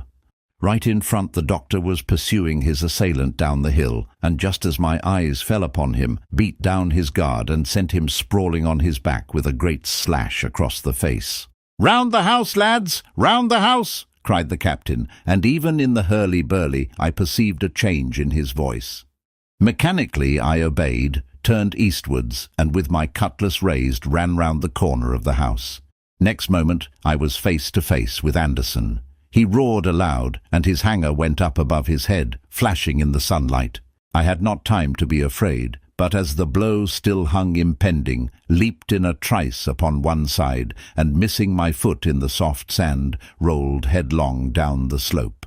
When I had first sallied from the door, the other mutineers had been already swarming up the palisade to make an end of us. One man in a red nightcap with his cutlass in his mouth had even got upon the top and thrown a leg across. Well, so short had been the interval that when I found my feet again, all was in the same posture, the fellow with the red nightcap still halfway over, another still just showing his head above the top of the stockade. And yet, in this breath of time, the fight was over, and the victory was ours. Gray, following close behind me, had cut down the big boatswain ere he had time to recover from his last blow. Another had been shot at a loophole in the very act of firing into the house, and now lay in agony, the pistol still smoking in his hand. A third, as I had seen, the doctor had disposed of at a blow.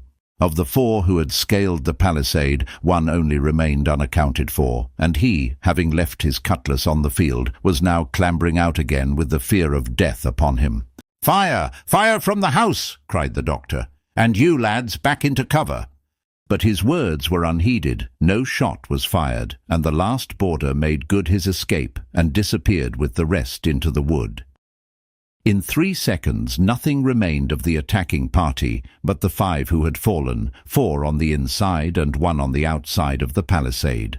The doctor and Gray and I ran full speed for shelter. The survivors would soon be back where they had left their muskets, and at any moment the fire might recommence. The house was by this time somewhat cleared of smoke, and we saw at a glance the price we had paid for victory. Hunter lay beside his loophole, stunned. Joyce by his, shot through the head, never to move again, while right in the centre the squire was supporting the captain, one as pale as the other. "The captain's wounded," said Mr. Trelawney. "Have they run?" asked Mr. Smollett. "All that could, you may be bound," returned the doctor. "But there's 5 of them will never run again." "5!" cried the captain. "Come, that's better. 5 against 3 leaves us 4 to 9. That's better odds than we had at starting. We were 7 to 19 then, or thought we were, and that's as bad to bear." The mutineers were soon only 8 in number, for the man shot by Mr. Trelawney on board the schooner died that same evening of his wound. But this was, of course, not known till after by the faithful party. Part 5. My Sea Adventure.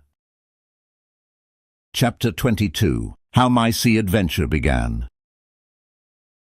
There was no return of the mutineers, not so much as another shot out of the woods. They had got their rations for that day, as the captain put it, and we had the place to ourselves and a quiet time to overhaul the wounded and get dinner.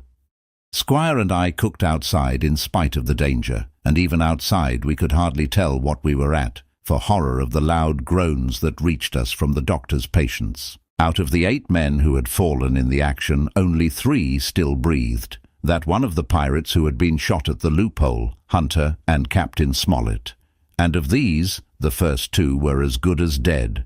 The mutineer indeed died under the doctor's knife, and Hunter, do what we could, never recovered consciousness in this world. He lingered all day, breathing loudly like the old buccaneer at home in his apoplectic fit. But the bones of his chest had been crushed by the blow, and his skull fractured in falling, and sometime in the following night, without sign or sound, he went to his Maker. As for the captain, his wounds were grievous indeed, but not dangerous. No organ was fatally injured. Anderson's ball, for it was Job that shot him first, had broken his shoulder blade and touched the lung, not badly. The second had only torn and displaced some muscles in the calf. He was sure to recover, the doctor said, but in the meantime, and for weeks to come, he must not walk nor move his arm, nor so much as speak when he could help it. My own accidental cut across the knuckles was a flea bite. Dr. Livesey patched it up with plaster and pulled my ears for me into the bargain. After dinner, the squire and the doctor sat by the captain's side a while in consultation, and when they had talked to their heart's content, it being then a little past noon, the doctor took up his hat and pistols, girt on a cutlass, put the chart in his pocket, and with a musket over his shoulder crossed the palisade on the north side, and set off briskly through the trees. Gray and I were sitting together at the far end of the blockhouse, to be out of earshot of our officers consulting, and Gray took his pipe out of his mouth and fairly forgot to put it back again, so thunderstruck he was at this occurrence. "Why, in the name of Davy Jones," said he, "is Dr. Livesey mad?" "Why, no," says I. "He's about the last of this crew for that, I take it." "Well, shipmate," said Grey, "mad he may not be, but if he's not, you mark my words, I am." "I take it," replied I. "The doctor has his idea, and if I am right, he's going now to see Ben Gunn." I was right, as appeared later. But in the meantime, the house being stifling hot, and the little patch of sand inside the palisade ablaze with midday sun, I began to get another thought into my head, which was not by any means so right. What I began to do was to envy the doctor walking in the cool shadow of the woods with the birds about him and the pleasant smell of the pines, while I sat grilling with my clothes stuck to the hot resin, and so much blood about me and so many poor dead bodies lying all around that I took a disgust of the place that was almost as strong as fear. All the time I was washing out the blockhouse and then washing up the things from dinner, this disgust and envy kept growing stronger and stronger, till at last, being near a bread bag, and no one then observing me, I took the first step towards my escapade and filled both pockets of my coat with biscuit.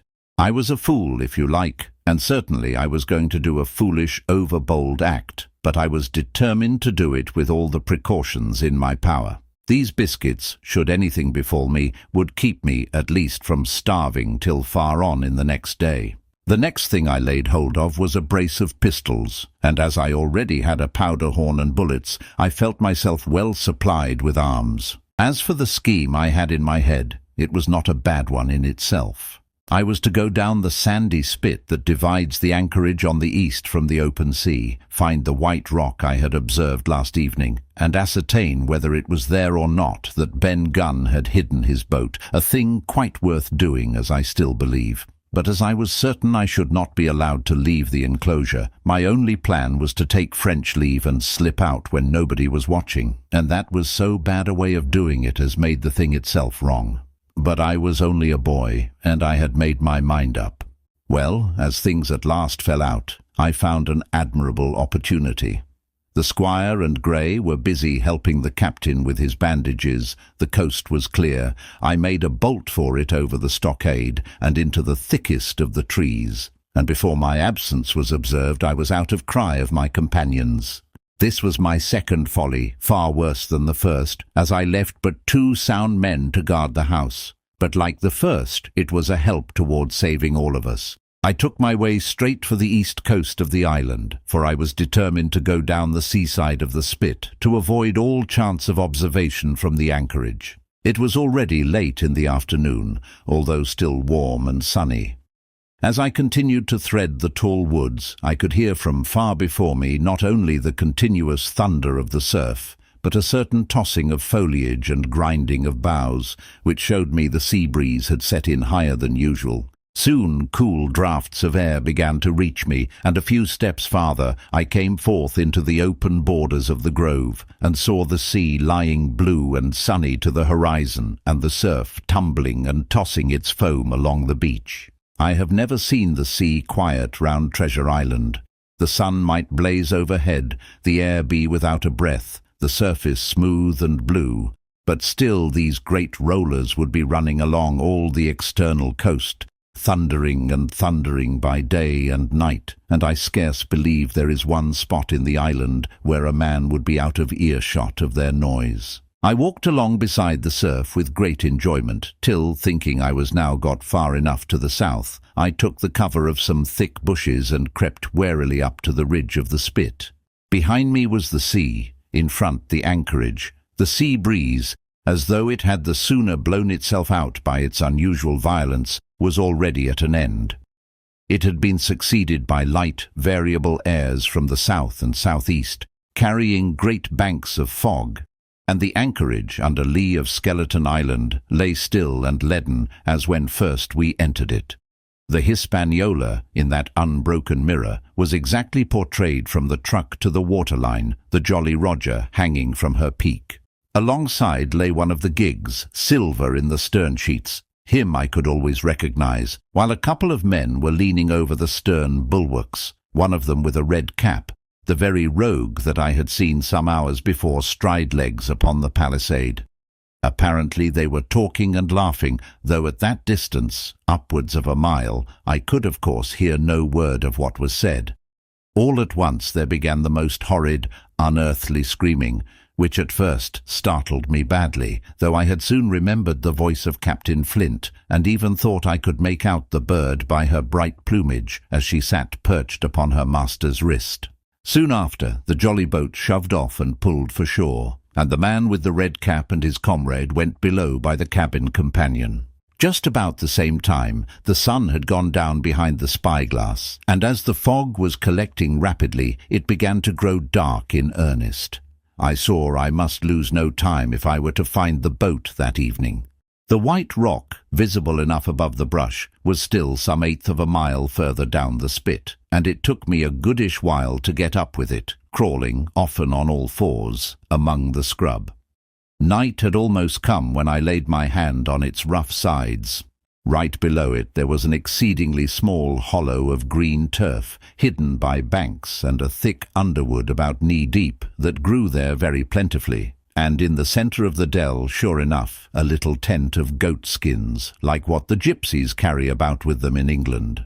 I dropped into the hollow, lifted the side of the tent, and there was Ben Gunn's boat, home-made if ever anything was home-made, a rude, lopsided framework of tough wood, and stretched upon that a covering of goat skin with the hair inside. The thing was extremely small, even for me, and I can hardly imagine that it could have floated with a full-sized man. There was one thwart set as low as possible, a kind of stretcher in the bows, and a double paddle for propulsion. I had not then seen a coracle, such as the ancient Britons made, but I have seen one since, and I can give you no fairer idea of Ben Gunn's boat than by saying it was like the first and the worst coracle ever made by man. But the great advantage of the coracle it certainly possessed, for it was exceedingly light and portable. Well, now that I had found the boat, you would have thought I had had enough of truantry for once, but in the meantime I had taken another notion, and become so obstinately fond of it that I would have carried it out, I believe, in the teeth of Captain Smollett himself. This was to slip out under cover of the night, cut the Hispaniola adrift, and let her go ashore where she fancied. I had quite made up my mind that the mutineers, after their repulse of the morning, had nothing nearer their hearts than to up anchor and away to sea. This, I thought, it would be a fine thing to prevent, and now that I had seen how they left their watchman unprovided with a boat, I thought it might be done with little risk. Down I sat to wait for darkness, and made a hearty meal of biscuit. It was a night out of 10,000 for my purpose. The fog had now buried all heaven. As the last rays of daylight dwindled and disappeared, absolute blackness settled down on Treasure Island. And when, at last, I shouldered the coracle and groped my way stumblingly out of the hollow where I had supped, there were but 2 points visible on the whole anchorage. One was the great fire on shore, by which the defeated pirates lay carousing in the swamp. The other, a mere blur of light upon the darkness, indicated the position of the anchored ship. She had swung round to the ebb. Her bow was now towards me. The only lights on board were in the cabin, and what I saw was merely a reflection on the fog of the strong rays that flowed from the stern window. The ebb had already run some time, and I had to wade through a long belt of swampy sand, where I sank several times above the ankle, before I came to the edge of the retreating water, and wading a little way in, with some strength and dexterity, set my coracle, keel downwards, on the surface. Chapter 23. The Ebb-Tide Runs. The Coracle, as I had ample reason to know before I was done with her, was a very safe boat for a person of my height and weight, both buoyant and clever in a seaway, but she was the most cross-grained, lopsided craft to manage. Do as you pleased, she always made more leeway than anything else, and turning round and round was the manoeuvre she was best at. Even Ben Gunn himself has admitted that she was queer to handle till you knew her way. Certainly I did not know her way. She turned in every direction but the one I was bound to go. The most part of the time we were broadside on, and I am very sure I never should have made the ship at all but for the tide. By good fortune, paddle as I pleased, the tide was still sweeping me down, and there lay the Hispaniola right in the fairway, hardly to be missed. First she loomed before me like a blot of something yet blacker than darkness. Then her spars and hull began to take shape, and the next moment, as it seemed, for the farther I went, the brisker grew the current of the ebb. I was alongside of her hawser, and had laid hold. The hawser was as taut as a bowstring, and the current so strong she pulled upon her anchor. All round the hull, in the blackness, the rippling current bubbled and chattered like a little mountain stream. One cut with my sea gully, and the Hispaniola would go humming down the tide. So far so good, but it next occurred to my recollection that a taut hawser, suddenly cut, is a thing as dangerous as a kicking horse. 10 to 1, if I were so foolhardy as to cut the Hispaniola from her anchor, I and the Coracle would be knocked clean out of the water. This brought me to a full stop, and if fortune had not again particularly favoured me, I should have had to abandon my design. But the light airs which had begun blowing from the southeast and south had hauled round after nightfall into the southwest. Just while I was meditating, a puff came, caught the Hispaniola, and forced her up into the current, and to my great joy I felt the hawser slacken in my grasp, and the hand by which I held it dip for a second under water. With that I made my mind up, took out my gully, opened it with my teeth, and cut one strand after another, till the vessel swung only by 2. Then I lay quiet, waiting to sever these last, when the strain should be once more lightened by a breath of wind. All this time I had heard the sound of loud voices from the cabin, but to say truth, my mind had been so entirely taken up with other thoughts that I had scarcely given ear. Now, however, when I had nothing else to do, I began to pay more heed. One I recognized for the coxswain's Israel hands that had been Flint's gunner in former days. The other was, of course, my friend of the red nightcap. Both men were plainly the worse of drink, and they were still drinking, for even while I was listening, one of them, with a drunken cry, opened the stern window and threw out something which I divined to be an empty bottle. But they were not only tipsy. It was plain that they were furiously angry. Oaths flew like hailstones, and every now and then there came forth such an explosion as I thought was sure to end in blows. But each time the quarrel passed off, and the voices grumbled lower for a while, until the next crisis came, and in its turn passed away without result. On shore I could see the glow of the great campfire burning warmly through the shoreside trees. Someone was singing a dull, old, droning sailor's song, with a droop and a quaver at the end of every verse, and seemingly no end to it at all but the patience of the singer. I had heard it on the voyage more than once, and remembered these words. But one man of her crew alive, what put to sea with 75? And I thought it was a ditty rather too dolefully appropriate for a company that had met such cruel losses in the morning. But indeed, from what I saw, all these buccaneers were as callous as the sea they sailed on. At last the breeze came, the schooner sidled and drew nearer in the dark. I felt the hawser slacken once more, and with a good, tough effort cut the last fibres through. The breeze had but little action on the Coracle, and I was almost instantly swept against the bows of the Hispaniola. At the same time the schooner began to turn upon her heel, spinning slowly, end for end, across the current. I wrought like a fiend, for I expected every moment to be swamped, and since I found I could not push the Coracle directly off, I now shoved straight astern. At length I was clear of my dangerous neighbour, and just as I gave the last impulsion, my hands came across a light cord that was trailing overboard across the stern bulwarks. Instantly I grasped it. Why I should have done so I can hardly say. It was at first mere instinct, but once I had it in my hands and found it fast, curiosity began to get the upper hand, and I determined I should have one look through the cabin window. I pulled in hand over hand on the cord, and when I judged myself near enough, rose at infinite risk to about half my height, and thus commanded the roof and a slice of the interior of the cabin. By this time the schooner and her little consort were gliding pretty swiftly through the water. Indeed, we had already fetched up level with the campfire. The ship was talking, as sailors say, loudly, treading the innumerable ripples with an incessant weltering splash. And until I got my eye above the window-sill, I could not comprehend why the watchman had taken no alarm. One glance, however, was sufficient, and it was only one glance that I durst take from that unsteady skiff.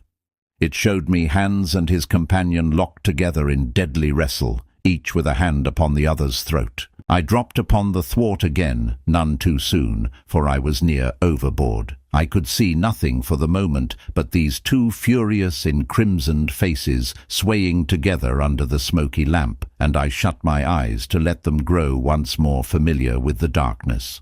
The endless ballad had come to an end at last, and the whole diminished company about the campfire had broken into the chorus I had heard so often. 15 men on the dead man's chest. Yo-ho-ho, and a bottle of rum. Drink and the devil had done for the rest. Yo-ho-ho, and a bottle of rum. I was just thinking how busy drink and the devil were at that very moment in the cabin of the Hispaniola, when I was surprised by a sudden lurch of the Coracle. At the same moment she yawed sharply and seemed to change her course. The speed in the meantime had strangely increased. I opened my eyes at once. All round me were little ripples combing over with a sharp, bristling sound and slightly phosphorescent. The Hispaniola herself, a few yards in whose wake I was still being whirled along, seemed to stagger in her course, and I saw her spars toss a little against the blackness of the night.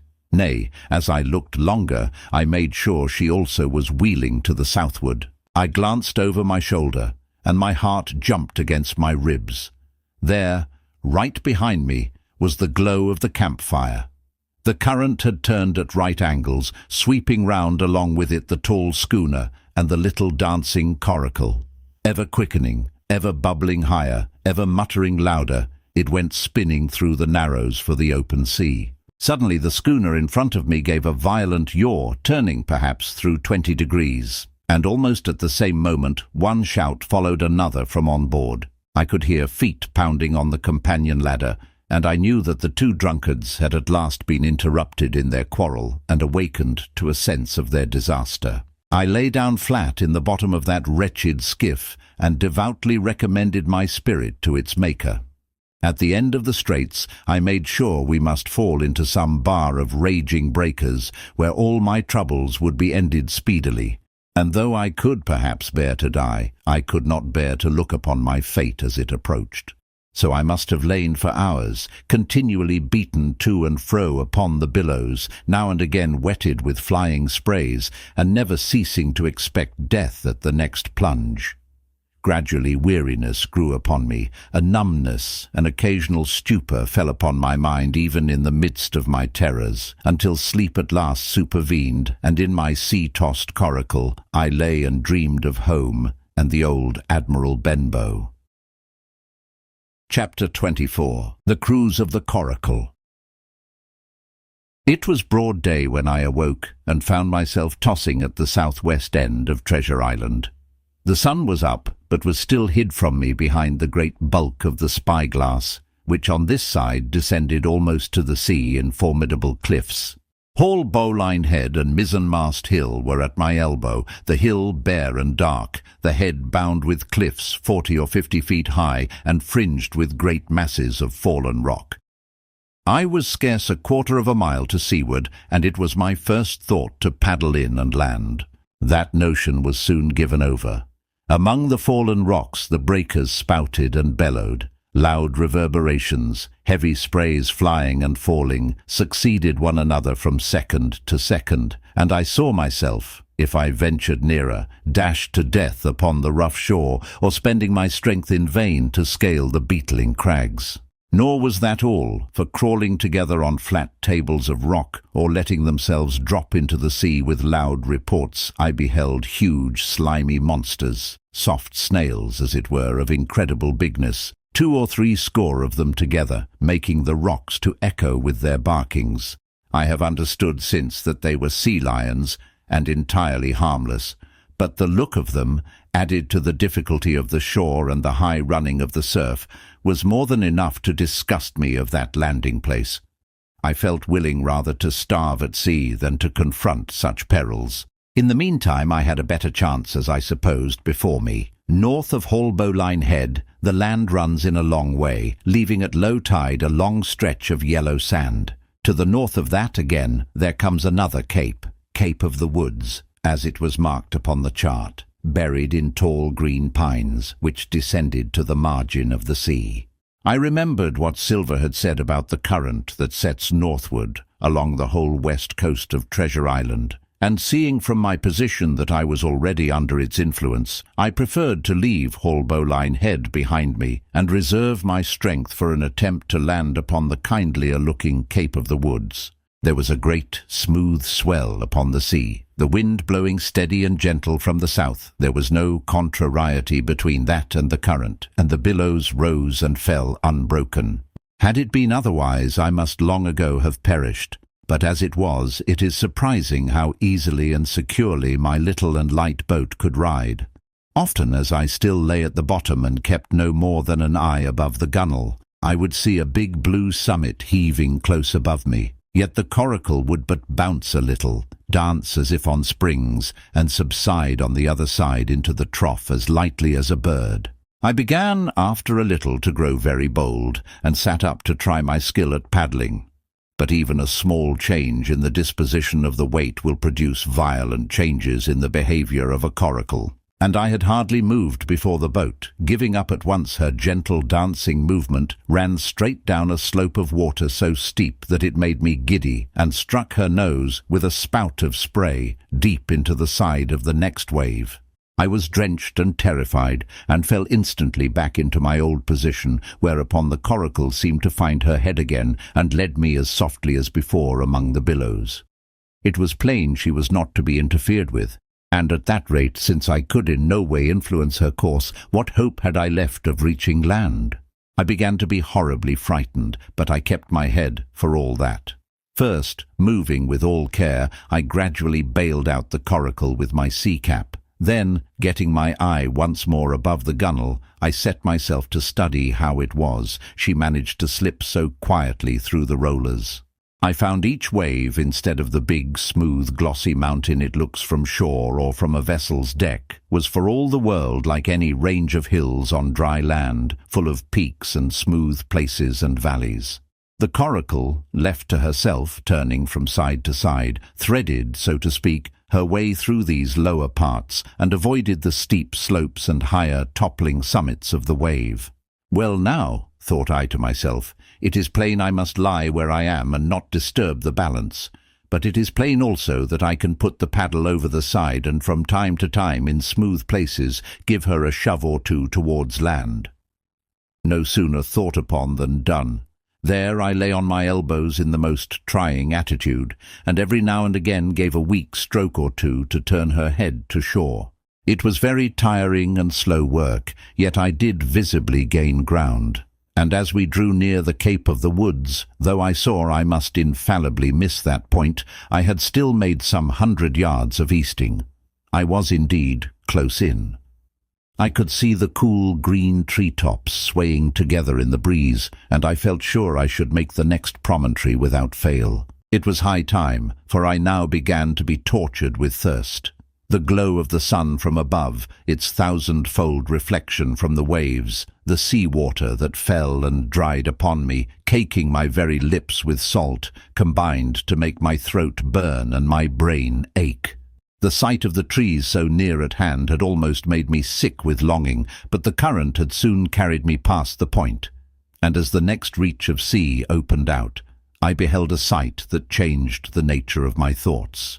Right in front of me, not half a mile away, I beheld the Hispaniola under sail. I made sure, of course, that I should be taken, but I was so distressed for want of water that I scarce knew whether to be glad or sorry at the thought, and long before I had come to a conclusion, surprise had taken entire possession of my mind, and I could do nothing but stare and wonder. The Hispaniola was under her mainsail and 2 jibs, and the beautiful white canvas shone in the sun like snow or silver. When I first sighted her, all her sails were drawing.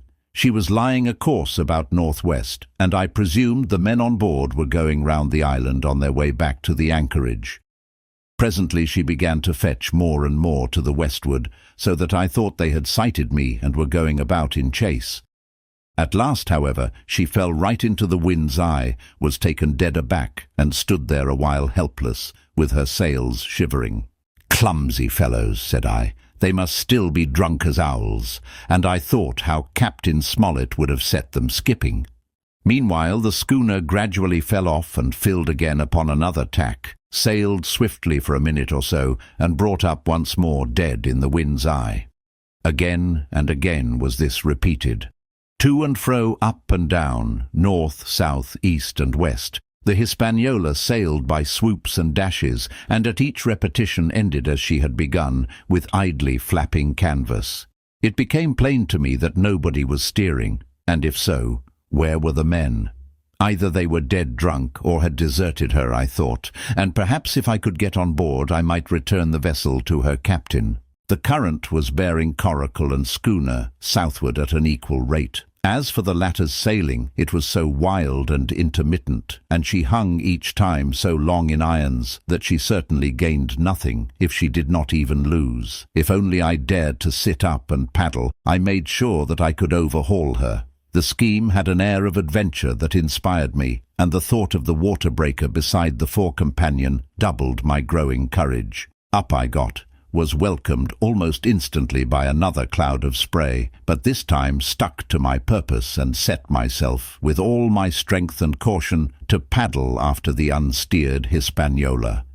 Once I shipped a sea so heavy that I had to stop and bail, with my heart fluttering like a bird. But gradually I got into the way of the thing and guided my Coracle among the waves, with only now and then a blow upon her bows and a dash of foam in my face. I was now gaining rapidly on the schooner. I could see the brass glisten on the tiller as it banged about, and still no soul appeared upon her decks. I could not choose but suppose she was deserted. If not, the men were lying drunk below, where I might batten them down, perhaps, and do what I chose with the ship. For some time she had been doing the worst thing possible for me, standing still. She headed nearly due south, yawing, of course, all the time. Each time she fell off, her sails partly filled, and these brought her in a moment right to the wind again. I have said this was the worst thing possible for me, for helpless as she looked in this situation, with the canvas cracking like cannon and the blocks trundling and banging on the deck, she still continued to run away from me, not only with the speed of the current, but by the whole amount of her leeway, which was naturally great. But now, at last, I had my chance. The breeze fell for some seconds, very low, and the current gradually turning her. The Hispaniola revolved slowly round her centre, and at last presented me her stern, with the cabin window still gaping open, and the lamp over the table still burning on into the day. The mainsail hung drooped like a banner. She was stock still but for the current. For the last little while I had even lost, but now redoubling my efforts, I began once more to overhaul the chase. I was not 100 yards from her when the wind came again in a clap. She filled on the port tack and was off again, stooping and skimming like a swallow. My first impulse was one of despair, but my second was towards joy. Round she came, till she was broadside onto me, round still till she had covered a half and then 2/3 and then 3/4 of the distance that separated us. I could see the waves boiling white under her forefoot. Immensely tall she looked to me from my low station in the Coracle. And then, of a sudden, I began to comprehend.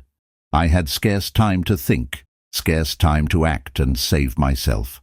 I was on the summit of one swell when the schooner came stooping over the next. The bowsprit was over my head. I sprang to my feet and leapt, stamping the Coracle under water. With one hand I caught the jib-boom, while my foot was lodged between the stay and the brace. And as I still clung there panting, a dull blow told me that the schooner had charged down upon and struck the Coracle, and that I was left without retreat on the Hispaniola. Chapter 25. I Strike the Jolly Roger. I had scarce gained a position on the bowsprit when the flying jib flapped and filled upon the other tack, with a report like a gun. The schooner trembled to her keel under the reverse. But next moment, the other sails still drawing, the jib flapped back again and hung idle. This had nearly tossed me off into the sea, and now I lost no time, crawled back along the bowsprit and tumbled head foremost on the deck. I was on the lee side of the forecastle, and the mainsail, which was still drawing, concealed from me a certain portion of the afterdeck. Not a soul was to be seen. The planks, which had not been swabbed since the mutiny, bore the print of many feet, and an empty bottle, broken by the neck, tumbled to and fro like a live thing in the scuppers. Suddenly, the Hispaniola came right into the wind. The jibs behind me cracked aloud, the rudder slammed to, the whole ship gave a sickening heave and shudder, and at the same moment the main boom swung inboard, the sheet groaning in the blocks, and showed me the lee afterdeck. There were the two watchmen, sure enough, red cap on his back, as stiff as a handspike, with his arms stretched out like those of a crucifix, and his teeth showing through his open lips. Israel hands propped against the bulwarks, his chin on his chest, his hands lying open before him on the deck, his face as white under its tan as a tallow candle.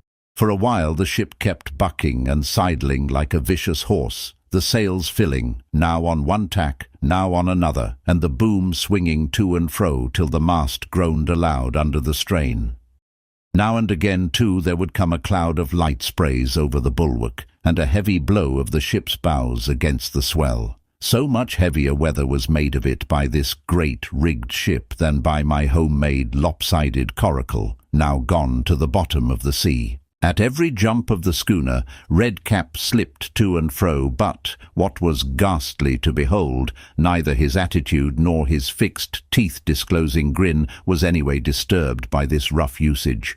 At every jump, too, Hans appeared still more to sink into himself and settle down upon the deck, his feet sliding ever the farther out, and the whole body canting towards the stern, so that his face became, little by little, hid from me. And at last I could see nothing beyond his ear and the frayed ringlet of one whisker. At the same time I observed around both of them splashes of dark blood upon the planks, and began to feel sure that they had killed each other in their drunken wrath. While I was thus looking and wondering in a calm moment, when the ship was still, Israel Hands turned partly round, and with a low moan writhed himself back to the position in which I had seen him first. The moan, which told of pain and deadly weakness, and the way in which his jaw hung open, went right to my heart. But when I remembered the talk I had overheard from the apple barrel, all pity left me. I walked aft until I reached the mainmast. "Come aboard, Mr. Hands," I said ironically. He rolled his eyes round heavily, but he was too far gone to express surprise. All he could do was to utter one word: brandy. It occurred to me there was no time to lose, and dodging the boom as it once more lurched across the deck, I slipped aft and down the companion stairs into the cabin. It was such a scene of confusion as you can hardly fancy. All the lockfast places had been broken open in quest of the chart. The floor was thick with mud, where ruffians had sat down to drink or consult after wading in the marshes round their camp. The bulkheads, all painted in clear white and beaded round with gilt, bore a pattern of dirty hands. Dozens of empty bottles clinked together in corners to the rolling of the ship. One of the doctor's medical books lay open on the table, half of the leaves gutted out, I suppose, for pipe lights. In the midst of all this, the lamp still cast a smoky glow, obscure and brown as umber. I went into the cellar. All the barrels were gone, and of the bottles a most surprising number had been drunk out and thrown away. Certainly, since the mutiny began, not a man of them could ever have been sober. Foraging about, I found a bottle with some brandy left, for Hans, and for myself I routed out some biscuit, some pickled fruits, a great bunch of raisins, and a piece of cheese. With these I came on deck, put down my own stock behind the rudder head, and well out of the coxswain's reach, went forward to the water-breaker, and had a good deep drink of water, and then, and not till then, gave Hans the brandy. He must have drunk a gill before he took the bottle from his mouth. "Aye," said he, "by thunder, but I wanted some of that." I had sat down already in my own corner and begun to eat. "Much hurt?" I asked him. He grunted, or rather I might say he barked. "If that doctor was aboard," he said, "I'd be right enough in a couple of turns, but I don't have no manner of luck, you see, and that's what's the matter with me. As for that swab, he's good and dead, he is," he added, indicating the man with the red cap. "He warn't no seaman anyhow. And where mought you have come from?" "Well," said I, "I've come aboard to take possession of this ship, Mr. Hands, and you'll please regard me as your captain until further notice." He looked at me sourly enough, but said nothing. Some of the colour had come back into his cheeks, though he still looked very sick, and still continued to slip out and settle down as the ship banged about. "By the by," I continued, "I can't have these colours, Mr. Hands, and by your leave I'll strike 'em. Better none than these." And again dodging the boom, I ran to the colour lines, handed down their cursed black flag, and chucked it overboard. "God save the King," said I, waving my cap, "and there's an end to Captain Silver." He watched me keenly and slyly, his chin all the while on his breast. "I reckon," he said at last, "I reckon, Captain Hawkins, you'll kind of want to get ashore now. S'pose we talks?" "Why, yes," says I, "with all my heart, Mr. Hands. Say on." And I went back to my meal with a good appetite. "This man," he began, nodding feebly at the corpse, "O'Brien were his name, a rank islander. This man and me got the canvas on her, meaning for to sail her back. Well, he's dead now, he is, as dead as bilge, and who's to sail this ship I don't see. Without I gives you a hint, you ain't that man as far as I can tell. Now, look here, you gives me food and drink and a old scarf or anketcher to tie my wound up, you do, and I'll tell you how to sail her, and that's about square all round, I take it."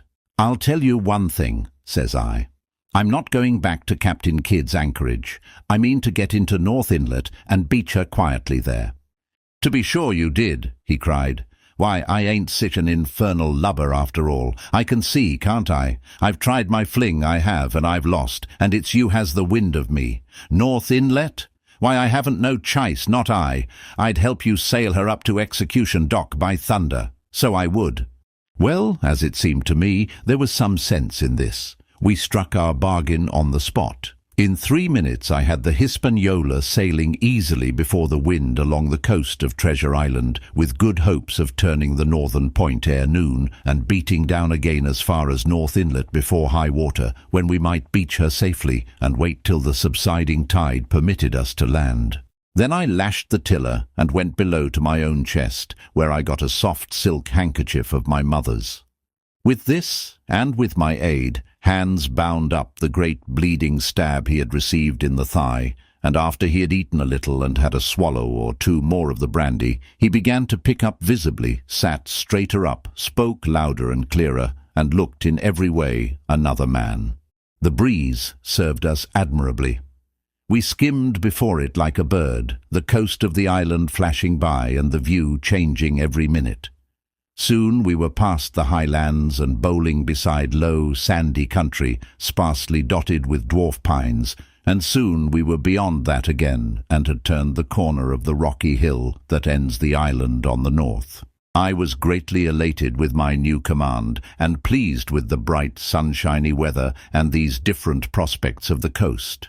I had now plenty of water and good things to eat, and my conscience, which had smitten me hard for my desertion, was quieted by the great conquest I had made. I should, I think, have had nothing left me to desire but for the eyes of the coxswain as they followed me derisively about the deck, and the odd smile that appeared continually on his face. It was a smile that had in it something both of pain and weakness, a haggard old man's smile, but there was, besides that, a grain of derision, a shadow of treachery in his expression as he craftily watched and watched and watched me at my work.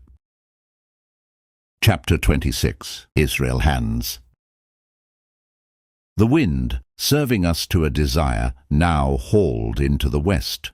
We could run so much the easier from the northeast corner of the island to the mouth of the North Inlet. Only, as we had no power to anchor and dared not beach her till the tide had flowed a good deal farther, time hung on our hands. The coxswain told me how to lay the ship to. After a good many trials, I succeeded, and we both sat in silence over another meal. "Cap'n," said he at length with that same uncomfortable smile, "here's my old shipmate O'Brien. S'pose you was to heave him overboard. I ain't particular as a rule, and I don't take no blame for settling his hash, but I don't reckon him ornamental now, do you? I'm not strong enough, and I don't like the job, and there he lies, for me, said I. This here's an unlucky ship, this Hispaniola, Jim, he went on, blinking. There's a power of men been killed in this Hispaniola, a sight of poor seamen dead and gone since you and me took ship to Bristol. I never seen sick dirty luck, not I. There was this here O'Brien now, he's dead, ain't he? Well now, I'm no scholar, and you're a lad as can read and figure, and to put it straight, do you take it as a dead man is dead for good, or do he come alive again? You can kill the body, Mr. Hands, but not the spirit. You must know that already, I replied. O'Brien there is in another world, and may be watching us. Ah, says he, well, that's unfortunate. Appears as if killing parties was a waste of time. Howsomever, sperits don't reckon for much, by what I've seen. I'll chance it with the sperits, Jim. And now you've spoke up free, and I'll take it kind if you'd step down into that there cabin and get me shiver my timbers. I can't hit the name on it. Well, you get me a bottle of wine, Jim. This here brandy's too strong for my head. Now, the coxswain's hesitation seemed to be unnatural, and as for the notion of his preferring wine to brandy, I entirely disbelieved it. The whole story was a pretext. He wanted me to leave the deck, so much was plain, but with what purpose I could in no way imagine.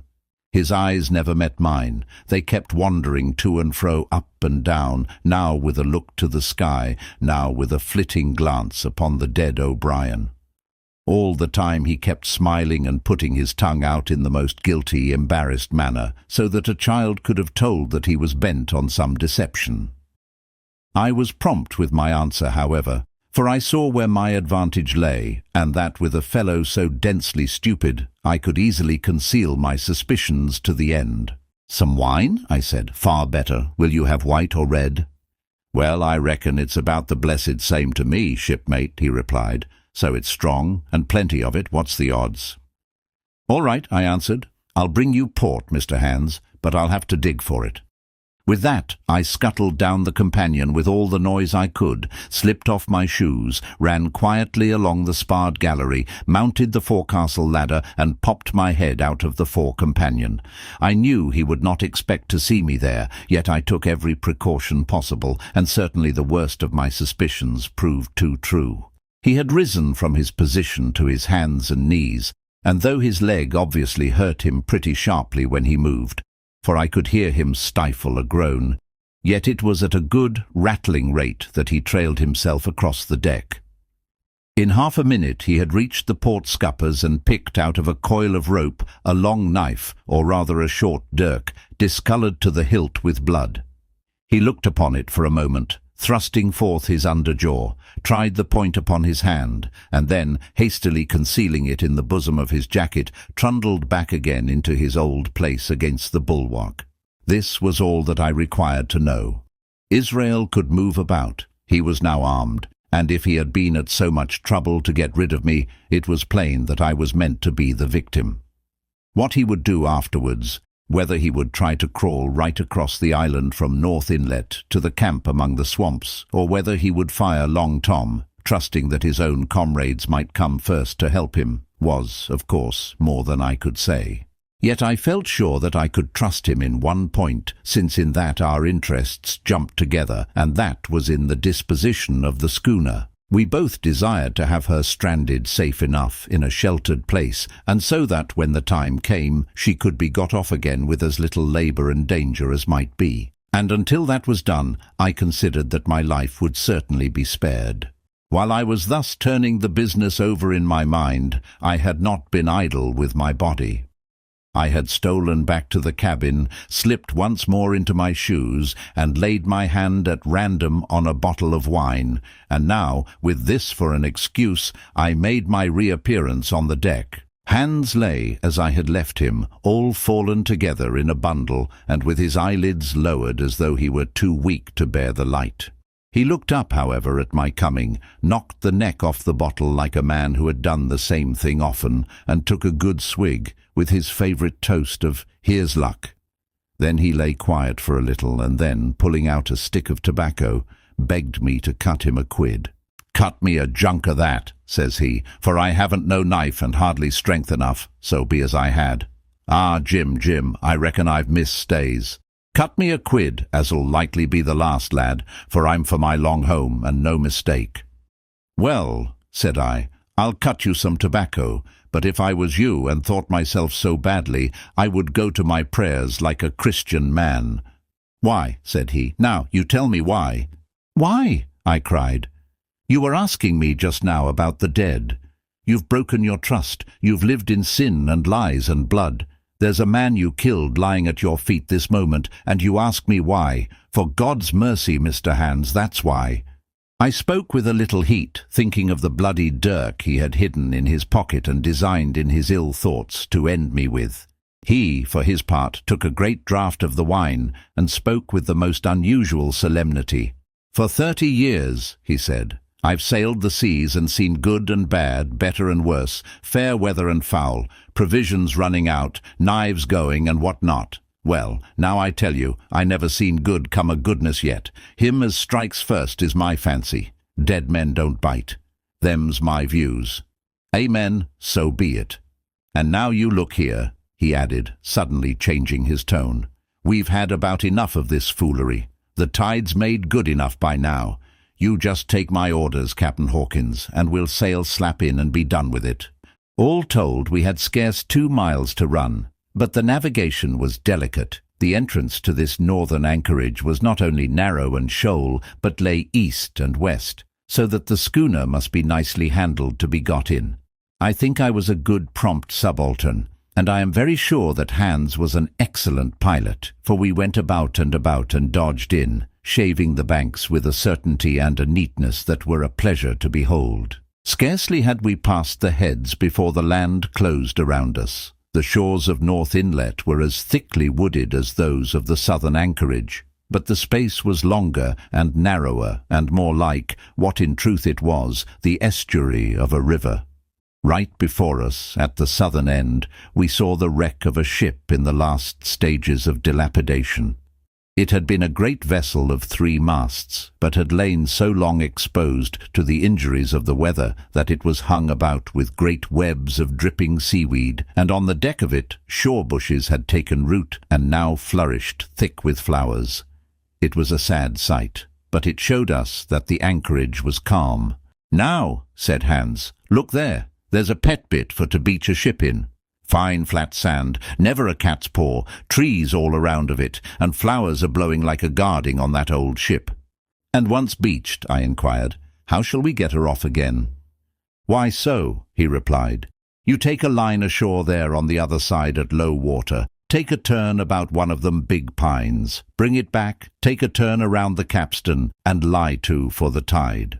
Come high water, all hands take a pull upon the line, and off she comes as sweet as nature. And now, boy, you stand by. We're near the bit now, and she's too much way on her. Starboard a little, so steady starboard. Larboard a little, steady, steady."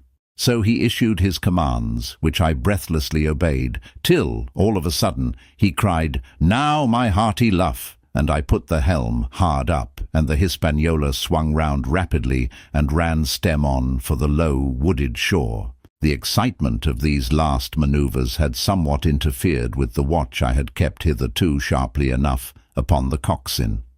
Even then I was still so much interested, waiting for the ship to touch, that I had quite forgot the peril that hung over my head, and stood craning over the starboard bulwarks and watching the ripples spreading wide before the bows.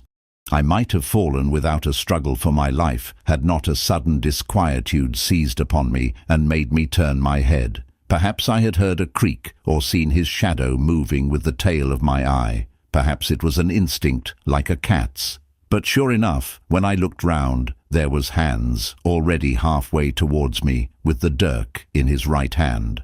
We must both have cried out aloud when our eyes met, but while mine was the shrill cry of terror, his was a roar of fury like a charging bully's. At the same instant he threw himself forward, and I leapt sideways towards the bows.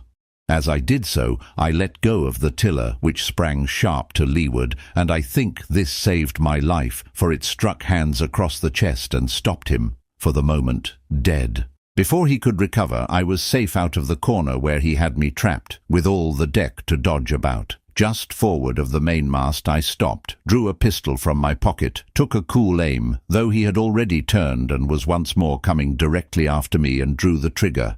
The hammer fell, but there followed neither flash nor sound. The priming was useless with seawater. I cursed myself for my neglect. Why had not I long before reprimed and reloaded my only weapons? Then I should not have been as now, a mere fleeing sheep before this butcher. Wounded as he was, it was wonderful how fast he could move, his grizzled hair tumbling over his face, and his face itself as red as a red ensign with his haste and fury. I had no time to try my other pistol, nor indeed much inclination, for I was sure it would be useless. One thing I saw plainly. I must not simply retreat before him, or he would speedily hold me boxed into the bows, as a moment since he had so nearly boxed me in the stern. Once so caught, and 9 or 10 inches of the blood-stained dirk would be my last experience on this side of eternity. I placed my palms against the main mast, which was of a goodish bigness, and waited, every nerve upon the stretch. Seeing that I meant to dodge, he also paused, and a moment or two passed in feints on his part and corresponding movements upon mine. It was such a game as I had often played at home about the rocks of Black Hill Cove, but never before, you may be sure, with such a wildly beating heart as now. Still, as I say, it was a boy's game, and I thought I could hold my own at it against an elderly seaman with a wounded thigh. Indeed, my courage had begun to rise so high that I allowed myself a few darting thoughts on what would be the end of the affair. And while I saw certainly that I could spin it out for long, I saw no hope of any ultimate escape. Well, while things stood thus, suddenly the Hispaniola struck, staggered, ground for an instant in the sand, and then, swift as a blow, canted over to the port side till the deck stood at an angle of 45 degrees, and about a puncheon of water splashed into the scupper holes and lay, in a pool, between the deck and bulwark. We were both of us capsized in a second, and both of us rolled, almost together, into the scuppers, the dead red cap, with his arms still spread out, tumbling stiffly after us. So near were we, indeed, that my head came against the coxswain's foot, with a crack that made my teeth rattle. Blow and all, I was the first afoot again, for hands had got involved with the dead body.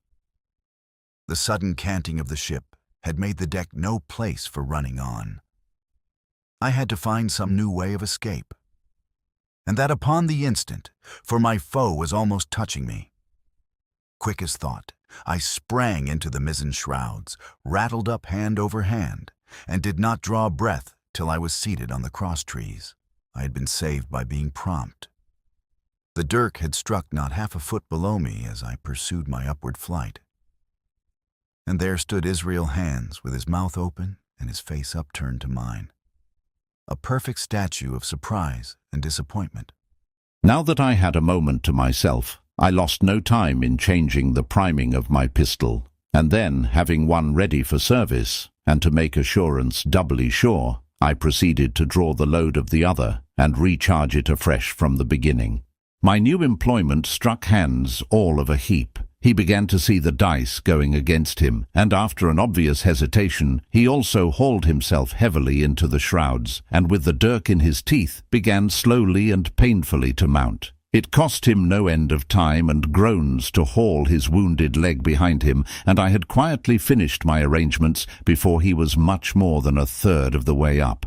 Then, with a pistol in either hand, I addressed him. "One more step, Mr. Hands," said I, "and I'll blow your brains out. Dead men don't bite, you know," I added with a chuckle. He stopped instantly. I could see by the working of his face that he was trying to think, and the process was so slow and laborious that, in my newfound security, I laughed aloud. At last, with a swallow or two, he spoke, his face still wearing the same expression of extreme perplexity. In order to speak, he had to take the dagger from his mouth, but in all else he remained unmoved. "Jim," says he, "I reckon we're fouled, you and me, and we'll have to sign articles. I'd have had you but for that there lurch, but I don't have no luck, not I. And I reckon I'll have to strike, which comes hard, you see, for a master mariner to a ship's younker like you, Jim."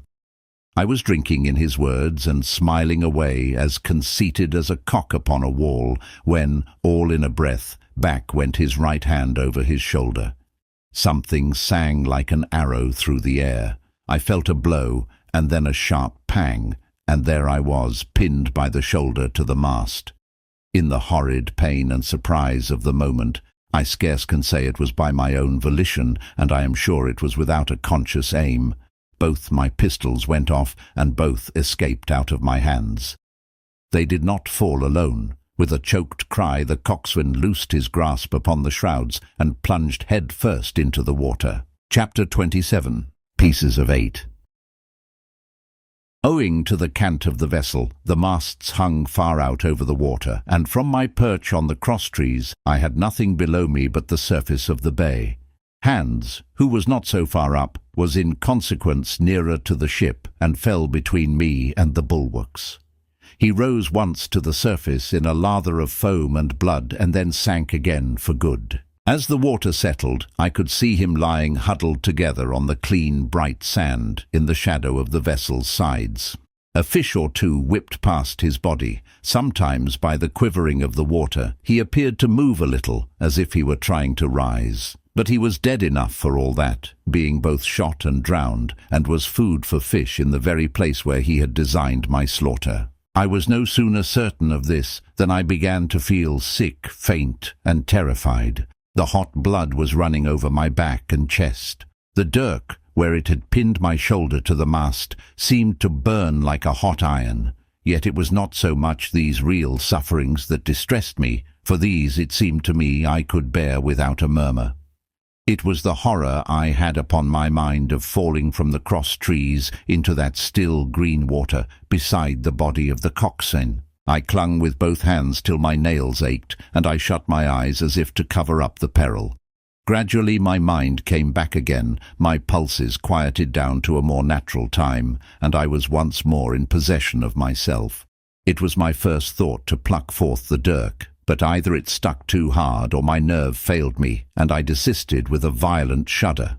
Oddly enough, that very shudder did the business. The knife, in fact, had come the nearest in the world to missing me altogether. It held me by a mere pinch of skin, and this the shudder tore away. The blood ran down the faster, to be sure, but I was my own master again, and only tacked to the mast by my coat and shirt. These last I broke through with a sudden jerk, and then regained the deck by the starboard shrouds. For nothing in the world would I have again ventured, shaken as I was, upon the overhanging port shrouds from which Israel had so lately fallen. I went below, and did what I could for my wound. It pained me a good deal, and still bled freely, but it was neither deep nor dangerous, nor did it greatly gall me when I used my arm. Then I looked around me, and as the ship was now in a sense my own, I began to think of clearing it from its last passenger, the dead man, O'Brien. He had pitched, as I have said, against the bulwarks, where he lay like some horrible, ungainly sort of puppet, life-size indeed, but how different from life's colour or life's comeliness. In that position I could easily have my way with him, and as the habit of tragical adventures had worn off almost all my terror for the dead, I took him by the waist as if he had been a sack of bran, and with one good heave tumbled him overboard.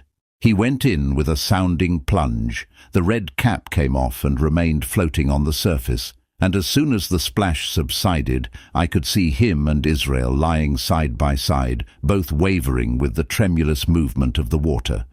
O'Brien, though still quite a young man, was very bald. There he lay, with that bald head across the knees of the man who had killed him, and the quick fishes steering to and fro over both. I was now alone upon the ship. The tide had just turned. The sun was within so few degrees of setting that already the shadow of the pines upon the western shore began to reach right across the anchorage and fall in patterns on the deck. The evening breeze had sprung up, and though it was well warded off by the hill with the two peaks upon the east, the cordage had begun to sing a little softly to itself, and the idle sails to rattle to and fro. I began to see a danger to the ship. The jibs I speedily doused and brought tumbling to the deck, but the mainsail was a harder matter. Of course, when the schooner canted over, the boom had swung outboard, and the captivate and a foot or two of sail hung even under water. I thought this made it still more dangerous, yet the strain was so heavy that I half feared to meddle. At last I got my knife and cut the halyards. The peak dropped instantly. A great belly of loose canvas floated broad upon the water, and since, pull as I liked, I could not budge the downhaul, that was the extent of what I could accomplish. For the rest, the Hispaniola must trust to luck, like myself. By this time the whole anchorage had fallen into shadow, the last rays, I remember, falling through a glade of the wood and shining bright as jewels on the flowery mantle of the wreck. It began to be chill, the tide was rapidly fleeting seaward, the schooner settling more and more on her beam ends. I scrambled forward and looked over. It seemed shallow enough, and holding the cut hawser in both hands for a last security, I let myself drop softly overboard. The water scarcely reached my waist. The sand was firm and covered with ripple marks, and I waded ashore in great spirits, leaving the Hispaniola on her side, with her mainsail trailing wide upon the surface of the bay. About the same time, the sun went fairly down, and the breeze whistled low in the dusk among the tossing pines. At least, and at last, I was off the sea, nor had I returned thence empty-handed. There lay the schooner, clear at last from buccaneers, and ready for our own men to board and get to sea again. I had nothing nearer my fancy than to get home to the Stockade and boast of my achievements.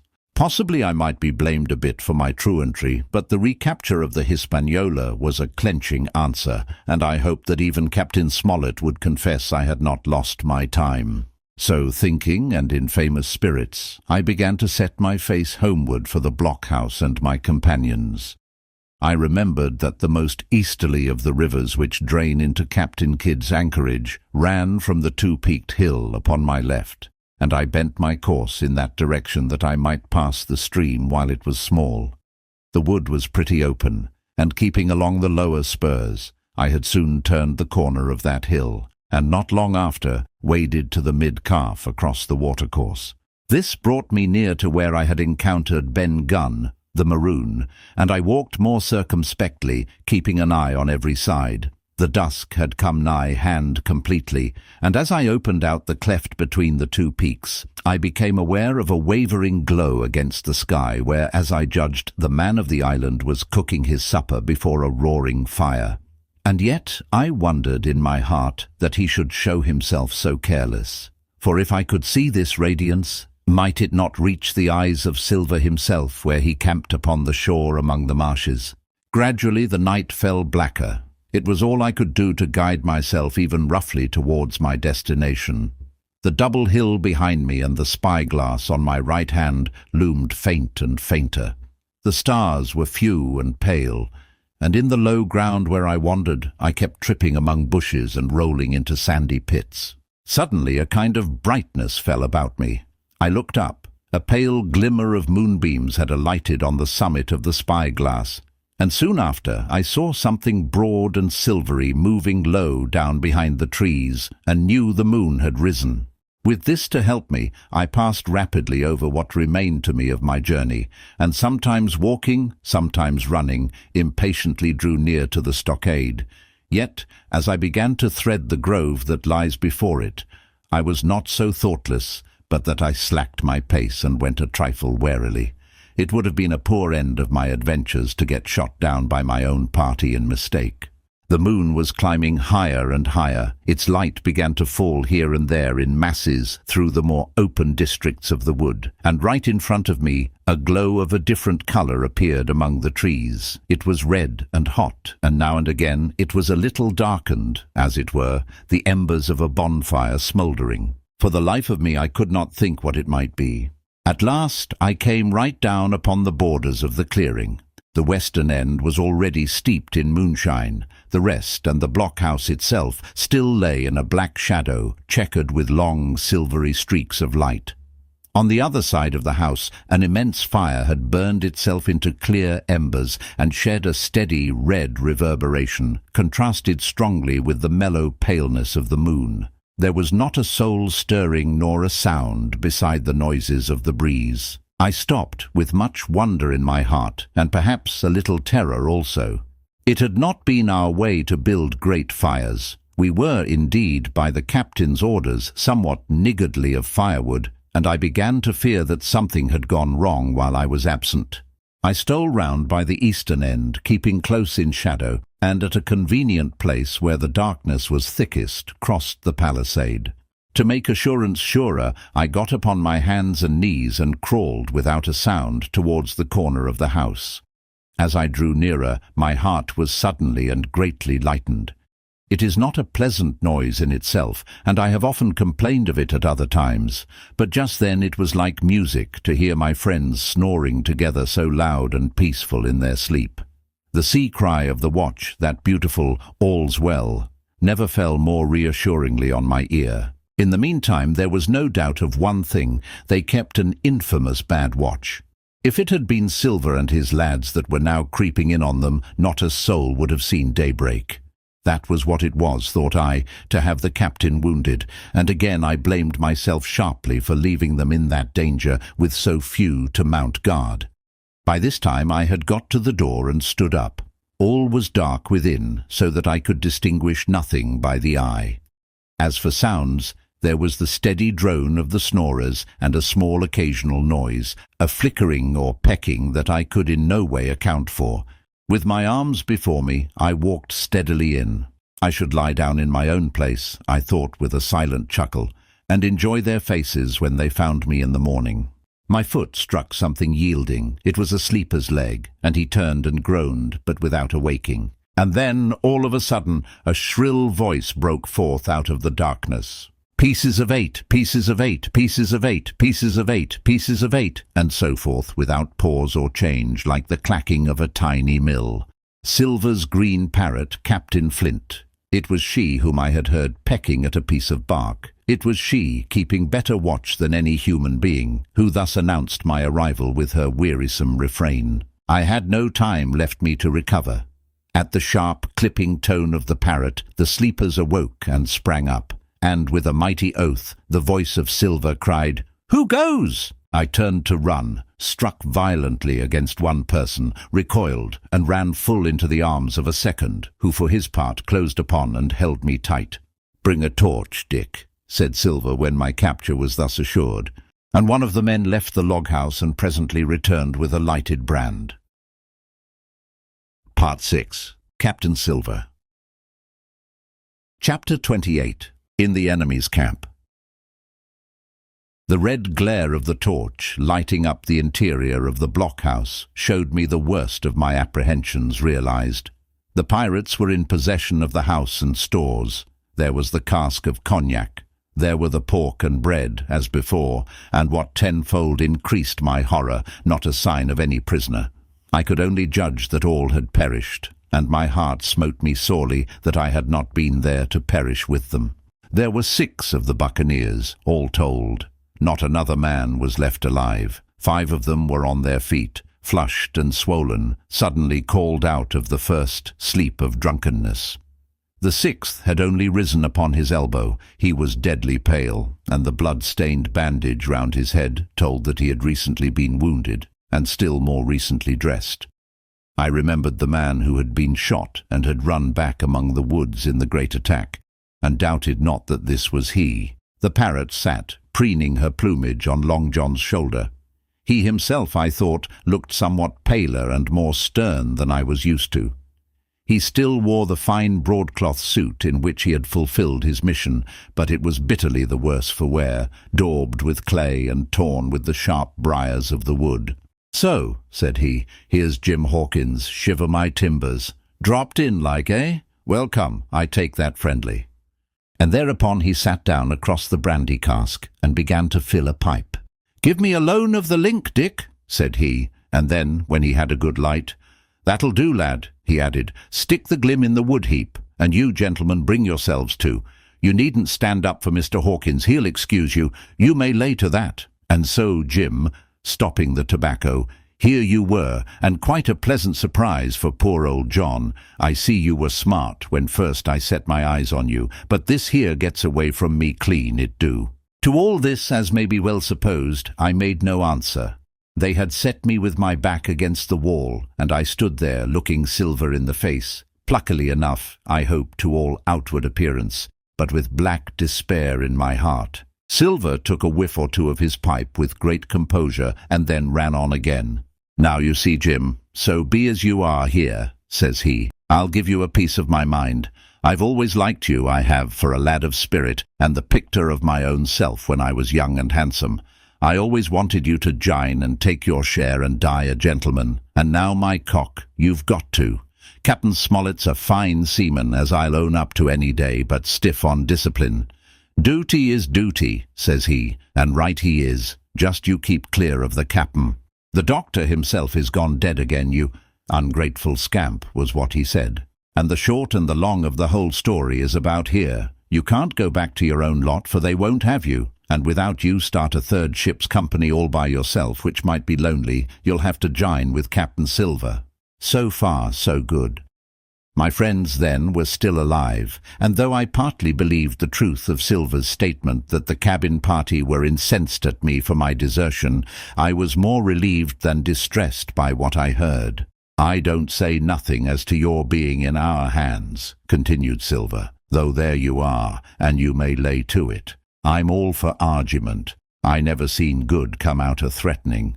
If you like the service, well, you'll jine. And if you don't, Jim, why, you're free to answer no, free and welcome, shipmate, and if fairer can be said by mortal seaman, shiver my sides." "Am I to answer, then?" I asked with a very tremulous voice. Through all this sneering talk, I was made to feel the threat of death that overhung me, and my cheeks burned and my heart beat painfully in my breast. "Lad," said Silver, "no one's a-pressing of you. Take your bearings. None of us won't hurry you, mate. Time goes so pleasant in your company, you see." "Well," says I, growing a bit bolder, "if I'm to choose, I declare I have a right to know what's what, and why you're here, and where my friends are." "What's what?" repeated one of the buccaneers in a deep growl. "Ah, he'd be a lucky one as knowed that." "You'll perhaps batten down your hatches till you're spoke to, my friend," cried Silver truculently to this speaker. And then, in his first gracious tones, he replied to me. "Yesterday morning, Mr. Hawkins," said he, "in the dog-watch, down came Dr. Livesey with a flag of truce. Says he, 'Captain Silver, you're sold out. Ship's gone.' Well, maybe we'd been taking a glass and a song to help it round. I won't say no. Leastways, none of us had looked out. We looked out, and by thunder the old ship was gone. I never seen a pack of fools look fishier, and you may lay to that if I tells you that looked the fishiest. 'Well,' says the doctor, 'let's bargain.' We bargained, him and I, and here we are. Stores, brandy, blockhouse, the firewood you was thoughtful enough to cut, and in a manner of speaking, the whole blessed boat, from Crosstrees to Kelson. As for them, they've tramped. I don't know wheres they are." He drew again quietly at his pipe. "And lest you should take it into that head of yours," he went on, "that you was included in the treaty, here's the last word that was said. 'How many are you,' says I, 'to leave?' 4, says he.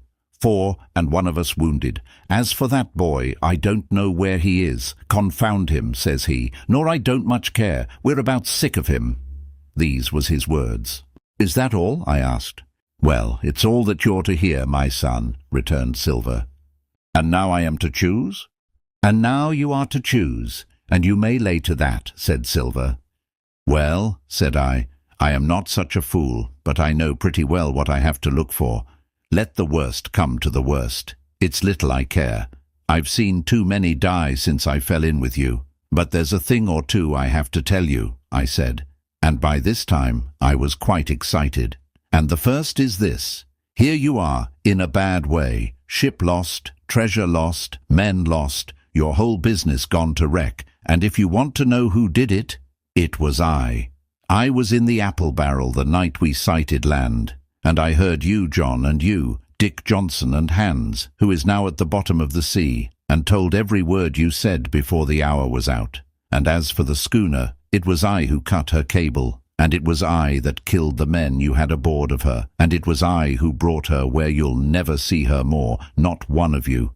The laugh's on my side. I've had the top of this business from the first. I no more fear you than I fear a fly. Kill me, if you please, or spare me, but one thing I'll say, and no more. If you spare me, bygones are bygones, and when you fellows are in court for piracy, I'll save you all I can. It is for you to choose. Kill another and do yourselves no good, or spare me and keep a witness to save you from the gallows." I stopped, for I tell you, I was out of breath, and to my wonder, not a man of them moved, but all sat staring at me like as many sheep. And while they were still staring, I broke out again.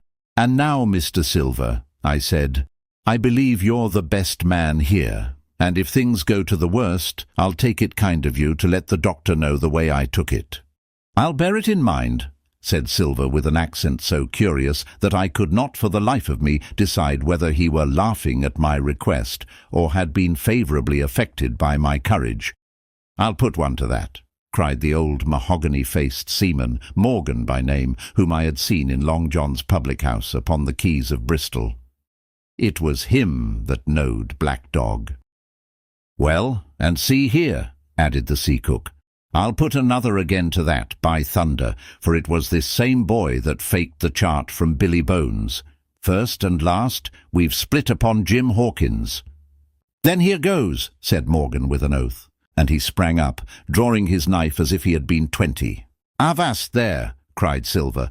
"Who are you, Tom Morgan? Maybe you thought you was captain here, perhaps. By the powers, but I'll teach you better. Cross me, and you'll go where many a good man's gone before you, first and last, these 30 year back, some to the yardarm, shiver my timbers, and some by the board, and all to feed the fishes. There's never a man looked me between the eyes and seen a good day towards Tom Morgan, you may lay to that." Morgan paused, but a hoarse murmur rose from the others. "Tom's right," said one. "I stood hazing long enough from one," added another. "I'll be hanged if I'll be hazed by you, John Silver." "Did any of you gentlemen want to have it out with me?" roared Silver, bending far forward from his position on the keg, with his pipe still glowing in his right hand. "Put a name on what you're at. You ain't dumb, I reckon. Him that wants shall get it. Have I lived this many years, and a son of a rum puncheon cock his hat athwart my whores at the latter end of it? You know the way. You're all gentlemen of fortune by your account. Well, I'm ready. Take a cutlass, him that dares, and I'll see the colour of his inside, crutch and all, before that pipe's empty." Not a man stirred, not a man answered. "That's your sort, is it?" he added, returning his pipe to his mouth. "Well, you're a gay lot to look at anyway. Not much worth to fight, you ain't. Perhaps you can understand King George's English. I'm captain here by 'lection. I'm captain here because I'm the best man by a long sea mile. You won't fight as gentlemen of fortune should. Then by thunder you'll obey, and you may lay to it. I like that boy now. I never seen a better boy than that.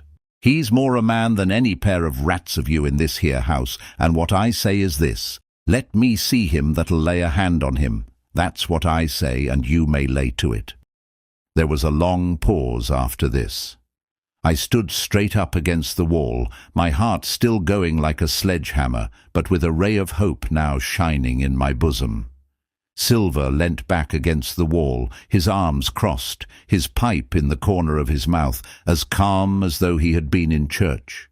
Yet his eye kept wandering furtively, and he kept the tail of it on his unruly followers.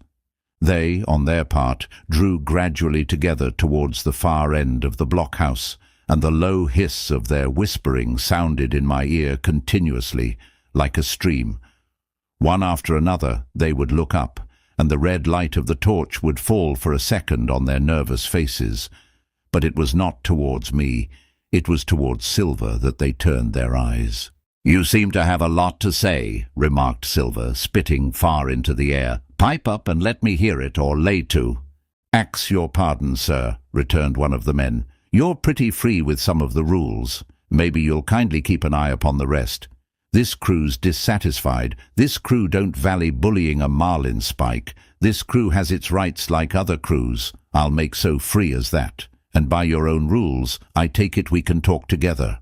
I ask your pardon, sir, acknowledging you for to be captain at this present, but I claim my right, and steps outside for a council. And with an elaborate sea salute, this fellow, a long, ill-looking, yellow-eyed man of 35, stepped coolly towards the door and disappeared out of the house.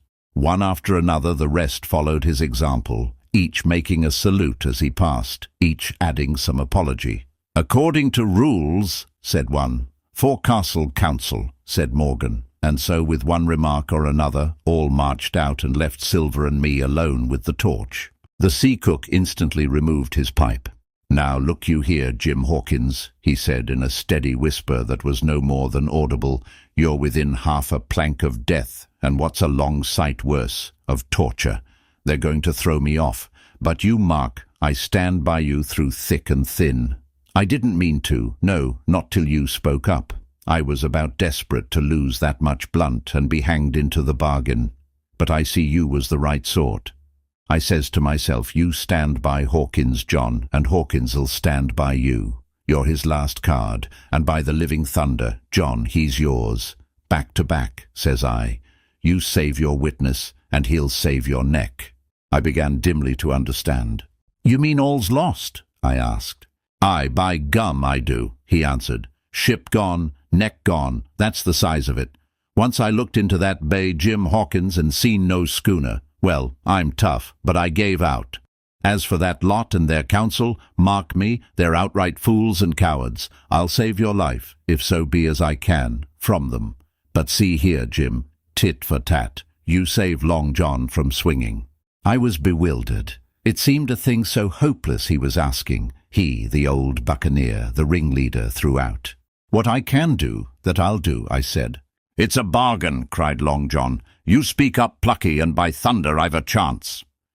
He hobbled to the torch where it stood propped among the firewood and took a fresh light to his pipe. "Understand me, Jim," he said, returning. "I've a head on my shoulders, I have. I'm on Squire's side now. I know you've got that ship safe somewheres. How you done it, I don't know, but safe it is. I guess Hans and O'Brien turned soft. I never much believed in neither of them. Now you mark me. I ask no questions, nor I won't let others. I know when a game's up, I do, and I know a lad that's staunch. Ah, you that's young, you and me might have done a power of good together." He drew some cognac from the cask into a tin cannikin. "Will you taste, messmate?" he asked. And when I had refused, "Well, I'll take a drain myself, Jim," said he. "I need a caulker, for there's trouble on hand. And talking of trouble, why did that doctor give me the chart, Jim?" My face expressed a wonder so unaffected that he saw the needlessness of further questions. "Ah, well, he did, though," said he. "And there's something under that, no doubt. Something surely under that, Jim, bad or good." And he took another swallow of the brandy, shaking his great fair head like a man who looks forward to the worst. Chapter 29. The Black Spot Again. The council of buccaneers had lasted some time when one of them re-entered the house, and with a repetition of the same salute, which had in my eyes an ironical air, begged for a moment's loan of the torch. Silver briefly agreed, and this emissary retired again, leaving us together in the dark. "There's a breeze coming, Jim," said Silver, who had by this time adopted quite a friendly and familiar tone. I turned to the loophole nearest me and looked out. The embers of the great fire had so far burned themselves out, and now glowed so low and duskily, that I understood why these conspirators desired a torch. About halfway down the slope to the stockade, they were collected in a group. One held the light, another was on his knees in their midst, and I saw the blade of an open knife shine in his hand, with varying colours in the moon and torchlight. The rest were all somewhat stooping, as though watching the manoeuvres of this last. I could just make out that he had a book as well as a knife in his hand, and was still wondering how anything so incongruous had come in their possession, when the kneeling figure rose once more to his feet, and the whole party began to move together towards the house. "Here they come," said I, and I returned to my former position, for it seemed beneath my dignity that they should find me watching them. "Well, let 'em come, lad, let 'em come," said Silver cheerily. "I've still a shot in my locker." The door opened, and the 5 men, standing huddled together just inside, pushed one of their number forward. In any other circumstances it would have been comical to see his slow advance, hesitating as he set down each foot, but holding his closed right hand in front of him. "Step up, lad," cried Silver. "I won't eat you. Hand it over, lubber. I know the rules, I do. I won't hurt a deputation." Thus encouraged, the buccaneer stepped forth more briskly, and having passed something to Silver from hand to hand, slipped yet more smartly back again to his companions. The sea cook looked at what had been given him.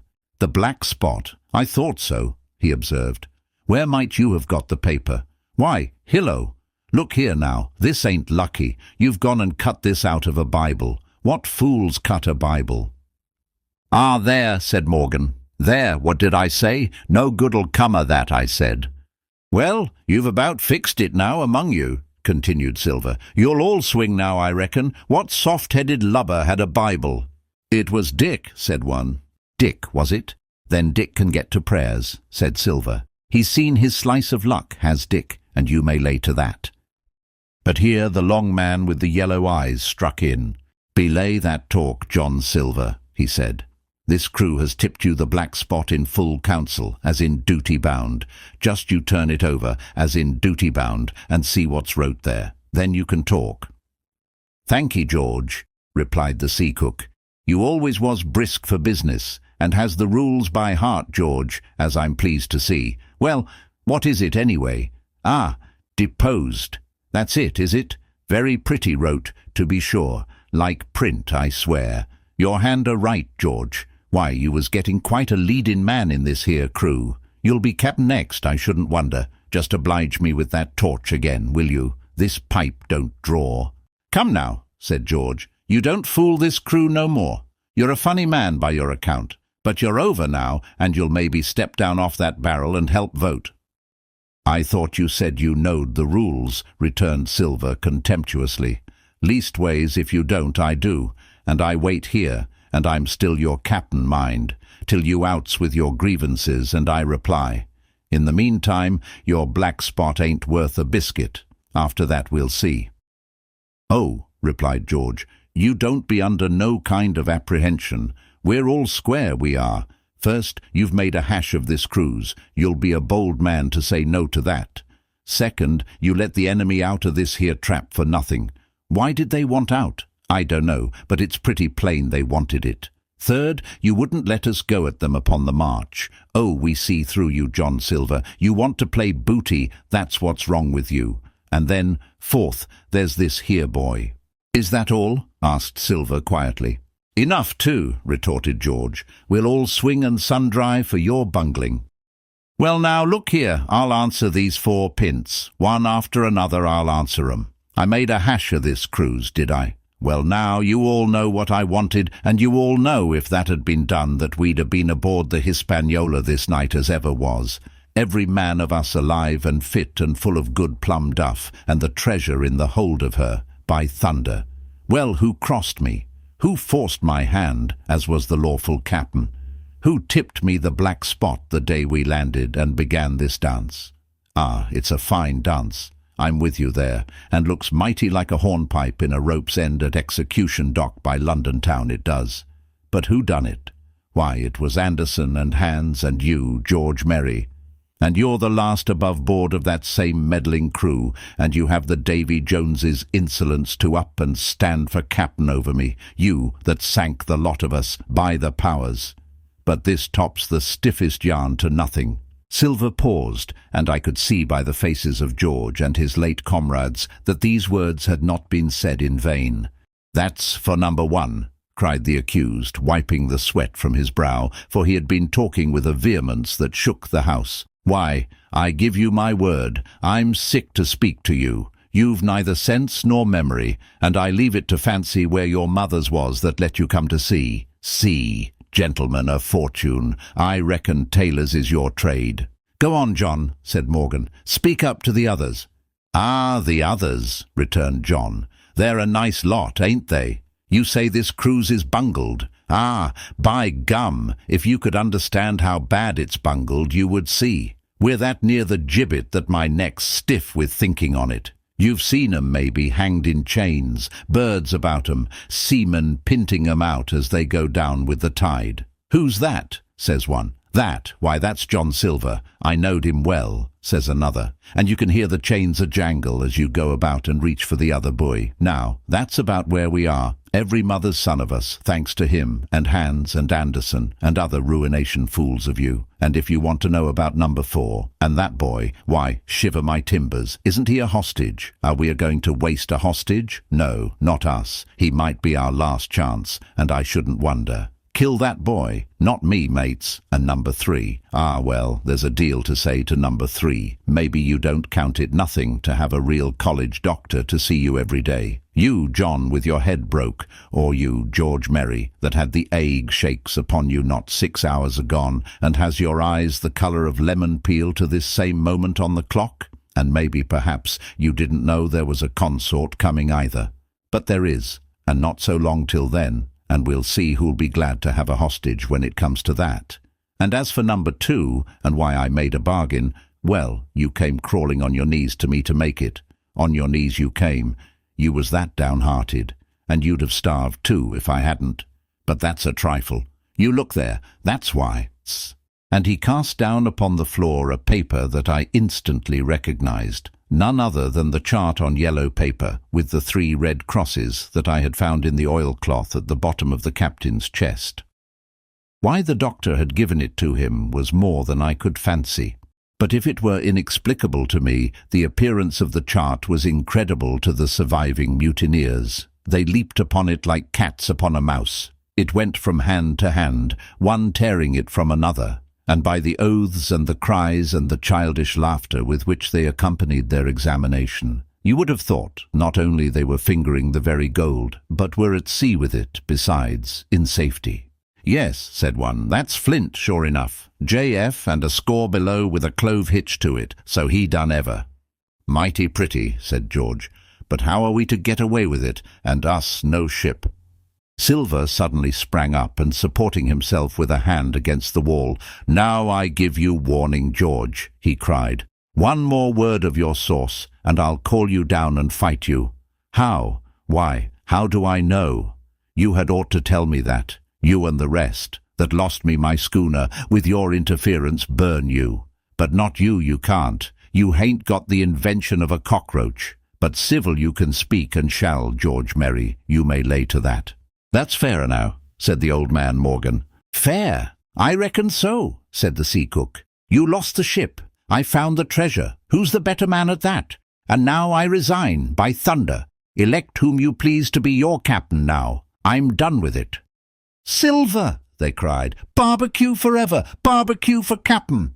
"So that's the tune, is it?" cried the cook. "George, I reckon you'll have to wait another turn, friend. And lucky for you, as I'm not a revengeful man, but that was never my way. And now, shipmates, this black spot, 'tain't much good now, is it? Dick's crossed his luck and spoiled his Bible, and that's about all." "It'll do to kiss the book on still, won't it?" growled Dick, who was evidently uneasy at the curse he had brought upon himself. "A Bible with a bit cut out," returned Silver derisively. "Not it. It don't bind no more'n a ballad book." "Don't it, though?" cried Dick with a sort of joy. "Well, I reckon that's worth having too." "Here, Jim, here's a curiosity for you," said Silver, and he tossed me the paper. It was around about the size of a crown piece. One side was blank, for it had been the last leaf. The other contained a verse or two of Revelation, these words among the rest, which struck sharply home upon my mind, "Without a dogs and murderers." The printed side had been blackened with wood ash, which already began to come off and soil my fingers. On the blank side had been written with the same material the one word, "deposed." I have that curiosity beside me at this moment, but not a trace of writing now remains beyond a single scratch, such as a man might make with his thumbnail. That was the end of the night's business. Soon after, with a drink all round, we lay down to sleep. and the outside of Silver's vengeance was to put George Merry up for sentinel and threaten him with death if he should prove unfaithful. It was long ere I could close an eye, and heaven knows I had matter enough for thought in the man whom I had slain that afternoon, in my own most perilous position, and above all in the remarkable game that I saw Silver now engaged upon, keeping the mutineers together with one hand, and grasping with the other after every means, possible and impossible, to make his peace and save his miserable life. He himself slept peacefully and snored aloud, yet my heart was sore for him, wicked as he was, to think on the dark perils that environed and the shameful gibbet that awaited him. Chapter 30. On Parole. I was wakened. Indeed, we were all wakened, for I could see even the sentinel shake himself together from where he had fallen against the doorpost, by a clear, hearty voice hailing us from the margin of the wood. "Blockhouse, ahoy!" it cried. "Here's the doctor." And the doctor it was. Although I was glad to hear the sound, yet my gladness was not without admixture. I remembered with confusion my insubordinate and stealthy conduct, and when I saw where it had brought me, among what companions and surrounded by what dangers, I felt ashamed to look him in the face. He must have risen in the dark, for the day had hardly come, and when I ran to a loophole and looked out, I saw him standing, like Silver once before, up to the mid-leg in creeping vapour. "You, doctor? Top of the morning to you, sir," cried Silver, broad awake and beaming with good nature in a moment. "Bright and early, to be sure, and it's the early bird, as the saying goes, that gets the rations.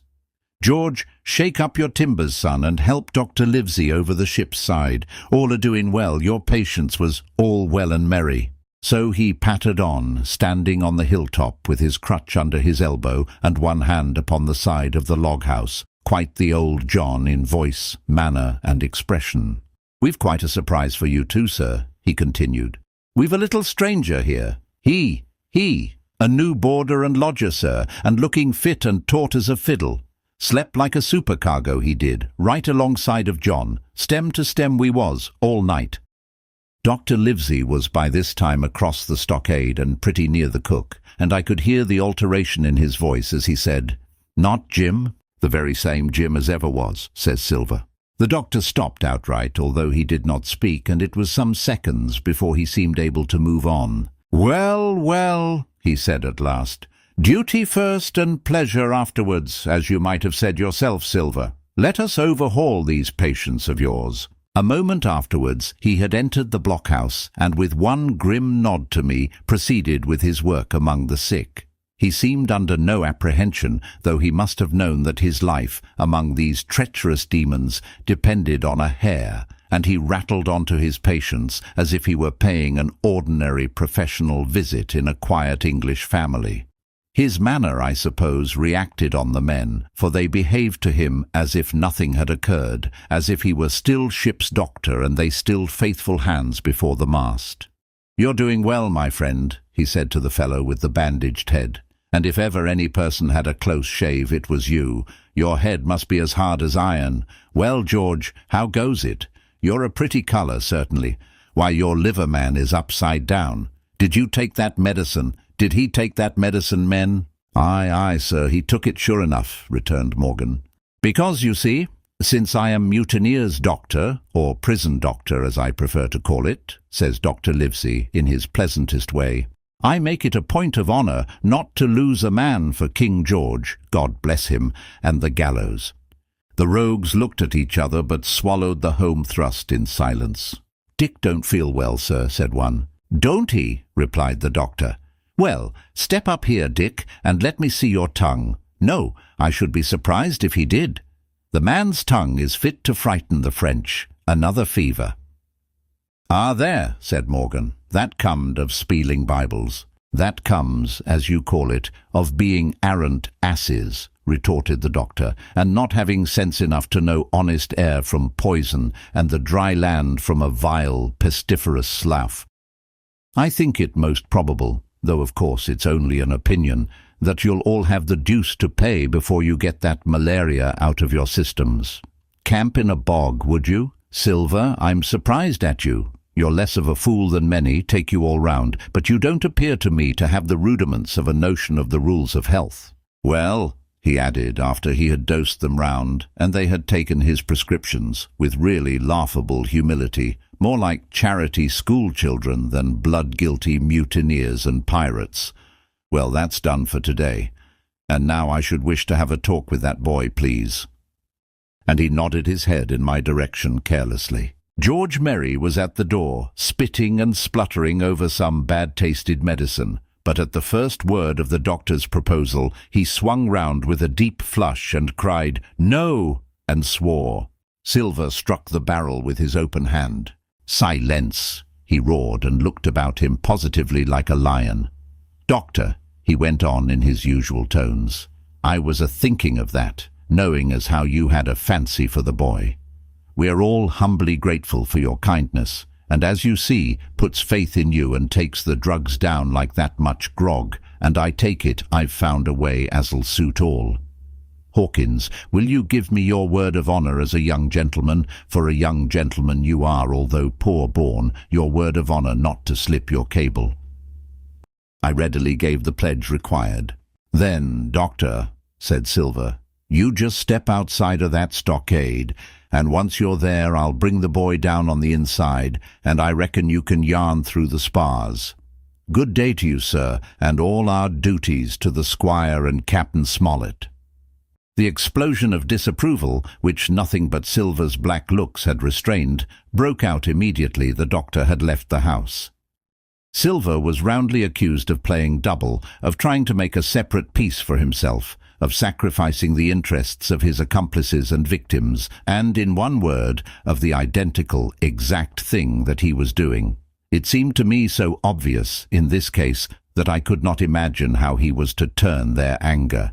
But he was twice the man the rest were, and his last night's victory had given him a huge preponderance on their minds. He called them all the fools and dolts you can imagine, said it was necessary I should talk to the doctor, fluttered the chart in their faces, asked them if they could afford to break the treaty the very day they were bound a treasure hunting. "No, by thunder!" he cried. "It's us must break the treaty when the time comes. Until then I'll gammon that doctor, if I have to ile his boots with brandy." And then he bade them get the fire lit, and stalked out upon his crutch, with his hand on my shoulder, leaving them in a disarray, and silenced by his volubility rather than convinced. "Slow, lad, slow," he said. "They might round upon us in a twinkle of an eye if we was seen to hurry." Very deliberately, then, did we advance across the sand to where the doctor awaited us on the other side of the stockade, and as soon as we were within easy speaking distance, Silver stopped. "You'll make a note of this here also, Doctor," says he, "and the boy'll tell you how I saved his life, and were deposed for it too, and you may lay to that. Doctor, when a man's steering as near the wind as me, playing chuck-farthing with the last breath in his body, like, you wouldn't think it too much, mayhap, to give him one good word. You'll please bear in mind it's not my life only now, it's that boy's into the bargain. And you'll speak me fair, Doctor, and give me a bitter hope to go on for the sake of mercy." Silver was a changed man once he was out there and had his back to his friends and the blockhouse. His cheeks seemed to have fallen in, his voice trembled. Never was a soul more dead in earnest. "Why, John, you're not afraid?" asked Dr. Livesey.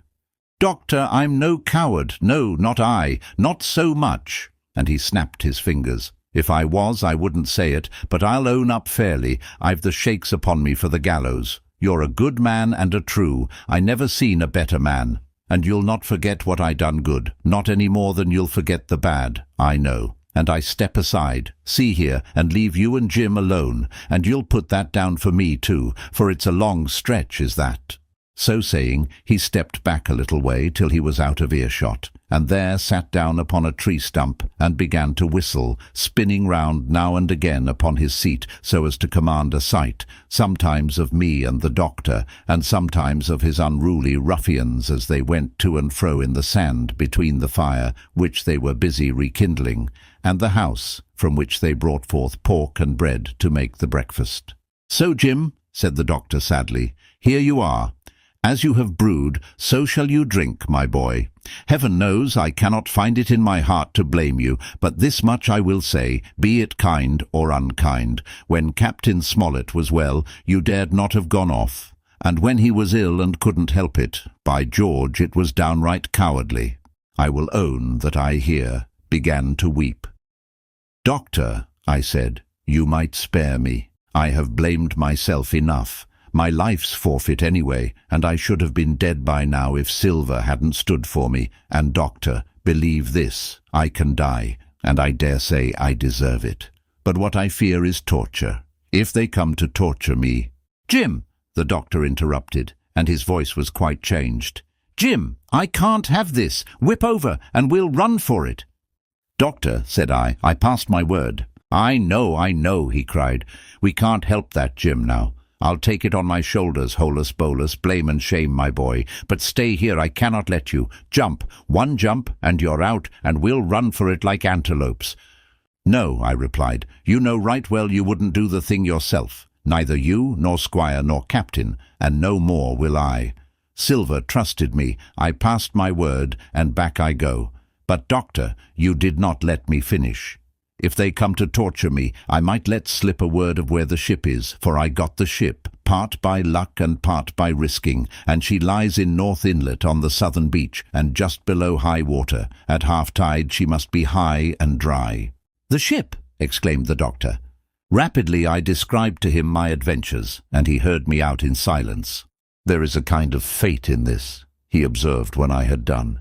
Every step, it's you that saves our lives. And do you suppose by any chance that we are going to let you lose yours? That would be a poor return, my boy. You found out the plot. You found Ben Gunn. The best deed that ever you did or will do, though you live to 90. Oh, by Jupiter, and talking of Ben Gunn, why, this is the mischief in person. Silver, he cried. Silver, I'll give you a piece of advice, he continued as the cook drew near again. Don't you be in any great hurry after that treasure. Why, sir, I do my possible, which that ain't, said Silver. I can only, asking your pardon, save my life and the boys by seeking for that treasure, and you may lay to that. Well, Silver, replied the doctor, if that is so, I'll go one step further. Look out for squalls when you find it. Sir, said Silver, as between man and man, that's too much and too little. What you're after, why you left the blockhouse, why you given me that there chart, I don't know now, do I? And yet I done your bidding with my eyes shut, and never a word of hope. But no, this here's too much. If you won't tell me what you mean plain out, just say so, and I'll leave the helm. No, said the doctor musingly, I've no right to say more. It's not my secret, you see, Silver, or I give you my word, I'd tell it you. But I'll go as far with you as I dare go, and a step beyond, for I'll have my wig sorted by the captain, or I'm mistaken. And first, I'll give you a bit of hope. Silver, if we both get alive out of this wolf trap, I'll do my best to save you, short of perjury. Silver's face was radiant. You couldn't say more, I'm sure, sir. Not if you was my mother, he cried. Well, that's my first concession, added the doctor. My second is a piece of advice. Keep the boy close beside you, and when you need help, halloo. I'm off to seek it for you, and that itself will show you if I speak at random. Goodbye, Jim. And Dr. Livesey shook hands with me through the stockade, nodded to Silver, and set off at a brisk pace into the wood. Chapter 31. The Treasure Hunt, Flint's Pointer. Jim, said Silver when we were alone, if I saved your life, you saved mine, and I'll not forget it. I seen the doctor waving you to run for it, with the tail of my eye I did, and I seen you say no, as plain as hearing. Jim, that's one to you. This is the first glint of hope I had since the attack failed, and I owe it you. And now, Jim, we're to go in for this here treasure hunting, with sealed orders too, and I don't like it. And you and me must stick close, back to back like, and we'll save our necks in spite of fate and fortune. Just then a man hailed us from the fire that breakfast was ready, and we were soon seated here and there about the sand over biscuit and fried junk. They had lit a fire fit to roast an ox, and it was now grown so hot that they could only approach it from the windward, and even there not without precaution. In the same wasteful spirit, they had cooked, I suppose, 3 times more than we could eat, and one of them, with an empty laugh, threw what was left into the fire, which blazed and roared again over this unusual fuel. I never in my life saw men so careless of the morrow. Hand to mouth is the only word that can describe their way of doing, and what with wasted food and sleeping sentries, though they were bold enough for a brush and be done with it, I could see their entire unfitness for anything like a prolonged campaign. Even Silver, eating away with Captain Flint upon his shoulder, had not a word of blame for their recklessness. And this the more surprised me, for I thought he had never shown himself so cunning as he did then. "Aye, mates," said he, "it's lucky you have barbecue to think for you with this here head. I got what I wanted, I did. Sure enough, they have the ship. Where they have it I don't know yet, but once we hit the treasure, we'll have to jump about and find out. And then, mates, us that has the boats, I reckon, has the upper hand."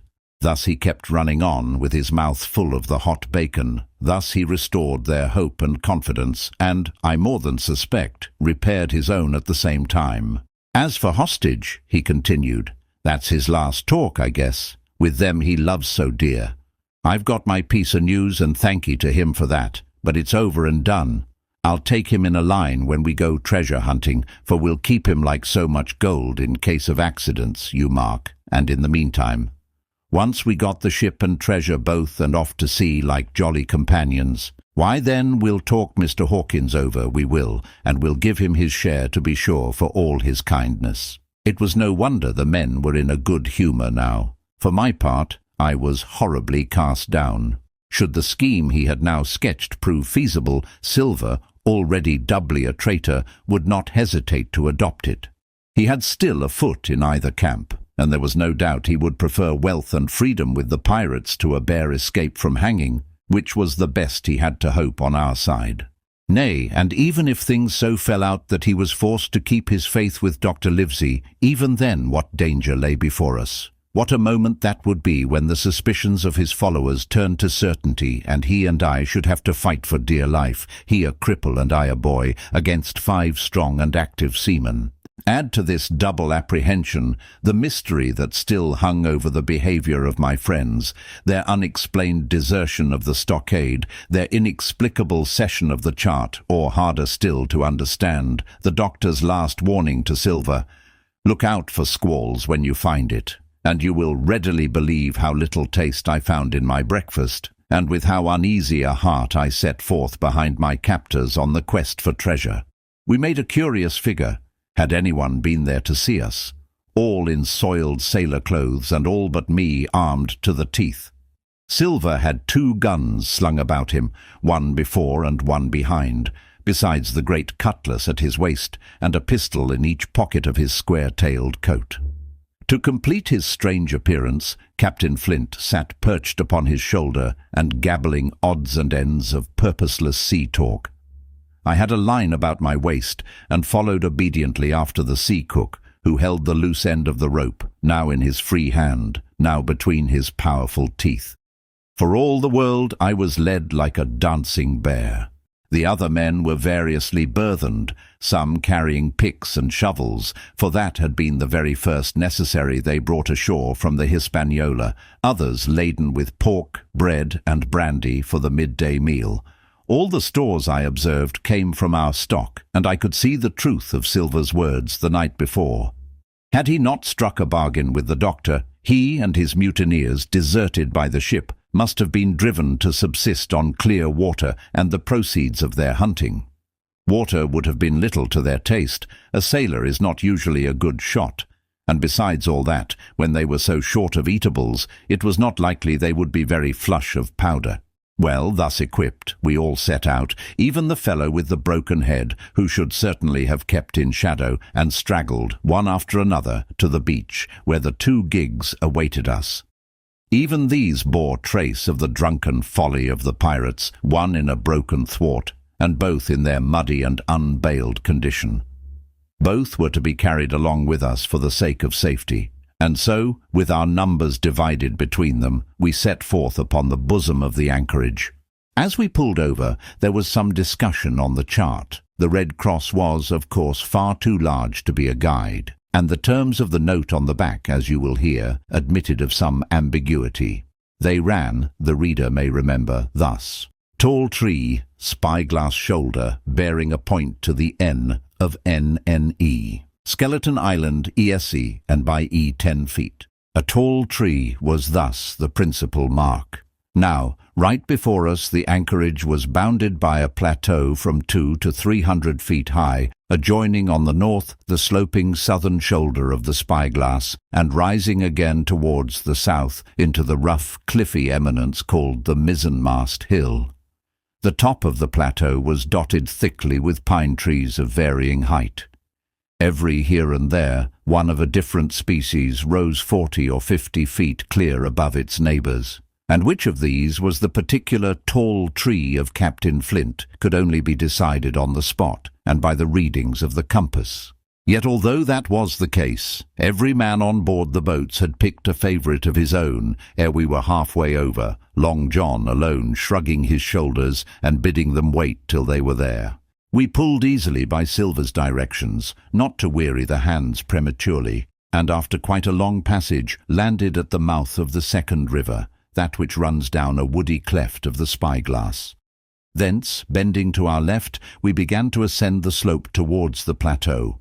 At the first outset, heavy, miry ground and a matted, marish vegetation greatly delayed our progress, but by little and little the hill began to steepen and become stony underfoot, and the wood to change its character and to grow in a more open order. It was indeed a most pleasant portion of the island that we were now approaching.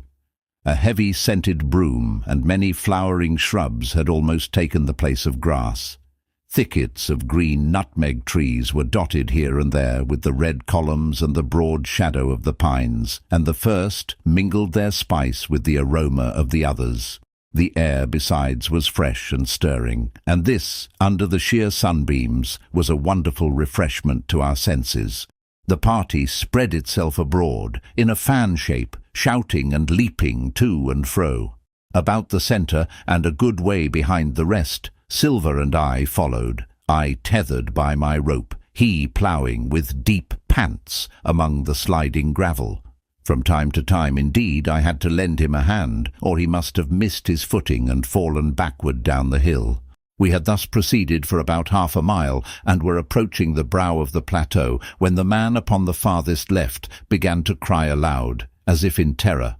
Shout after shout came from him, and the others began to run in his direction. "He can't have found the treasure," said old Morgan, hurrying past us from the right, "for that's clean atop." Indeed, as we found when we also reached the spot, it was something very different. At the foot of a pretty big pine and involved in a green creeper, which had even partly lifted some of the smaller bones, a human skeleton lay, with a few shreds of clothing, on the ground. I believe a chill struck for a moment to every heart. "He was a seaman," said George Merry, who, bolder than the rest, had gone up close and was examining the rags of clothing. "Leastways, this is good sea-cloth." "Aye, aye," said Silver, "like enough. You wouldn't look to find a bishop here, I reckon. But what sort of a way is that for bones to lie? 'Tain't in nature." Indeed, on a second glance it seemed impossible to fancy that the body was in a natural position, but for some disarray, the work perhaps of the birds that had fed upon him, or of the slow-growing creeper that had gradually enveloped his remains, the man lay perfectly straight, his feet pointing in one direction, his hands, raised above his head like a diver's, pointing directly in the opposite. "I've taken a notion into my old numbskull," observed Silver. "Here's the compass. There's the tip-top pin to Skeleton Island, sticking out like a tooth. Just take a bearing, will you, along the line of them bones." It was done. The body pointed straight in the direction of the island, and the compass read duly ESE and by E. "I thought so," cried the cook. "This here is a pinter. Right up there is our line for the Pole Star and the Jolly Dollars. But by thunder, if it don't make me cold inside to think of Flint, this is one of his jokes, and no mistake. Him and these 6 was alone here. He killed 'em, every man. And this one he hauled here and laid down by compass, shiver my timbers. They're long bones, and the hair's been yellow. Aye, that would be Allardyce. You mind Allardyce, Tom Morgan? Aye, aye, returned Morgan. I mind him. He owed me money, he did, and took my knife ashore with him. Speaking of knives, said another, why don't we find his'n lying round? Flint warned the man to pick a seaman's pocket, and the birds, I guess, would leave it be. By the powers, and that's true, cried Silver. There ain't a thing left here, said Mary, still feeling round among the bones. Not a copper do it, nor a baccy box. It don't look natural to me. No, by gum it don't, agreed Silver. Not natural, nor not nice, says you. Great guns, messmates. But if Flint was living, this would be a hot spot for you and me. 6 they were, and 6 are we, and bones is what they are now. I saw him dead with these here deadlights, said Morgan. Billy took me in. There he laid, with penny pieces on his eyes. Dead? Aye, sure enough he's dead and gone below, said the fellow with the bandage. But if ever spirit walked, it would be Flint's. Dear heart, but he died bad, did Flint. Aye, that he did, observed another. Now he raged, and now he hollered for the rum, and now he sang. 15 men were his only song mates, and I tell you true, I never rightly liked to hear it since. It was main hot, and the windy was open, and I hear that old song coming out as clear, and the death hall on the man already.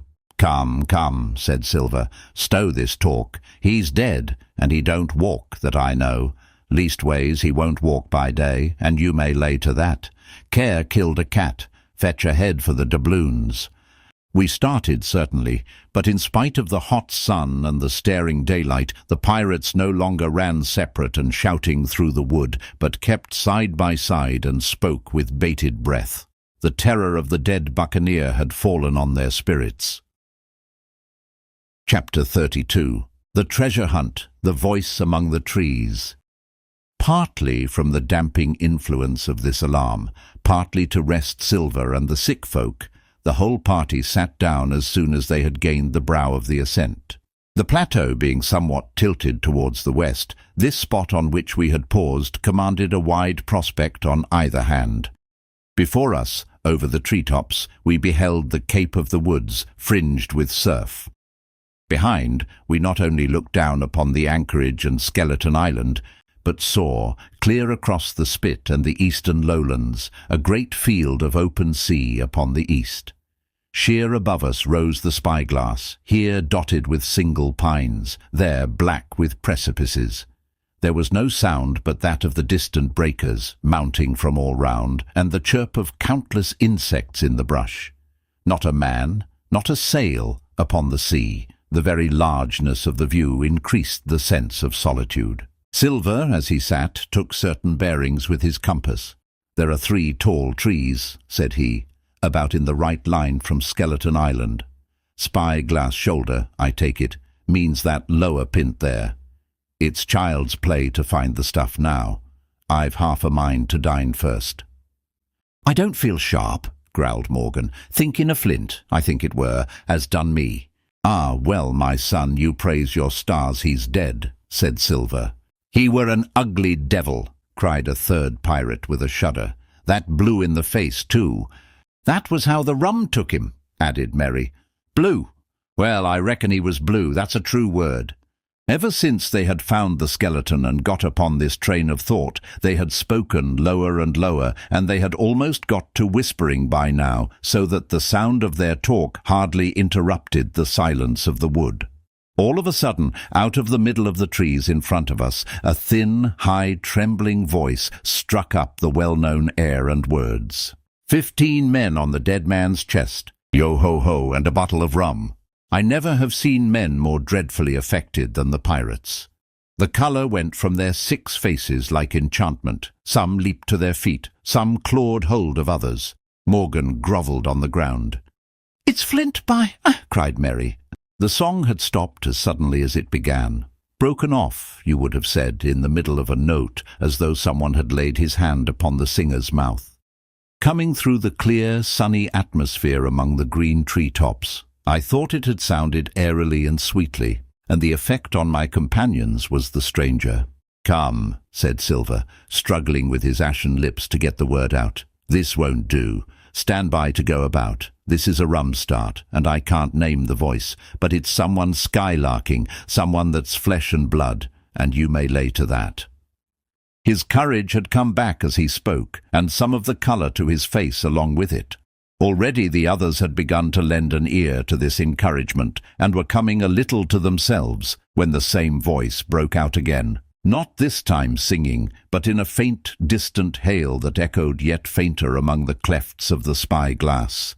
"Darby McGraw!" it wailed, for that is the word that best describes the sound. "Darby McGraw! Darby McGraw!" again and again and again, and then rising a little higher, and with an oath that I leave out, "Fetch aft the rum, Darby!"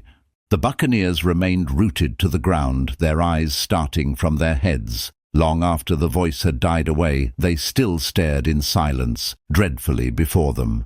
"That fixes it," gasped one. "Let's go." "They was his last words," moaned Morgan, "his last words above board." Dick had his Bible out and was praying volubly. He had been well brought up, had Dick, before he came to sea and fell among bad companions. Still, Silver was unconquered. I could hear his teeth rattle in his head, but he had not yet surrendered. "Nobody in this here island ever heard of Darby," he muttered. "Not one but us that's here." And then, making a great effort, "Shipmates," he cried, "I'm here to get that stuff, and I'll not be beat by man or devil. I never was feared of Flint in his life, and, by the powers, I'll face him dead. There's £700,000 not a quarter of a mile from here. When did ever a gentleman of fortune show his stern to that much dollars for a boozy old seaman with a blue mug, and him dead too?" But there was no sign of reawakening courage in his followers, rather indeed of growing terror at the irreverence of his words. "Belay there, John," said Mary. "Don't you cross a spirit." And the rest were all too terrified to reply. They would have run away severally had they dared, but fear kept them together, and kept them close by John, as if his daring helped them. He, on his part, had pretty well fought his weakness down. "Spirit? Well, maybe," he said. "But there's one thing not clear to me. There was an echo. Now, no man ever seen a spirit with a shadow. Well then, what's he doing with an echo to him, I should like to know? That ain't in nature, surely." This argument seemed weak enough to me, but you can never tell what will affect the superstitious, and to my wonder, George Merry was greatly relieved. "Well, that's so," he said. "You've a head upon your shoulders, John, and no mistake.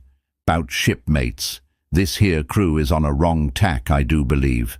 And come to think on it, it was like Flint's voice, I grant you, but not just so clear away like it after all. It was liker somebody else's voice now. It was liker." "By the powers, Ben Gunn!" roared Silver. "Aye, and so it were," cried Morgan, springing on his knees. "Ben Gunn it were."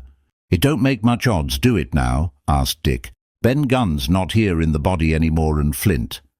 But the older hands greeted this remark with scorn.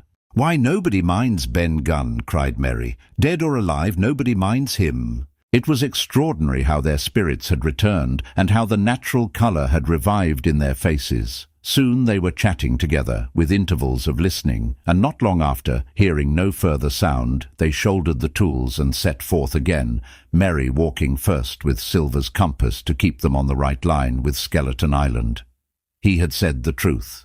Dead or alive, nobody minded Ben Gunn. Dick alone still held his Bible, and looked around him as he went with fearful glances, but he found no sympathy, and Silver even joked him on his precautions. "I told you," said he, "I told you you had spieled your Bible. If it ain't no good to swear by, what do you suppose a spirit would give for it? Not that." And he snapped his big fingers, halting a moment on his crutch.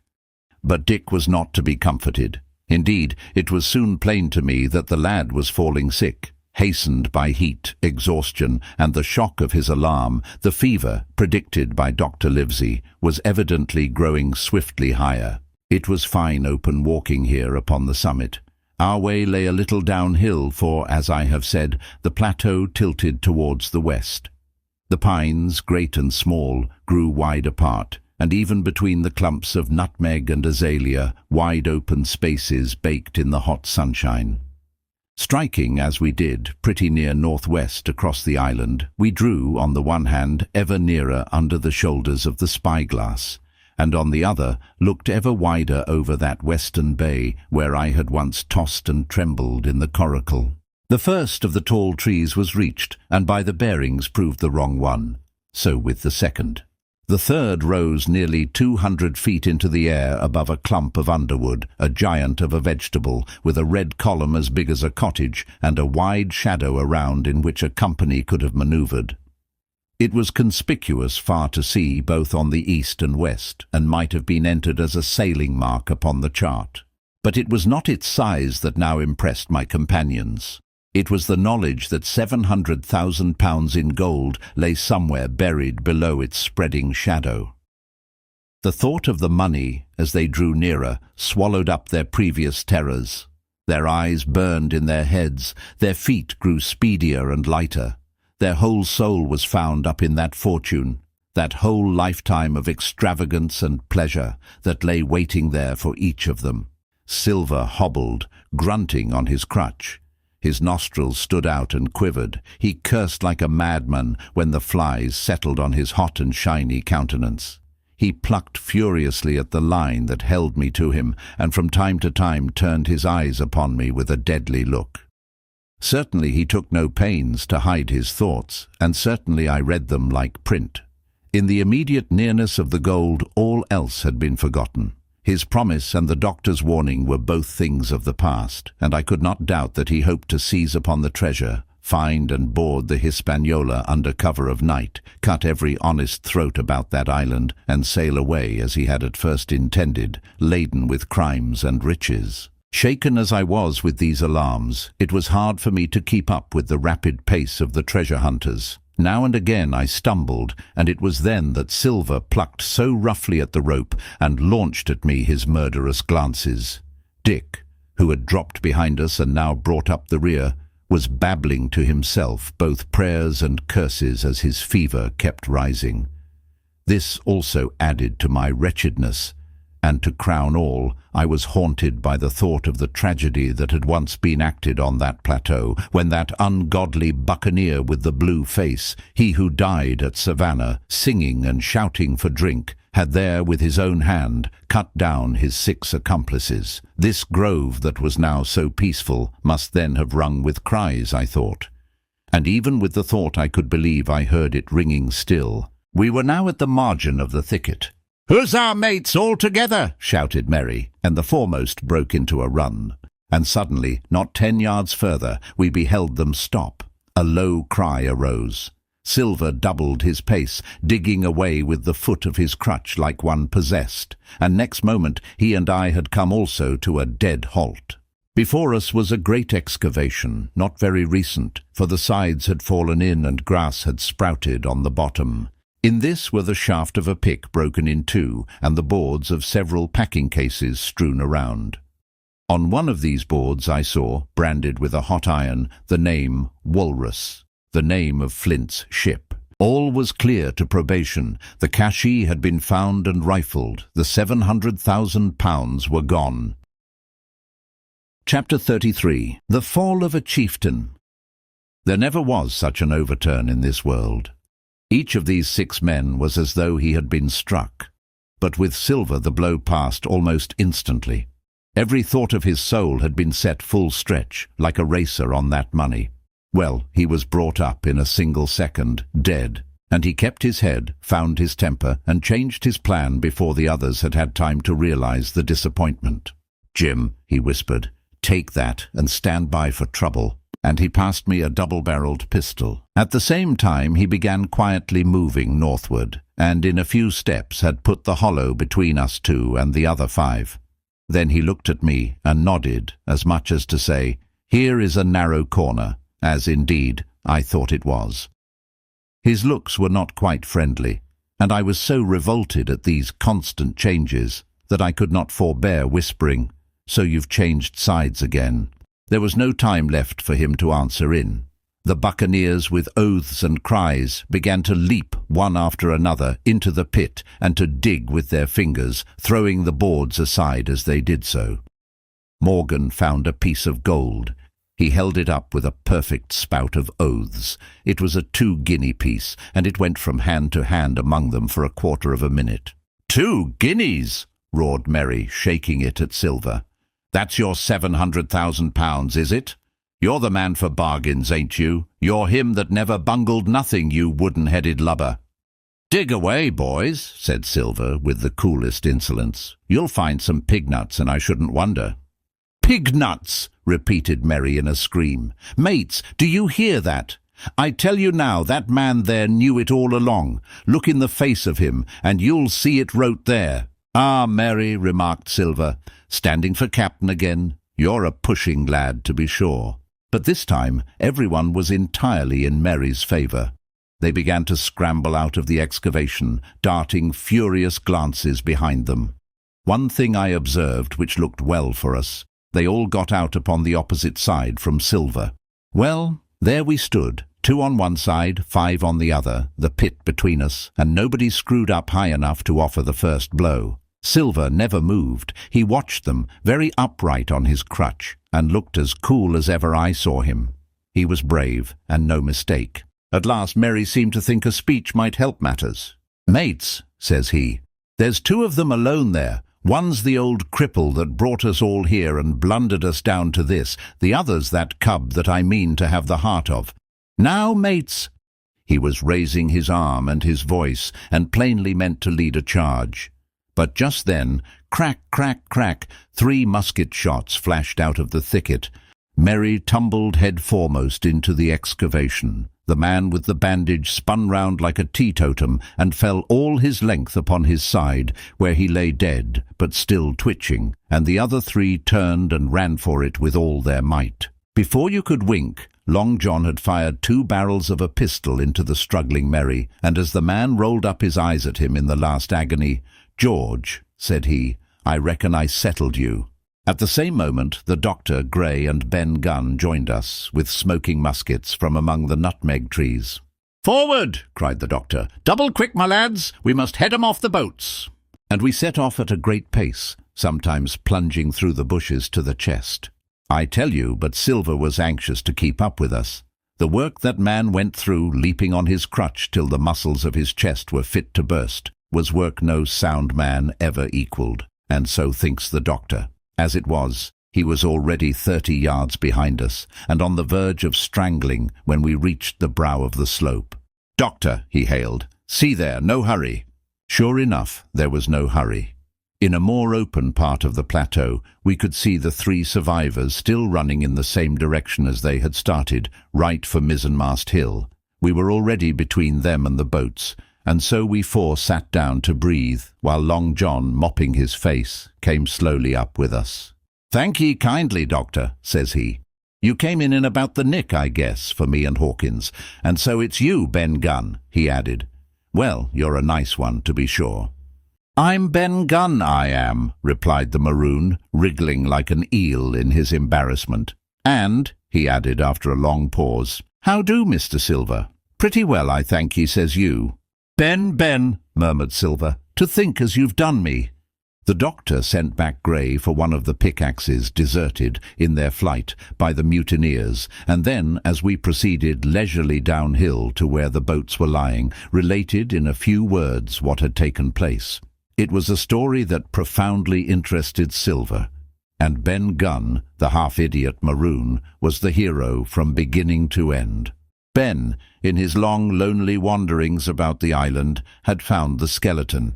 It was he that had rifled it. He had found the treasure. He had dug it up. It was the haft of his pickaxe that lay broken in the excavation. He had carried it on his back in many weary journeys from the foot of the tall pine to a cave he had on the 2-pointed hill at the northeast angle of the island, and there it had lain stored in safety since 2 months before the arrival of the Hispaniola. When the doctor had wormed this secret from him on the afternoon of the attack, and when next morning he saw the anchorage deserted, he had gone to Silver, given him the chart, which was now useless, given him the stores, for Ben Gunn's cave was well supplied with goat's meat salted by himself, given anything and everything to get a chance of moving in safety from the stockade to the two-pointed hill, there to be clear of malaria and keep a guard upon the money. "As for you, Jim," he said, "it went against my heart, but I did what I thought best for those who had stood by their duty. And if you were not one of these, whose fault was it?" That morning, finding that I was to be involved in the horrid disappointment he had prepared for the mutineers, he had run all the way to the cave, and leaving the squire to guard the captain, had taken Grey and the Maroon, and started, making the diagonal across the island to be at hand beside the pine. Soon, however, he saw that our party had the start of him, and Ben Gunn, being fleet of foot, had been dispatched in front to do his best alone. Then it had occurred to him to work upon the superstitions of his former shipmates, and he was so far successful that Grey and the doctor had come up and were already ambushed before the arrival of the treasure hunters. "Ah," said Silver, "it were fortunate for me that I had Hawkins here. You would have let old John be cut to bits, and never given it a thought, Doctor." "Not a thought," replied Dr. Livesey cheerily, and by this time we had reached the gigs. The doctor, with the pickaxe, demolished one of them, and then we all got aboard the other and set out to go round by sea for North Inlet. This was a run of 8 or 9 miles. Silver, though he was almost killed already with fatigue, was set to an oar, like the rest of us, and we were soon skimming swiftly over a smooth sea.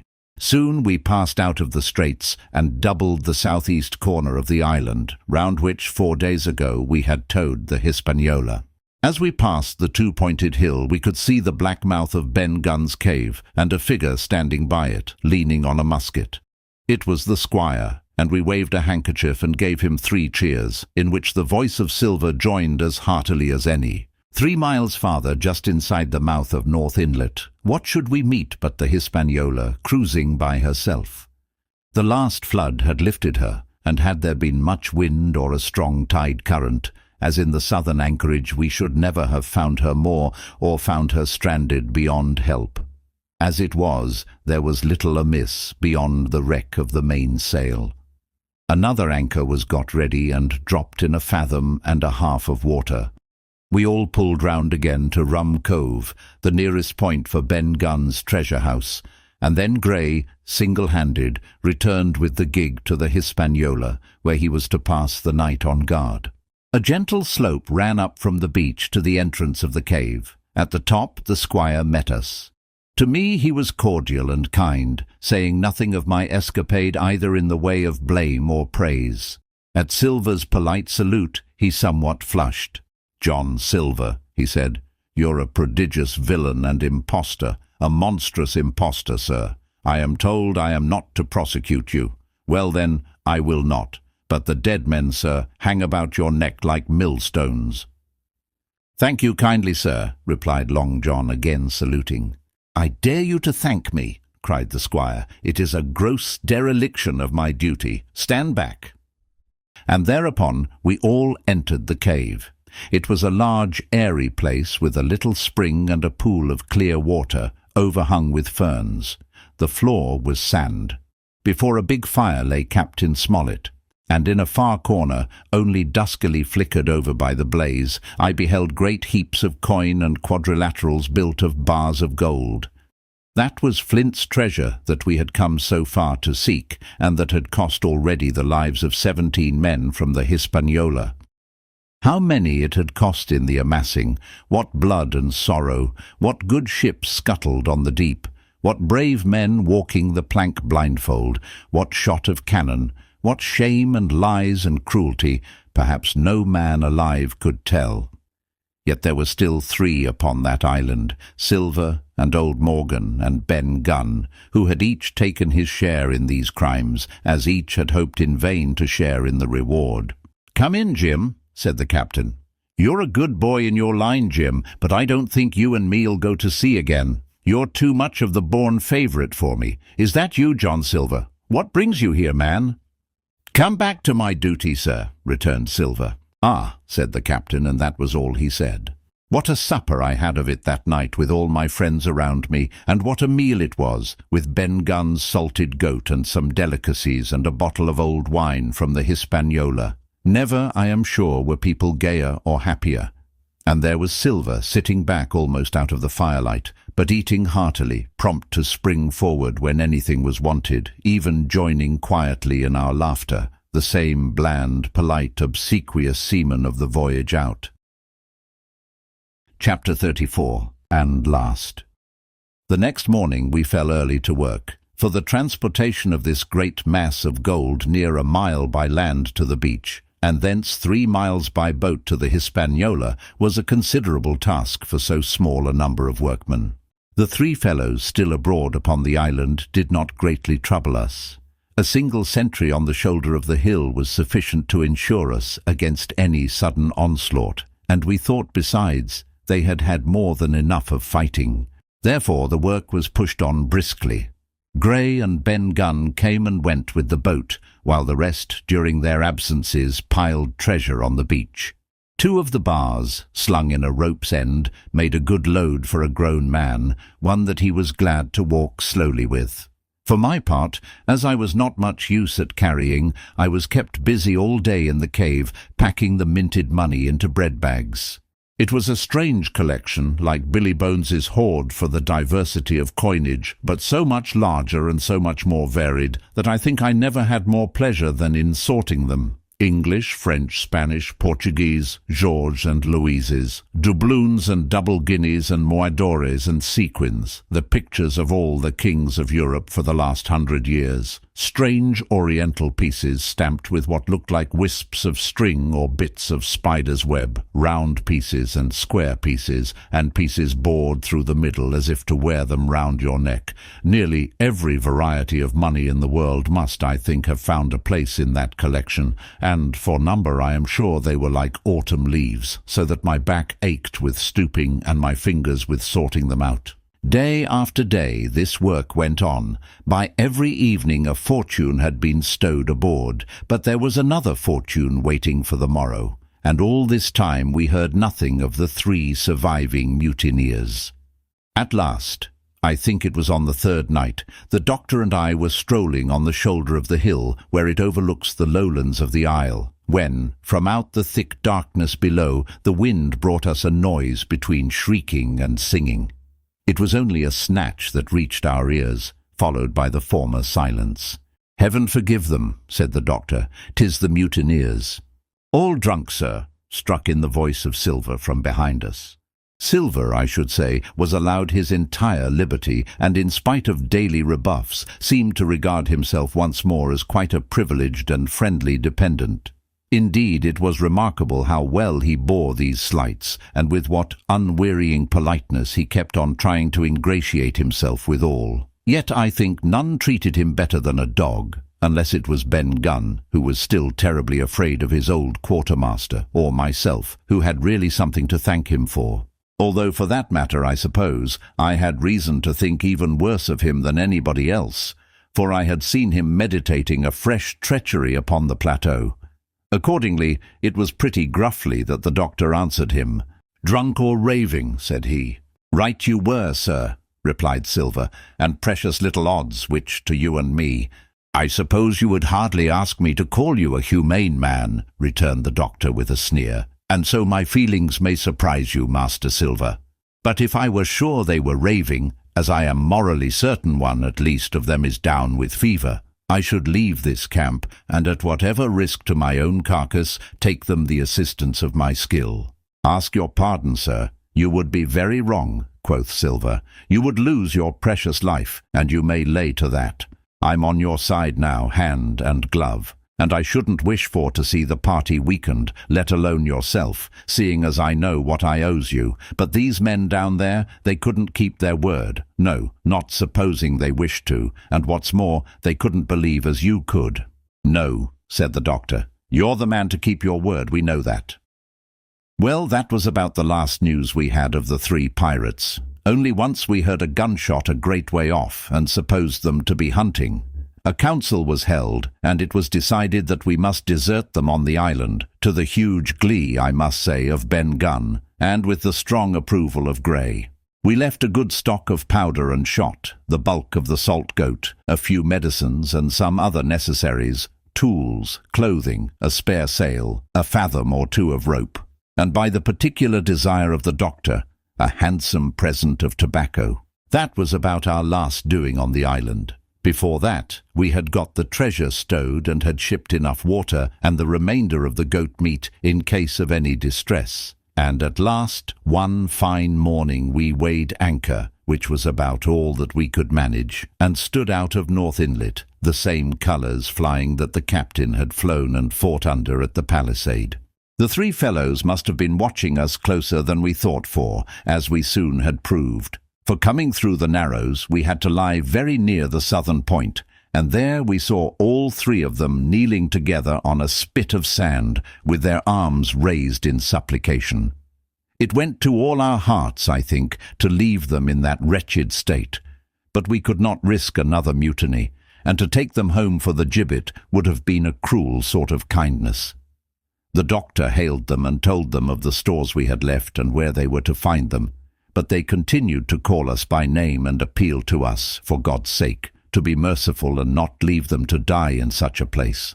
At last, seeing the ship still bore on her course and was now swiftly drawing out of earshot, one of them, I know not which it was, leapt to his feet with a hoarse cry, whipped his musket to his shoulder, and sent a shot whistling over Silver's head and through the mainsail. After that we kept under cover of the bulwarks, and when next I looked out they had disappeared from the spit, and the spit itself had almost melted out of sight in the growing distance. That was at least the end of that, and before noon, to my inexpressible joy, the highest rock of Treasure Island had sunk into the blue round of sea. We were so short of men that everyone on board had to bear a hand, only the captain lying on a mattress in the stern and giving his orders, for though greatly recovered he was still in want of quiet. We laid her head for the nearest port in Spanish America, for we could not risk the voyage home without fresh hands, and as it was, what with baffling winds and a couple of fresh gales, we were all worn out before we reached it. It was just at sundown when we cast anchor in a most beautiful landlocked gulf, and were immediately surrounded by shore boats full of Negroes and Mexican Indians, and half-bloods selling fruits and vegetables and offering to dive for bits of money. The sight of so many good-humoured faces, especially the blacks, the taste of the tropical fruits, and above all the lights that began to shine in the town, made a most charming contrast to our dark and bloody sojourn on the island. And the doctor and the squire, taking me along with them, went ashore to pass the early part of the night. Here they met the captain of an English man-of-war, fell in talk with him, went on board his ship, and, in short, had so agreeable a time that day was breaking when we came alongside the Hispaniola. Ben Gunn was on deck alone, and as soon as we came on board he began with wonderful contortions to make us a confession. Silver was gone. The Maroon had connived at his escape in a shore boat some hours ago, and he now assured us he had only done so to preserve our lives, which would certainly have been forfeit if that man with the one leg had stayed aboard. But this was not all. The sea cook had not gone empty-handed. He had cut through a bulkhead unobserved and had removed one of the sacks of coin, worth perhaps 300 or 400 guineas, to help him on his further wanderings. I think we were all pleased to be so cheaply quit of him. Well, to make a long story short, we got a few hands on board, made a good cruise home, and the Hispaniola reached Bristol just as Mr. Blandley was beginning to think of fitting out her consort. 5 men only of those who had sailed returned with her. Drink and the devil had done for the rest, with a vengeance, although, to be sure, we were not quite in so bad a case as that other ship they sang about, with 1 man of her crew alive. What put to sea with 75? All of us had an ample share of the treasure and used it wisely or foolishly according to our natures. Captain Smollett is now retired from the sea. Gray not only saved his money, but being suddenly smit with the desire to rise, also studied his profession, and he is now mate and part owner of a fine full-rigged ship, married besides, and the father of a family. As for Ben Gunn, he got £1,000, which he spent or lost in 3 weeks, or to be more exact, in 19 days, for he was back begging on the 20th. Then he was given a lodge to keep, exactly as he had feared upon the island, and he still lives, a great favourite, though something of a butt with the country boys, and a notable singer in church on Sundays and saints' days. Of Silver we have heard no more. That formidable seafaring man with one leg has at last gone clean out of my life, but I dare say he met his old negress, and perhaps still lives in comfort with her and Captain Flint. It is to be hoped so, I suppose, for his chances of comfort in another world are very small. The bar silver and the arms still lie, for all that I know, where Flint buried them, and certainly they shall lie there for me. Oxen and wain ropes would not bring me back again to that accursed island, and the worst dreams that ever I have are when I hear the surf booming about its coasts, or start upright in bed with the sharp voice of Captain Flint still ringing in my ears. Pieces of 8! Pieces of 8! The end. This concludes the end of the story. Thank you for listening to Classic Audiobooks Library. To hear more free stories like this, be sure to subscribe and turn on notifications. We hope you'll join us again for more timeless stories and original works. Until next time.